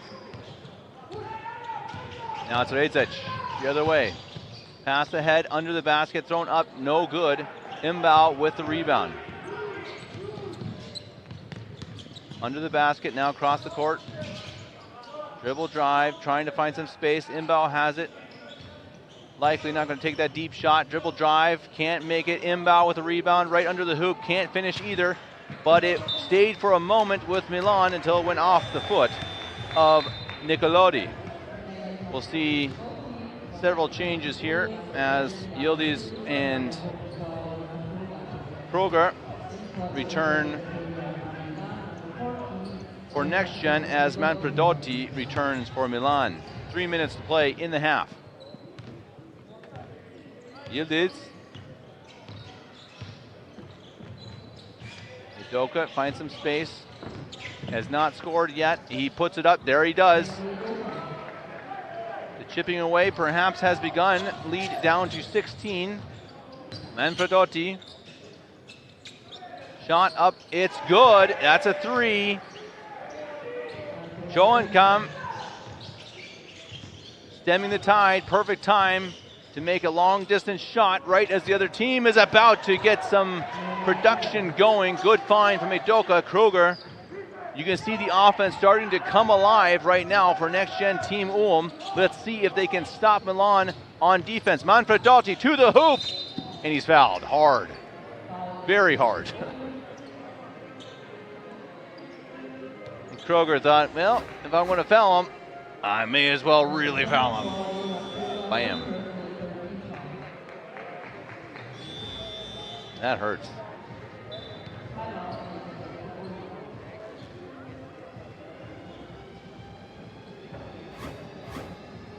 Timeout called.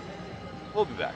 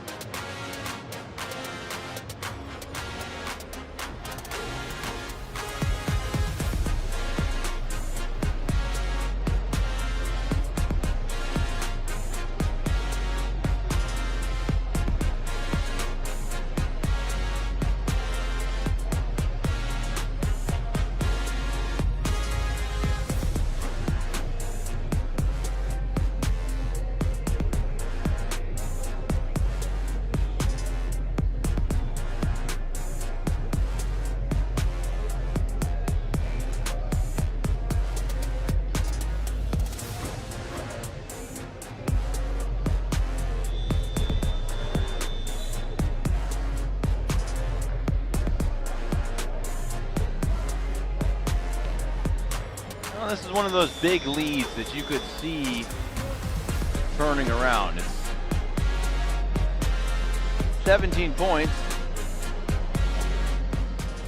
So certainly a great half for Milan, but NextGen really, they've just missed some easy shots. So I think if they start hitting under the basket,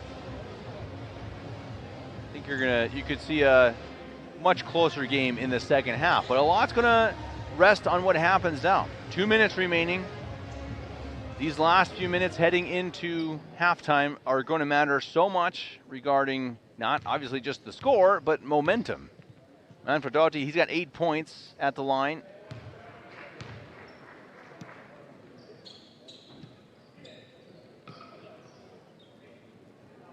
Again, he's been their leading scorer so far in Ulm. Misses the second. Now it's Udoka. What can they do to feel good about themselves at halftime? Kroger throws it up randomly. Kind of shrugged his shoulders for a call. I'm not sure what he was looking for. Manfredotti now with it on the other side.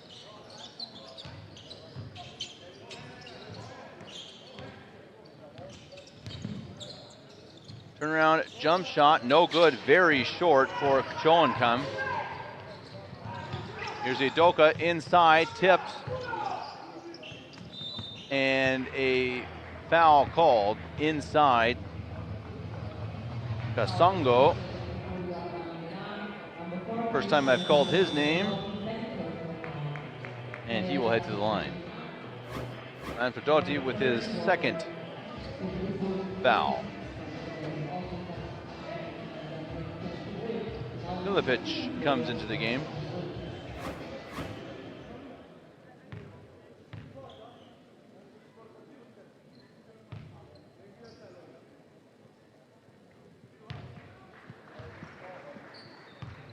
As Kasongo hits one.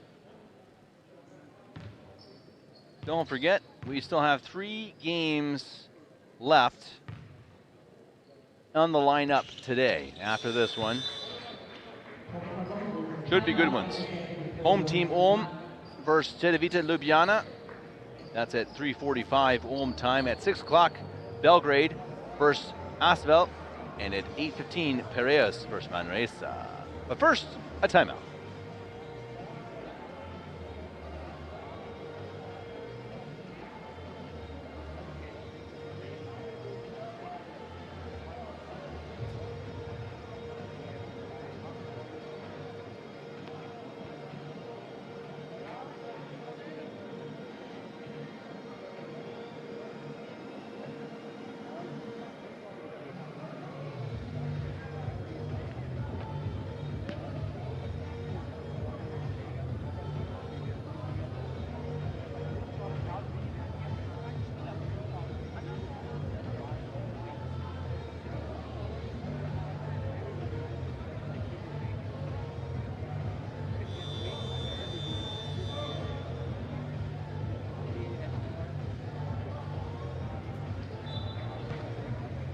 You see there, NextGen actually winning the second quarter so far by 1 point, 18-17, but that very rough first quarter is what has them in the hole at the moment, down 16. 1 minute 34 left here to play in the first half. Milan coming into the game 0-2, NextGen 1-1. NextGen has a very outside chance of playing in the first place game. But right now, not looking likely because they would need to win big and have Ulm lose later today if they were to have a chance. Milan obviously does not after suffering 2 losses, 2 really close losses. They've played well. They're a young team. Shot is up from 3. This is a big game for them. Going to really prove to themselves, to their fans, what they are as a team. Inside take underneath to Kroger. And he thought he was fouled. Not called, but put in by Kasongo.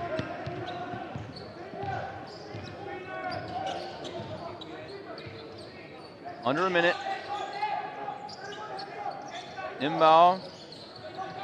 Chavo. Back to Imbao. Nice pass inside. Can't finish. Kroger with the rebound and a reach-in foul by Imbao.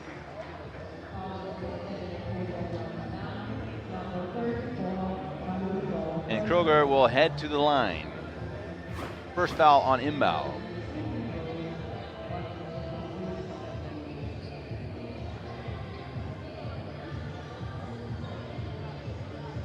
Both of those plays, you see Imbao getting pretty physical.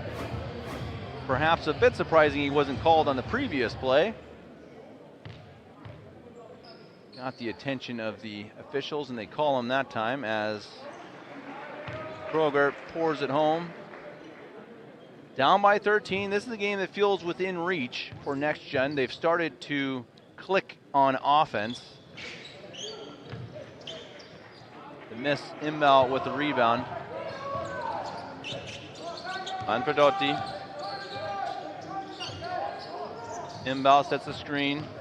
Manfredotti takes the jump shot, misses short. Rebound, NextGen, up ahead, Kwame.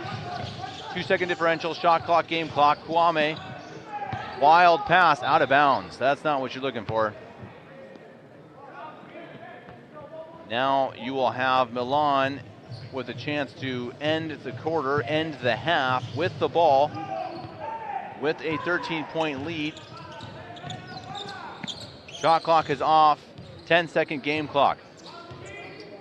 Half is ticking down, Chavo. Manfredotti, open shot, he's short.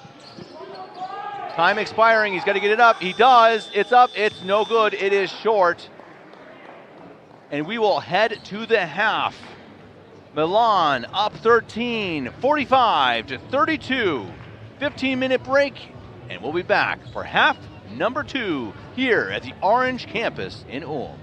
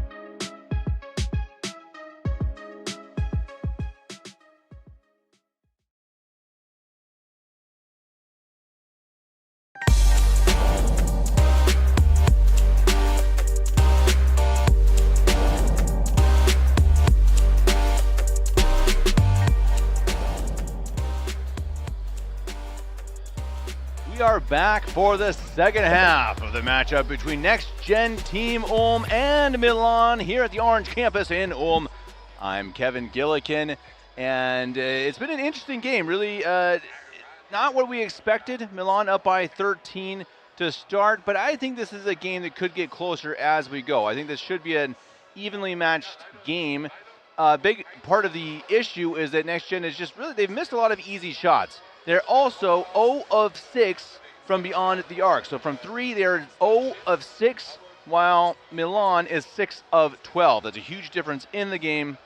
Really, basically, Milan has hit their shots, and, well, Next Gen has not. That will obviously win or lose you the game, respectively. But I do think this is a game that has not gotten away from Next Gen Team Ulm. I think that they can get back into this one. Now, of course, with a 13-point lead going into the second half, Milan has the chance to put the pedal to the metal and just make it over here quickly. If you get another 20-point or plus lead, it's always hard to overcome for any team. Interestingly enough, something I noticed here at halftime, that the Next Gen team, they took a long time to come out after half, or during the half, I should say, to warm up. They were only out for about 2 minutes to warm up, while Milan was more like, I don't know, 8 or 9. So something that I think head coach Douglas Balbe must have been having words with them, maybe creating a new game plan, putting together some plays. Again, this team, practically an all-star team picked from around Europe. These individual players come together, they practice for a few days, and then they're put on the floor to try to compete with a team that plays together all the time, like Milan. Now, that might be why head coach Balbe spent more time in the locker room during the half. We'll see what they come out with, if they have a new strategy, and we'll see, well, basically who can start scoring points. And, well, whatever they decided, Castaglione said, well, we want to put this thing away quickly.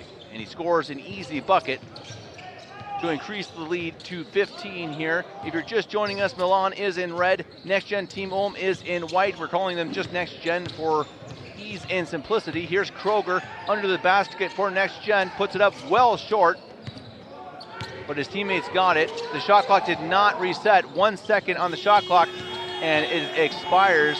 You can tell Coach Balbe not happy that they did not have the awareness. I think they kind of instinctively thought that the shot clock reset, but it did not hit the rim, so it did not reset. Bad start to the quarter if you're Next Gen. Chavo now with the ball for Milan.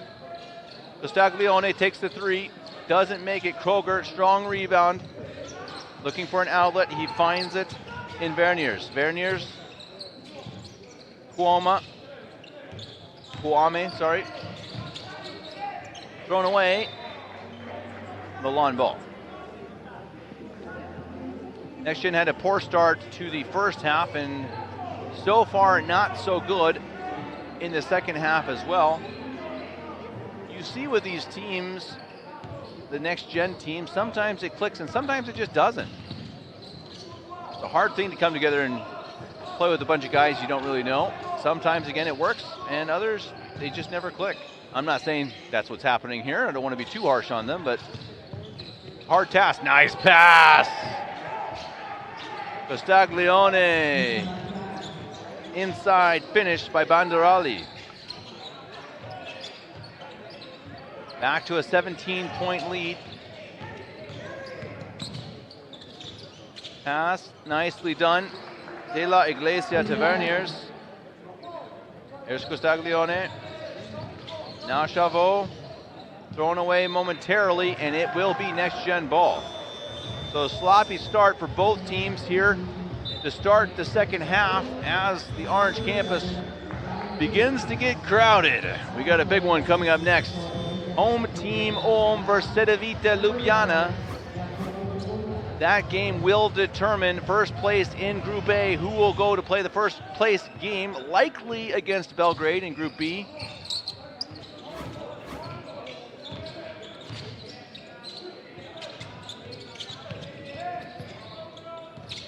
Here's Kwame. Kroger sets a screen, and he rolls. Kwame couldn't find him. 3 seconds on the shot clock, takes the three, got it. They needed that. Big shot. Lead down to 12 points for Milan. Jump shot, it's good. Good looking shot from Pilipic. Yildiz with the handle. De La Iglesia inside, lays it up and can't finish, rolled out. Last second. Bogogna up ahead, easy basket. Costaglione. Coach Balbe cannot be happy with his team not getting back on defense. Goame to the hoop, outside De La Iglesia, but a foul first. Not a shot. That'll be the first foul called on Milan in the quarter.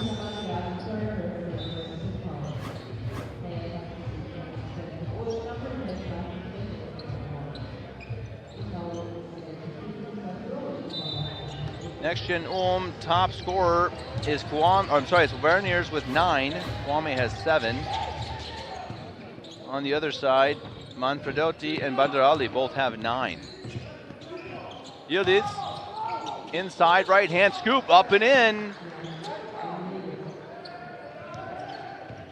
53-39, Milan, 14-point lead. Here's Bogogna. Back outside, long two, it's up, it's no good. Long rebound falls to Milan, under the basket, lays it up and in. That is Costaglione. NextGen struggling to stop Milan right now. While Milan is on defense, here's Yildiz. Pass inside, nice job, pass, and a finish, and a foul. Tim Verniers put it in, and he'll look to complete the three-point play.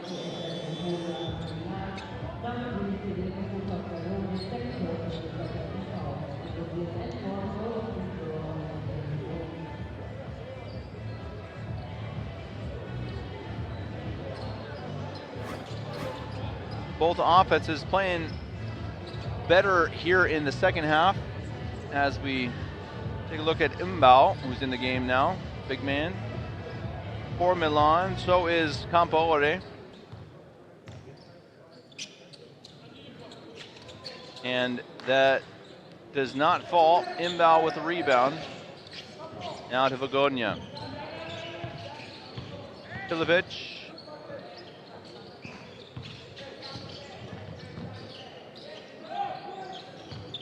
Costaglione.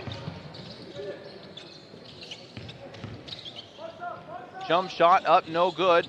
Imbau volleyballs it out. Costaglione ends up with it. 8 seconds on the shot clock. Pass inside. Pilipic and a whistle.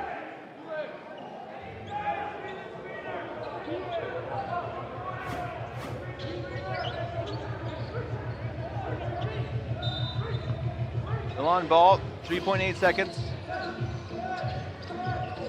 Inside Imbau, time expiring on the shot clock, gets it up, it does not drop, falls to Kroger.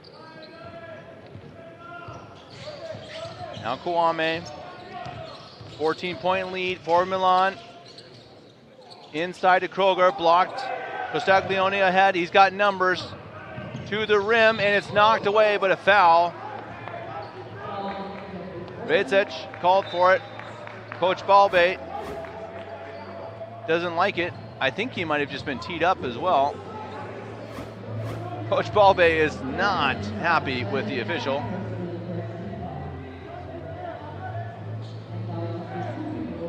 And it was a tech called on head coach Douglas Balbe.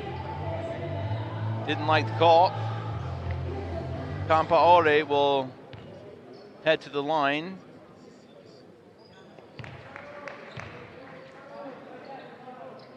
He gets his third point.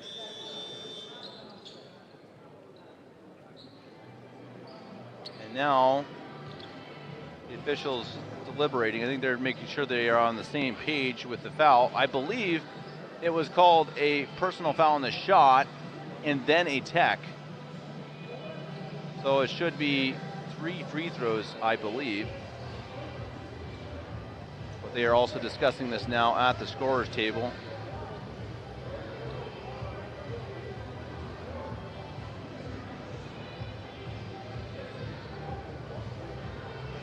Still figuring it out. They've got it. And now they will shoot 2. So it was a tech, and now he will shoot 2 for the shooting foul. Campoore, I believe now with 4 points. Let's see if we've all caught up with our stats. According to the scoreboard, at least, that is a 17-point lead for Milan. Yildiz with the handle. Here's Kroger. Deep shot, no good, doesn't fall for Kwame. Castiglione on the other side. Backs up, shot, doesn't drop. Rebound long, falls to Yildiz. Yildiz thought about the outlet, didn't take it. Kwame, Yildiz. Kroger sets the pick. Here's Kwame, step back shot, got it. He's been their shot maker here in the last few minutes. He's got 9 points now in the game. Bogodnia. We have not seen Manfredotti here for the last few minutes. Curious when he will be back in, the leading scorer for Milan. Deep 3, oh, he got it. Defender in his face. Bogodnia says, I don't care, and drills the 3. Yildiz, defended by Bogodnia.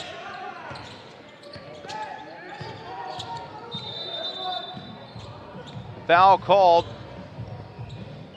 That's a tough one. Bogodnia got cracked in the face and called for the foul. That's the worst of both worlds right there for number 9.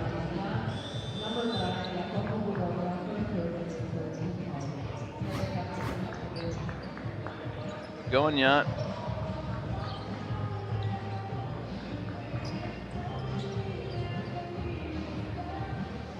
That does not feel good. We're going to be feeling that later today. It looks like he needs out. He's asking out. He will get subbed. Skazin. Imbao. Campaore. Manfredotti also back on the floor. Up 18. Yildiz. Chair is pulled, and a foul. That's tough. At least for the moment, it looked like perfect defense until the whistle was blown. Imbao with the foul.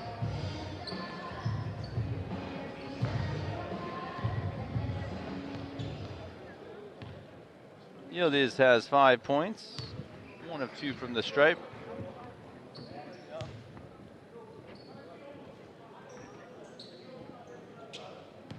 Only player for NextGen over 10 with PIR, that's player index rating, is Verniers. Imbao has a 10, 13 for Castiglione. Again, the rating adding up different stats. Milan with the ball, 16-point lead.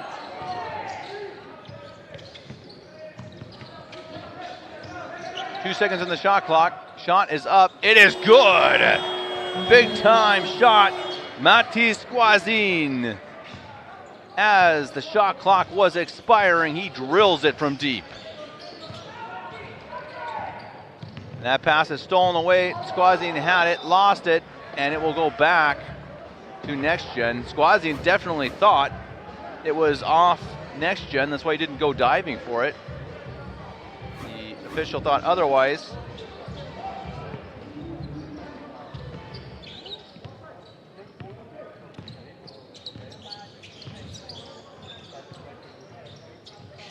As I see David mentioning in the chat, this stream will end as we have a whistle. Campo already called for it.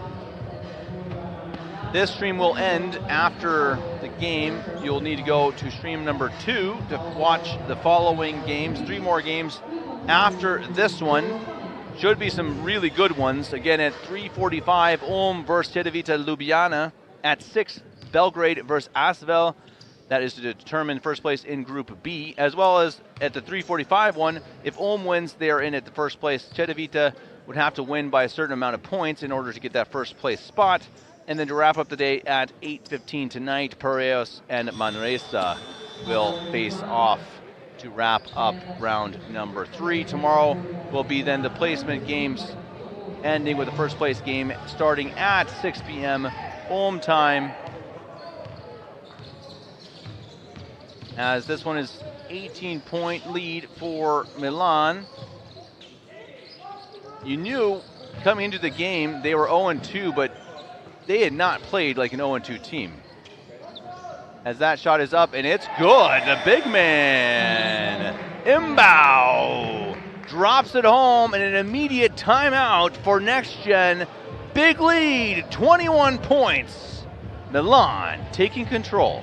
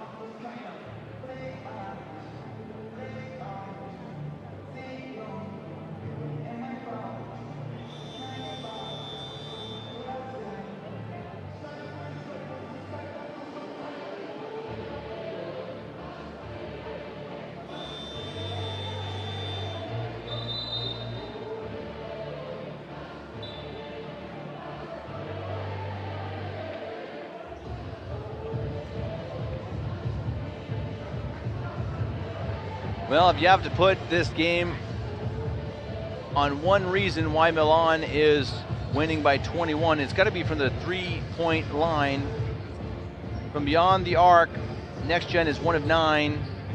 Milan, 9 of 16. 56.3% shooting from deep. Just got one from big man Imbau.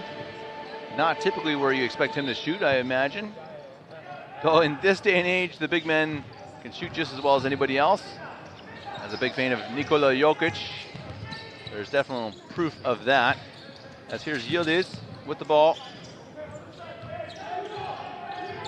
NextGen going to have to start chipping away here pretty quickly. They're down by 21. Rebound falls to Squazin. Had an open look for a second. Imbau couldn't get it to him. Imbau then cannot handle the pass from Squazin. I think Squazin's going to talk to Imbau and say, hey, man, you got to find me earlier. That was a rough pass. That's a hard one to handle, especially when you're about 7 feet tall. And there's a foul called again on Imbau. That will send him to the line because they already have more than 5.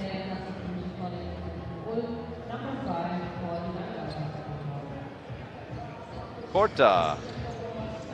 Rafael Corta will head to the line.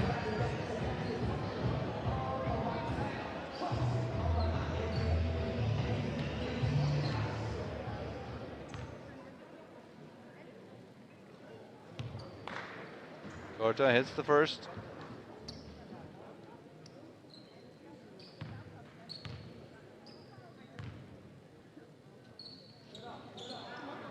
Misses the second. 20-point game 1:58 to play in the third quarter. Milan in control at the moment. They played a very solid game. Chavo can't get it to drop. Rebound, Nyanga. Rezic.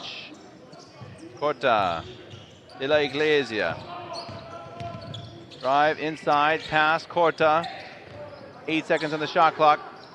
Corta loses the handle, Imbao ends up with it. Guazin. Filipic. Now Manfredotti. He's been pretty quiet. Reach in from De La Iglesia. That's the first team foul, surprisingly. Second team foul, sorry, in the third quarter.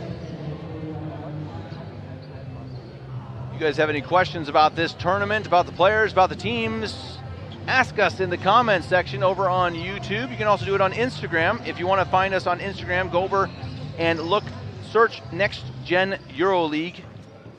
Ask the questions there, or on YouTube, they'll be answered by the man and the legend, David Hine.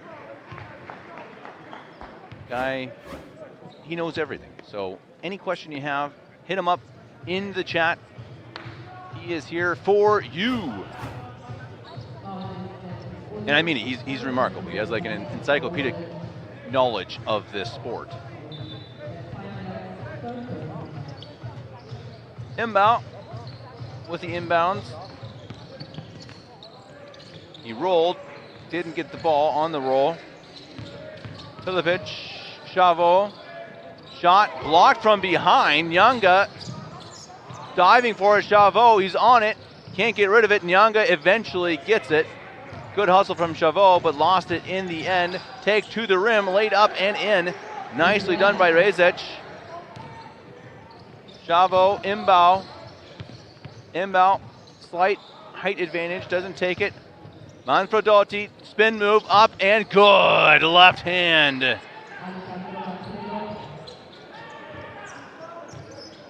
He's got 11, been fairly quiet today, averaging 16. 21 seconds left on the game clock, 14 on the shot clock. Here's De La Iglesia.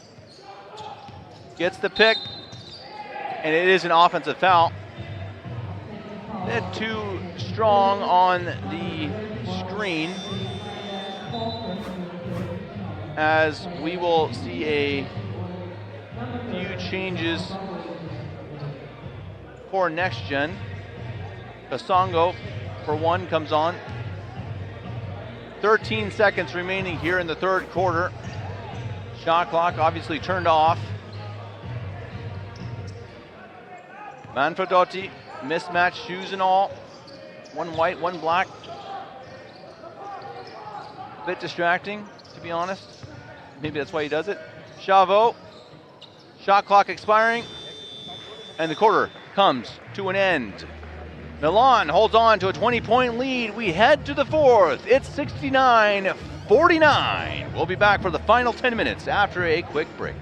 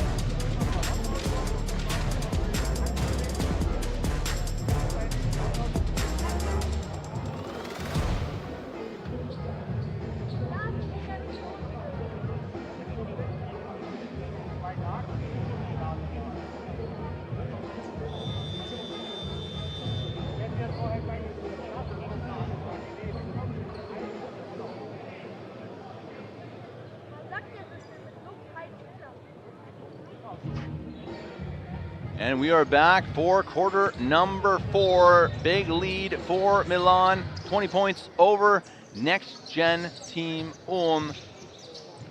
20 points is a lot to overcome in 10 minutes. They're going to have to pick things up bigly if they want to have a chance even to come back in this one. And looking at the stats during the break, you really notice that the team in the first 2 games relied heavily on Kroger and Udoka, and each of them in this game have 4 points. That is not going to get it done. Udoka did twist his ankle at one point, but he played after.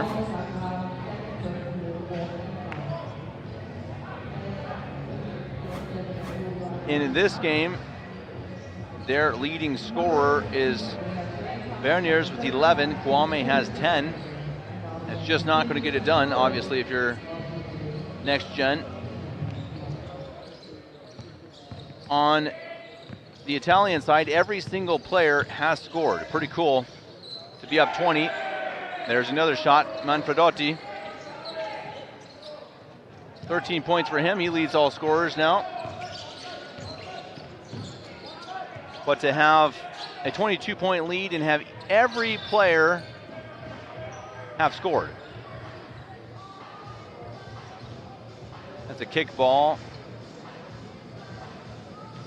Next Gen again to inbound. Vecic. Shot is up, it's long. They've struggled from deep, and that is a foul. Gulic. Early fouls for each team. 1 minute through the final quarter. Cedevita up next. Just a few minutes from now. The stream will change again after this game.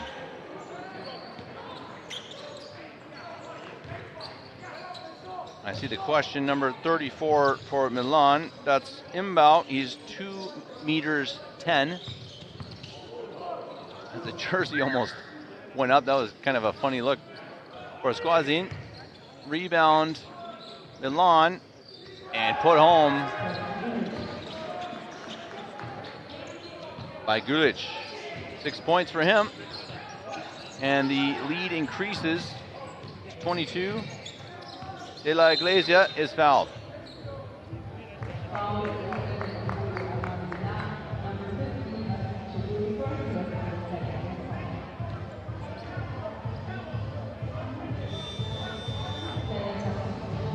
Kroger checks back in. You just got to get something from Kroger. He's really not been impactful in this game. Obviously, credit that to Milan. Can't always just blame the star players for not showing up. Someone's keeping them from showing up, and Milan has just done such a good job creating difficult shots. Obviously playing strong offense, as that's put in by De La Iglesia. Chavo. Show and come back on the court as there's another foul. 2 early fouls for each team.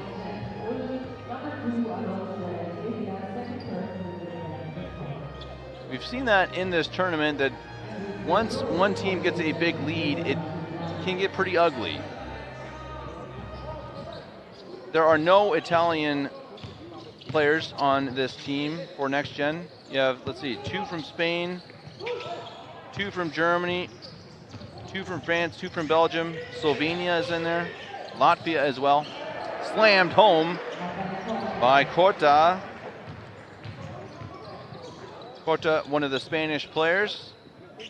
Chavo. Almost lost the ball, take to the rim, throws it up and in. That's just too easy. Good take by Schoenkam, but just too easy of a lane to get to the hoop. Another reach-in foul. These just unnecessary fouls here with a few minutes remaining. 20-point lead as you see several substitutions. Kwame comes on. Costaglione for Milan.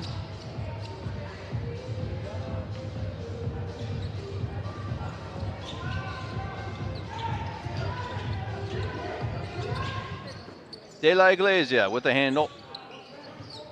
Looking for a screen from Kroger. Kroger rolls. De La Iglesia is there before him. It's well short. Rebound falls. Costaglione lead pass up ahead and a slam. Gulic. NextGen didn't get back in time. Gulic gets the slam. De La Iglesia up ahead. Now numbers for NextGen, but it's out of bounds. Thrown away. This game is getting out of hand for NextGen. If they lose, both teams will head to the final day with a 1-2 record. That will be interesting to see the placement.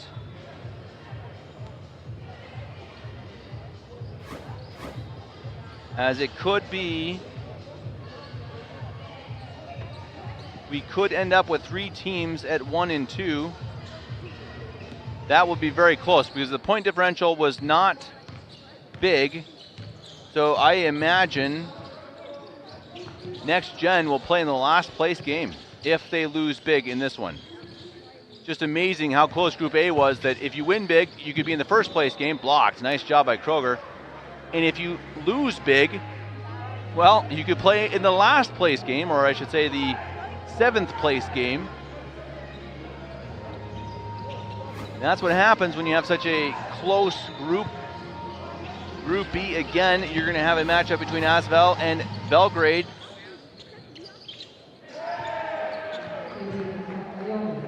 As we see points there from Costaglione. 25-point lead as the game gets away. Another mistake. Nyanga, you see the frustration, as you'd expect when you get blown out here at the end of a game. Doesn't feel good for anybody. Obviously, Chavot checks out. Nicolodi comes in for Milan. Everyone clearly exhausted. You see Manfredotti, looks like he can barely walk, but now he's running. Third game in 2 days for both of these teams. All of these teams play 4 games in 3. Campaore. Nicolodi. Schoenkamp. Shot is up. Nicolodi, he drills it. The lady is starting to sing. Here it is.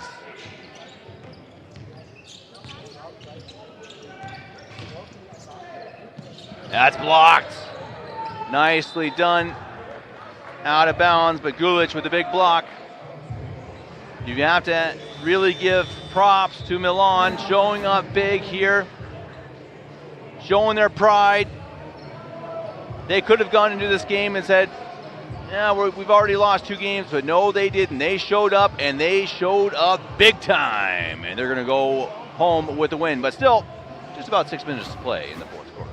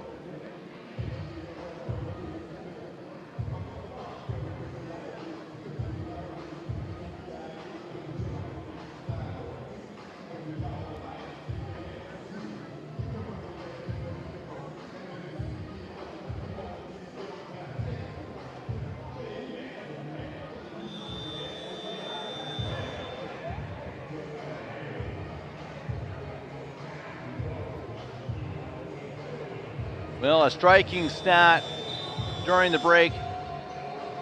19 assists for Milan, 8 for NextGen. And again, I keep harping on it, maybe too much, but it is a big deal. NextGen, again, they just don't have that time together. They're players from different teams from around Europe coming together here a few days early to get their practice in. And for this squad, it was clearly not enough, didn't click. Nobody really picked up that, as we see Took too long to get it in. And it will be Milan ball.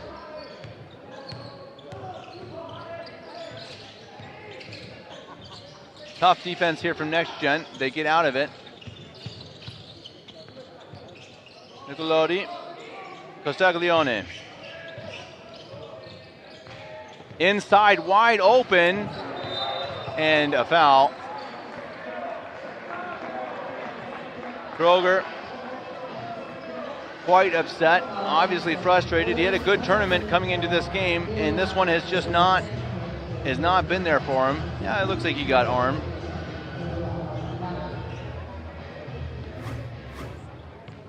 And Gulic will head to the line.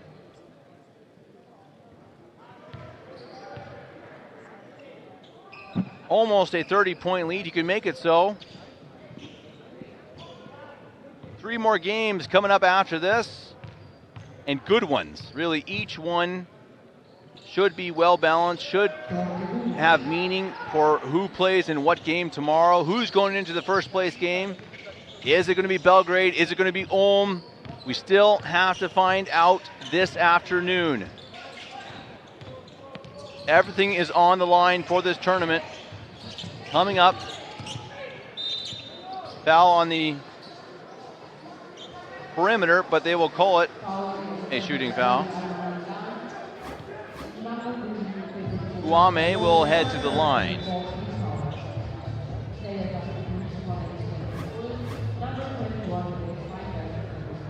Three fouls on Costaglione.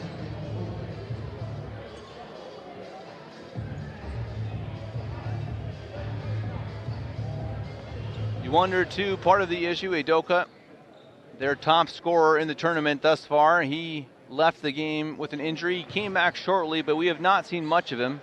Clearly issues with his foot, I believe his right foot, as their leading scorer.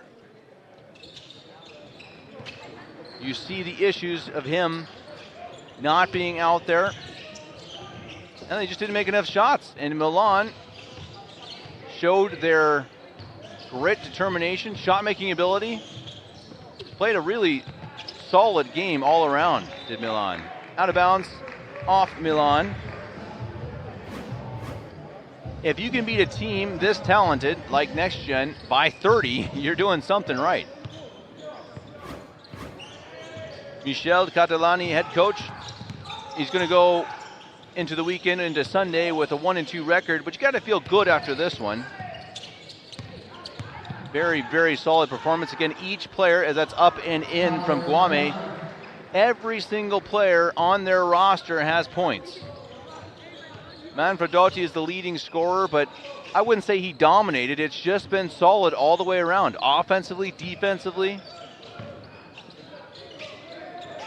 And again, you see that grit playing your third game in 2 days, as that is up and it is in.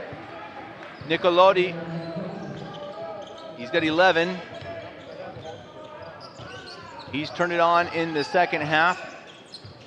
Helped to pull away here in the final minutes, as that's up and rolled in. Kroger, finally, he hadn't gotten points in too long, as we have subs coming in. Costaglione looks a little shaken up, maybe just exhausted, honestly. As Campaore will replace him.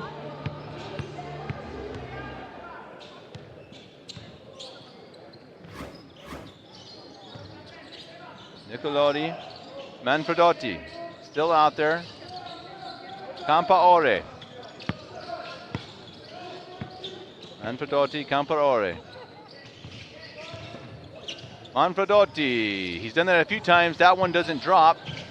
He gets his own rebound. No, sorry, that was not him. That was Nicolodi. Looked like it could have been a foul, not called, and then it is a tripping foul. As Kwame hit the deck. 3.5 here to play at the Orange campus, which is getting packed full. Great crowd. Going to be a fun one coming up. Ulm versus Cedevita Ljubljana.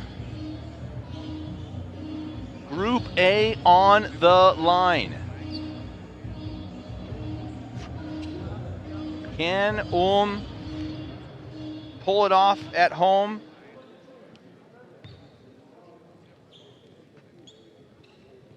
In front of their home crowd, who's now packing the stadium. Can they stop Cameron Huindo, one of the top players in this tournament, the center for Ljubljana? Well, we're going to find out here in just a few minutes.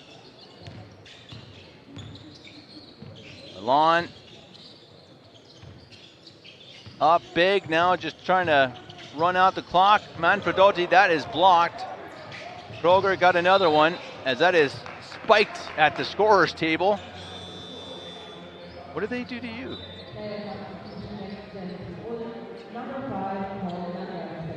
As Nyanga comes in for Kwame.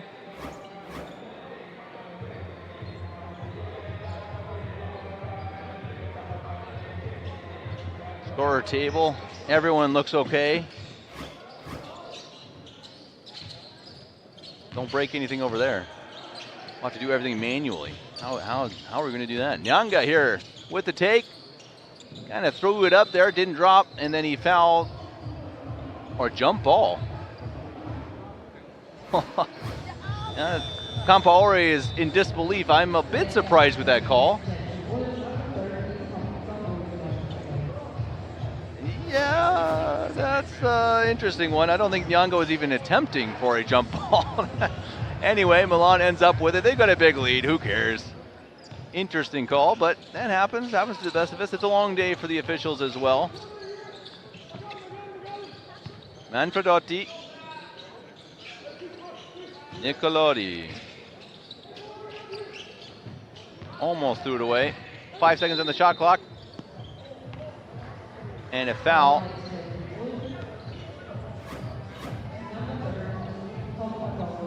Nicolotti will head to the line and shoot 2.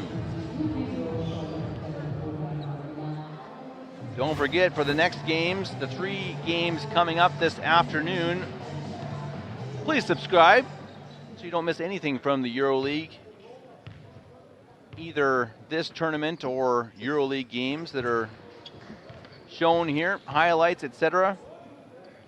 You can find us also on Instagram, NextGen EuroLeague. Please don't forget to leave us your questions in the comment section. David Hine is there to answer them for you. And really, if there's a question you ask that he doesn't know, then I'll give you $1. As we wind out the time here, big lead for Milan. Really strong effort for the Italian team,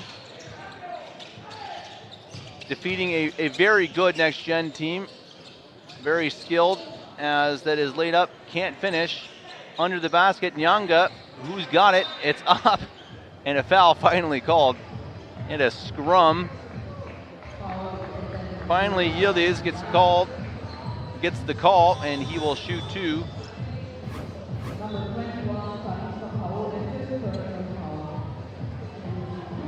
Wonder, as I look across the stadium at the NBA scouts, what they've seen in this tournament so far, who's impressed them.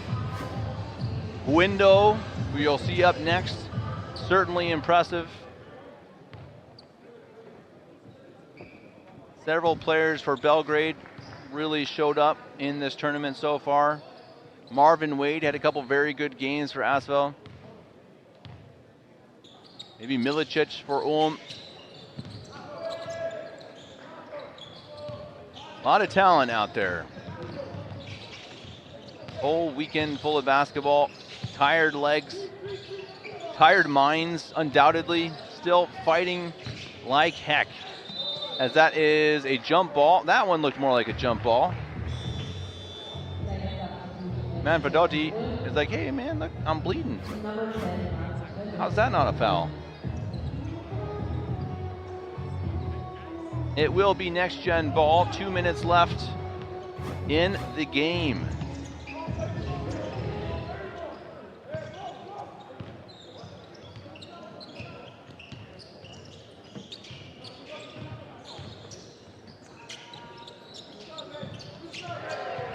is an under 18 tournament. Quarterfinals, first of 4. Finals will be played, I believe, in June.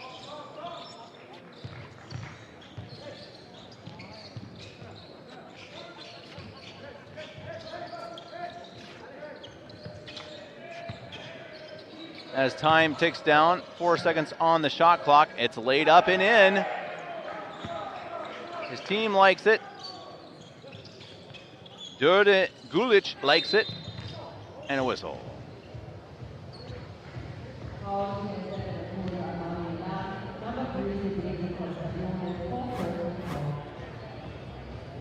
We hope you all have enjoyed this weekend so far. Plenty left to play. 3 games today, 4 games tomorrow. Another thanks to the crew here in Ulm. They've been fantastic. Perfectly smooth production. Good stats. These guys, they get everything before I can even think to ask. Really well run here in Ulm. Well run by NextGen, Adidas, EuroLeague, all these guys.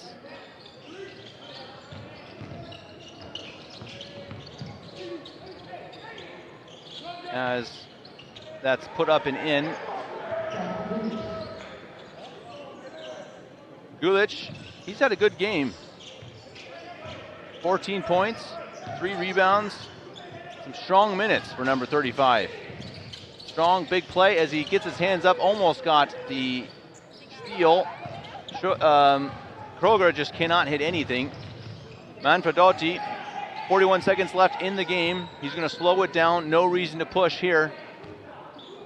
Everyone knows who's going to win this one. 93-68, Milan at the moment. Manfredotti takes the 3. It looks like it was blocked. It was. 5-second differential on shot clock and game clock. Younga lost it for the moment and then did lose it completely. Manfredotti ends up with it. Shot clock is off, game clock at 12. They're just going to run this one out, or they should at least. What a performance for Milan. Well done, props to them. They get their win. They had 2 losses, but boy, they did not look like a team with 2 losses in this one. Both of these teams go to 1-2 in the tournament. We will see later on who will play in the last place game, who will play in the 5th place game. Hard to say now because of the point differential. We will see later on as all of these things are figured out. In the last 3 games of the day, I'm going to hand it off to my buddy Oscar. Don't forget, this link is going to expire. Click out, go over to the other one on YouTube. Make sure you subscribe, head over to Instagram, ask David all your questions, and enjoy the rest of your day. I'll be back tomorrow for the finals, the last game and the second to last game. And, well, everyone, enjoy the rest of your day with just the best basketball there is.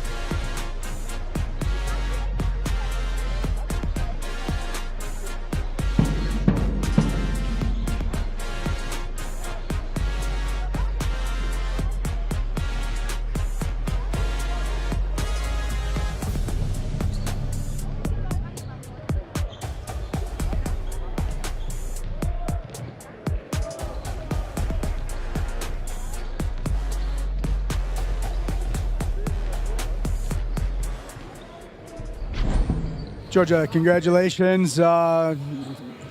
First two games yesterday were losses. Finally got a victory. Your thoughts?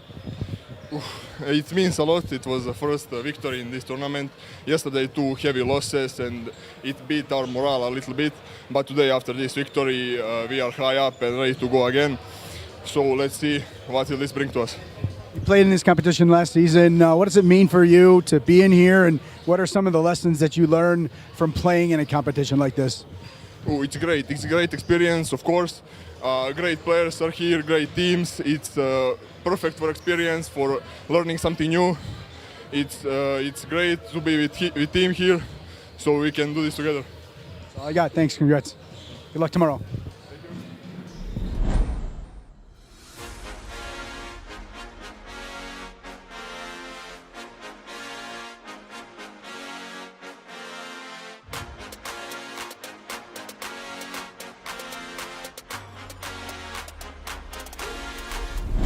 Coach, you guys had 2 losses yesterday, a long day yesterday. What's it feel to finally get a victory here?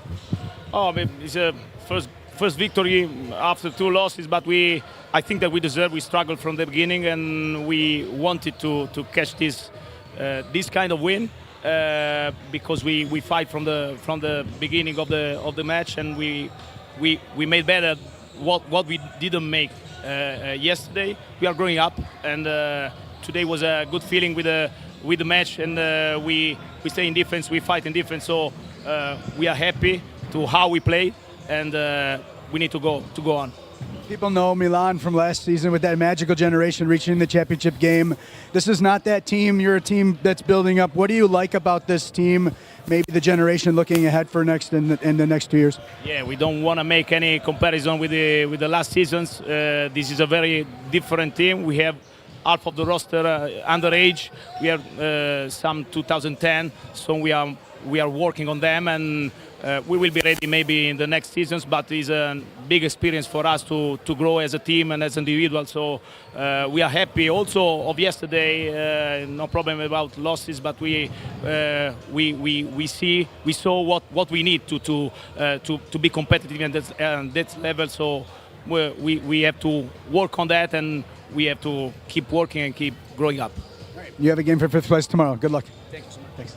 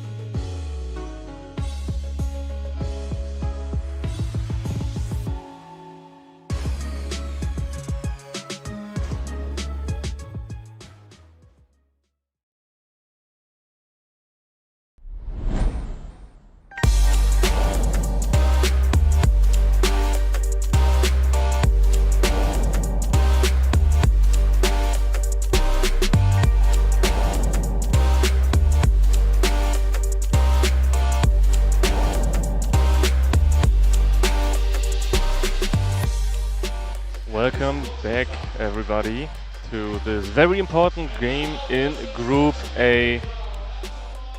This will decide who will tomorrow be the Group A participant in the finals.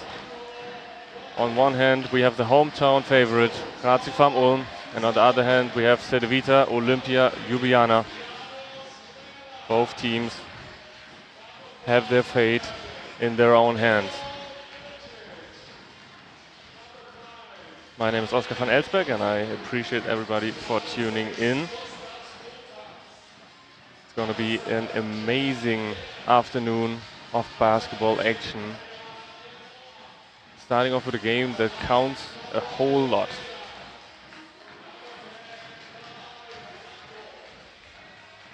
As always, we appreciate you following us on Instagram, the NextGen EuroLeague channel there, and also on YouTube as we see the starting lineups and the rosters in general now. Ljubljana, no big surprises.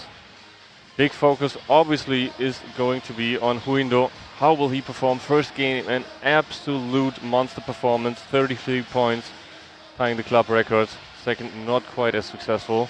And on the other hand, Farm Ulm, the hometown team for this NextGen EuroLeague qualifier in Ulm, Germany.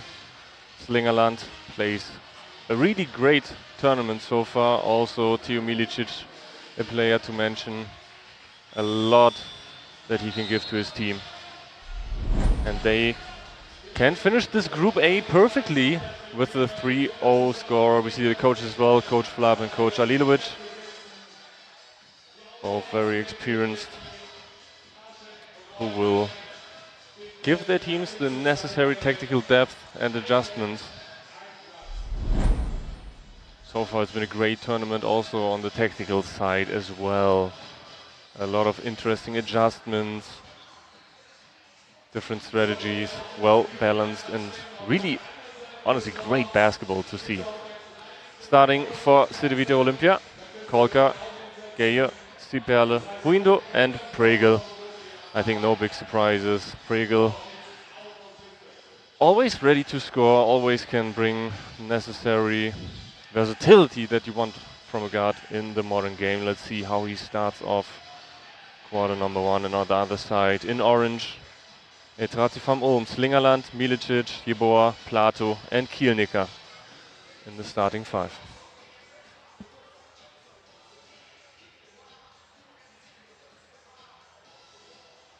If you have any questions, feel free to address these in the chat. David Hein, EuroLeague's NextGen writer, is running the chat and will answer everything that you are asking as best as he can. Referees, we have Marli Kazemi, Luisa Schumacher and Nils Kremer. And in a little less than 1.5 minutes, we will finally see the tip-off. And it's going to be a great evening. Both teams tied after 2 games with the same points they scored.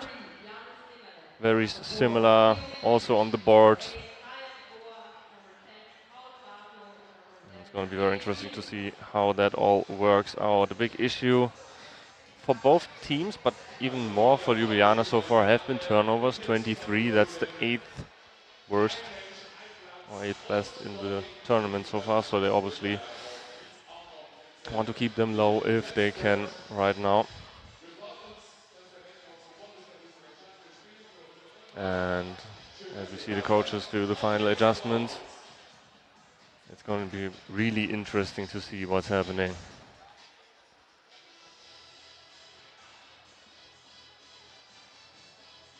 For Ljubljana, it would be a very great performance. It's their 20th appearance at the NextGen EuroLeague. It's also the 8th consecutive time, and the recent 3 seasons they finished with the 1-3 record, so they already did improve on that most likely. Or they have the chance to improve on that. Let's see if they can pull it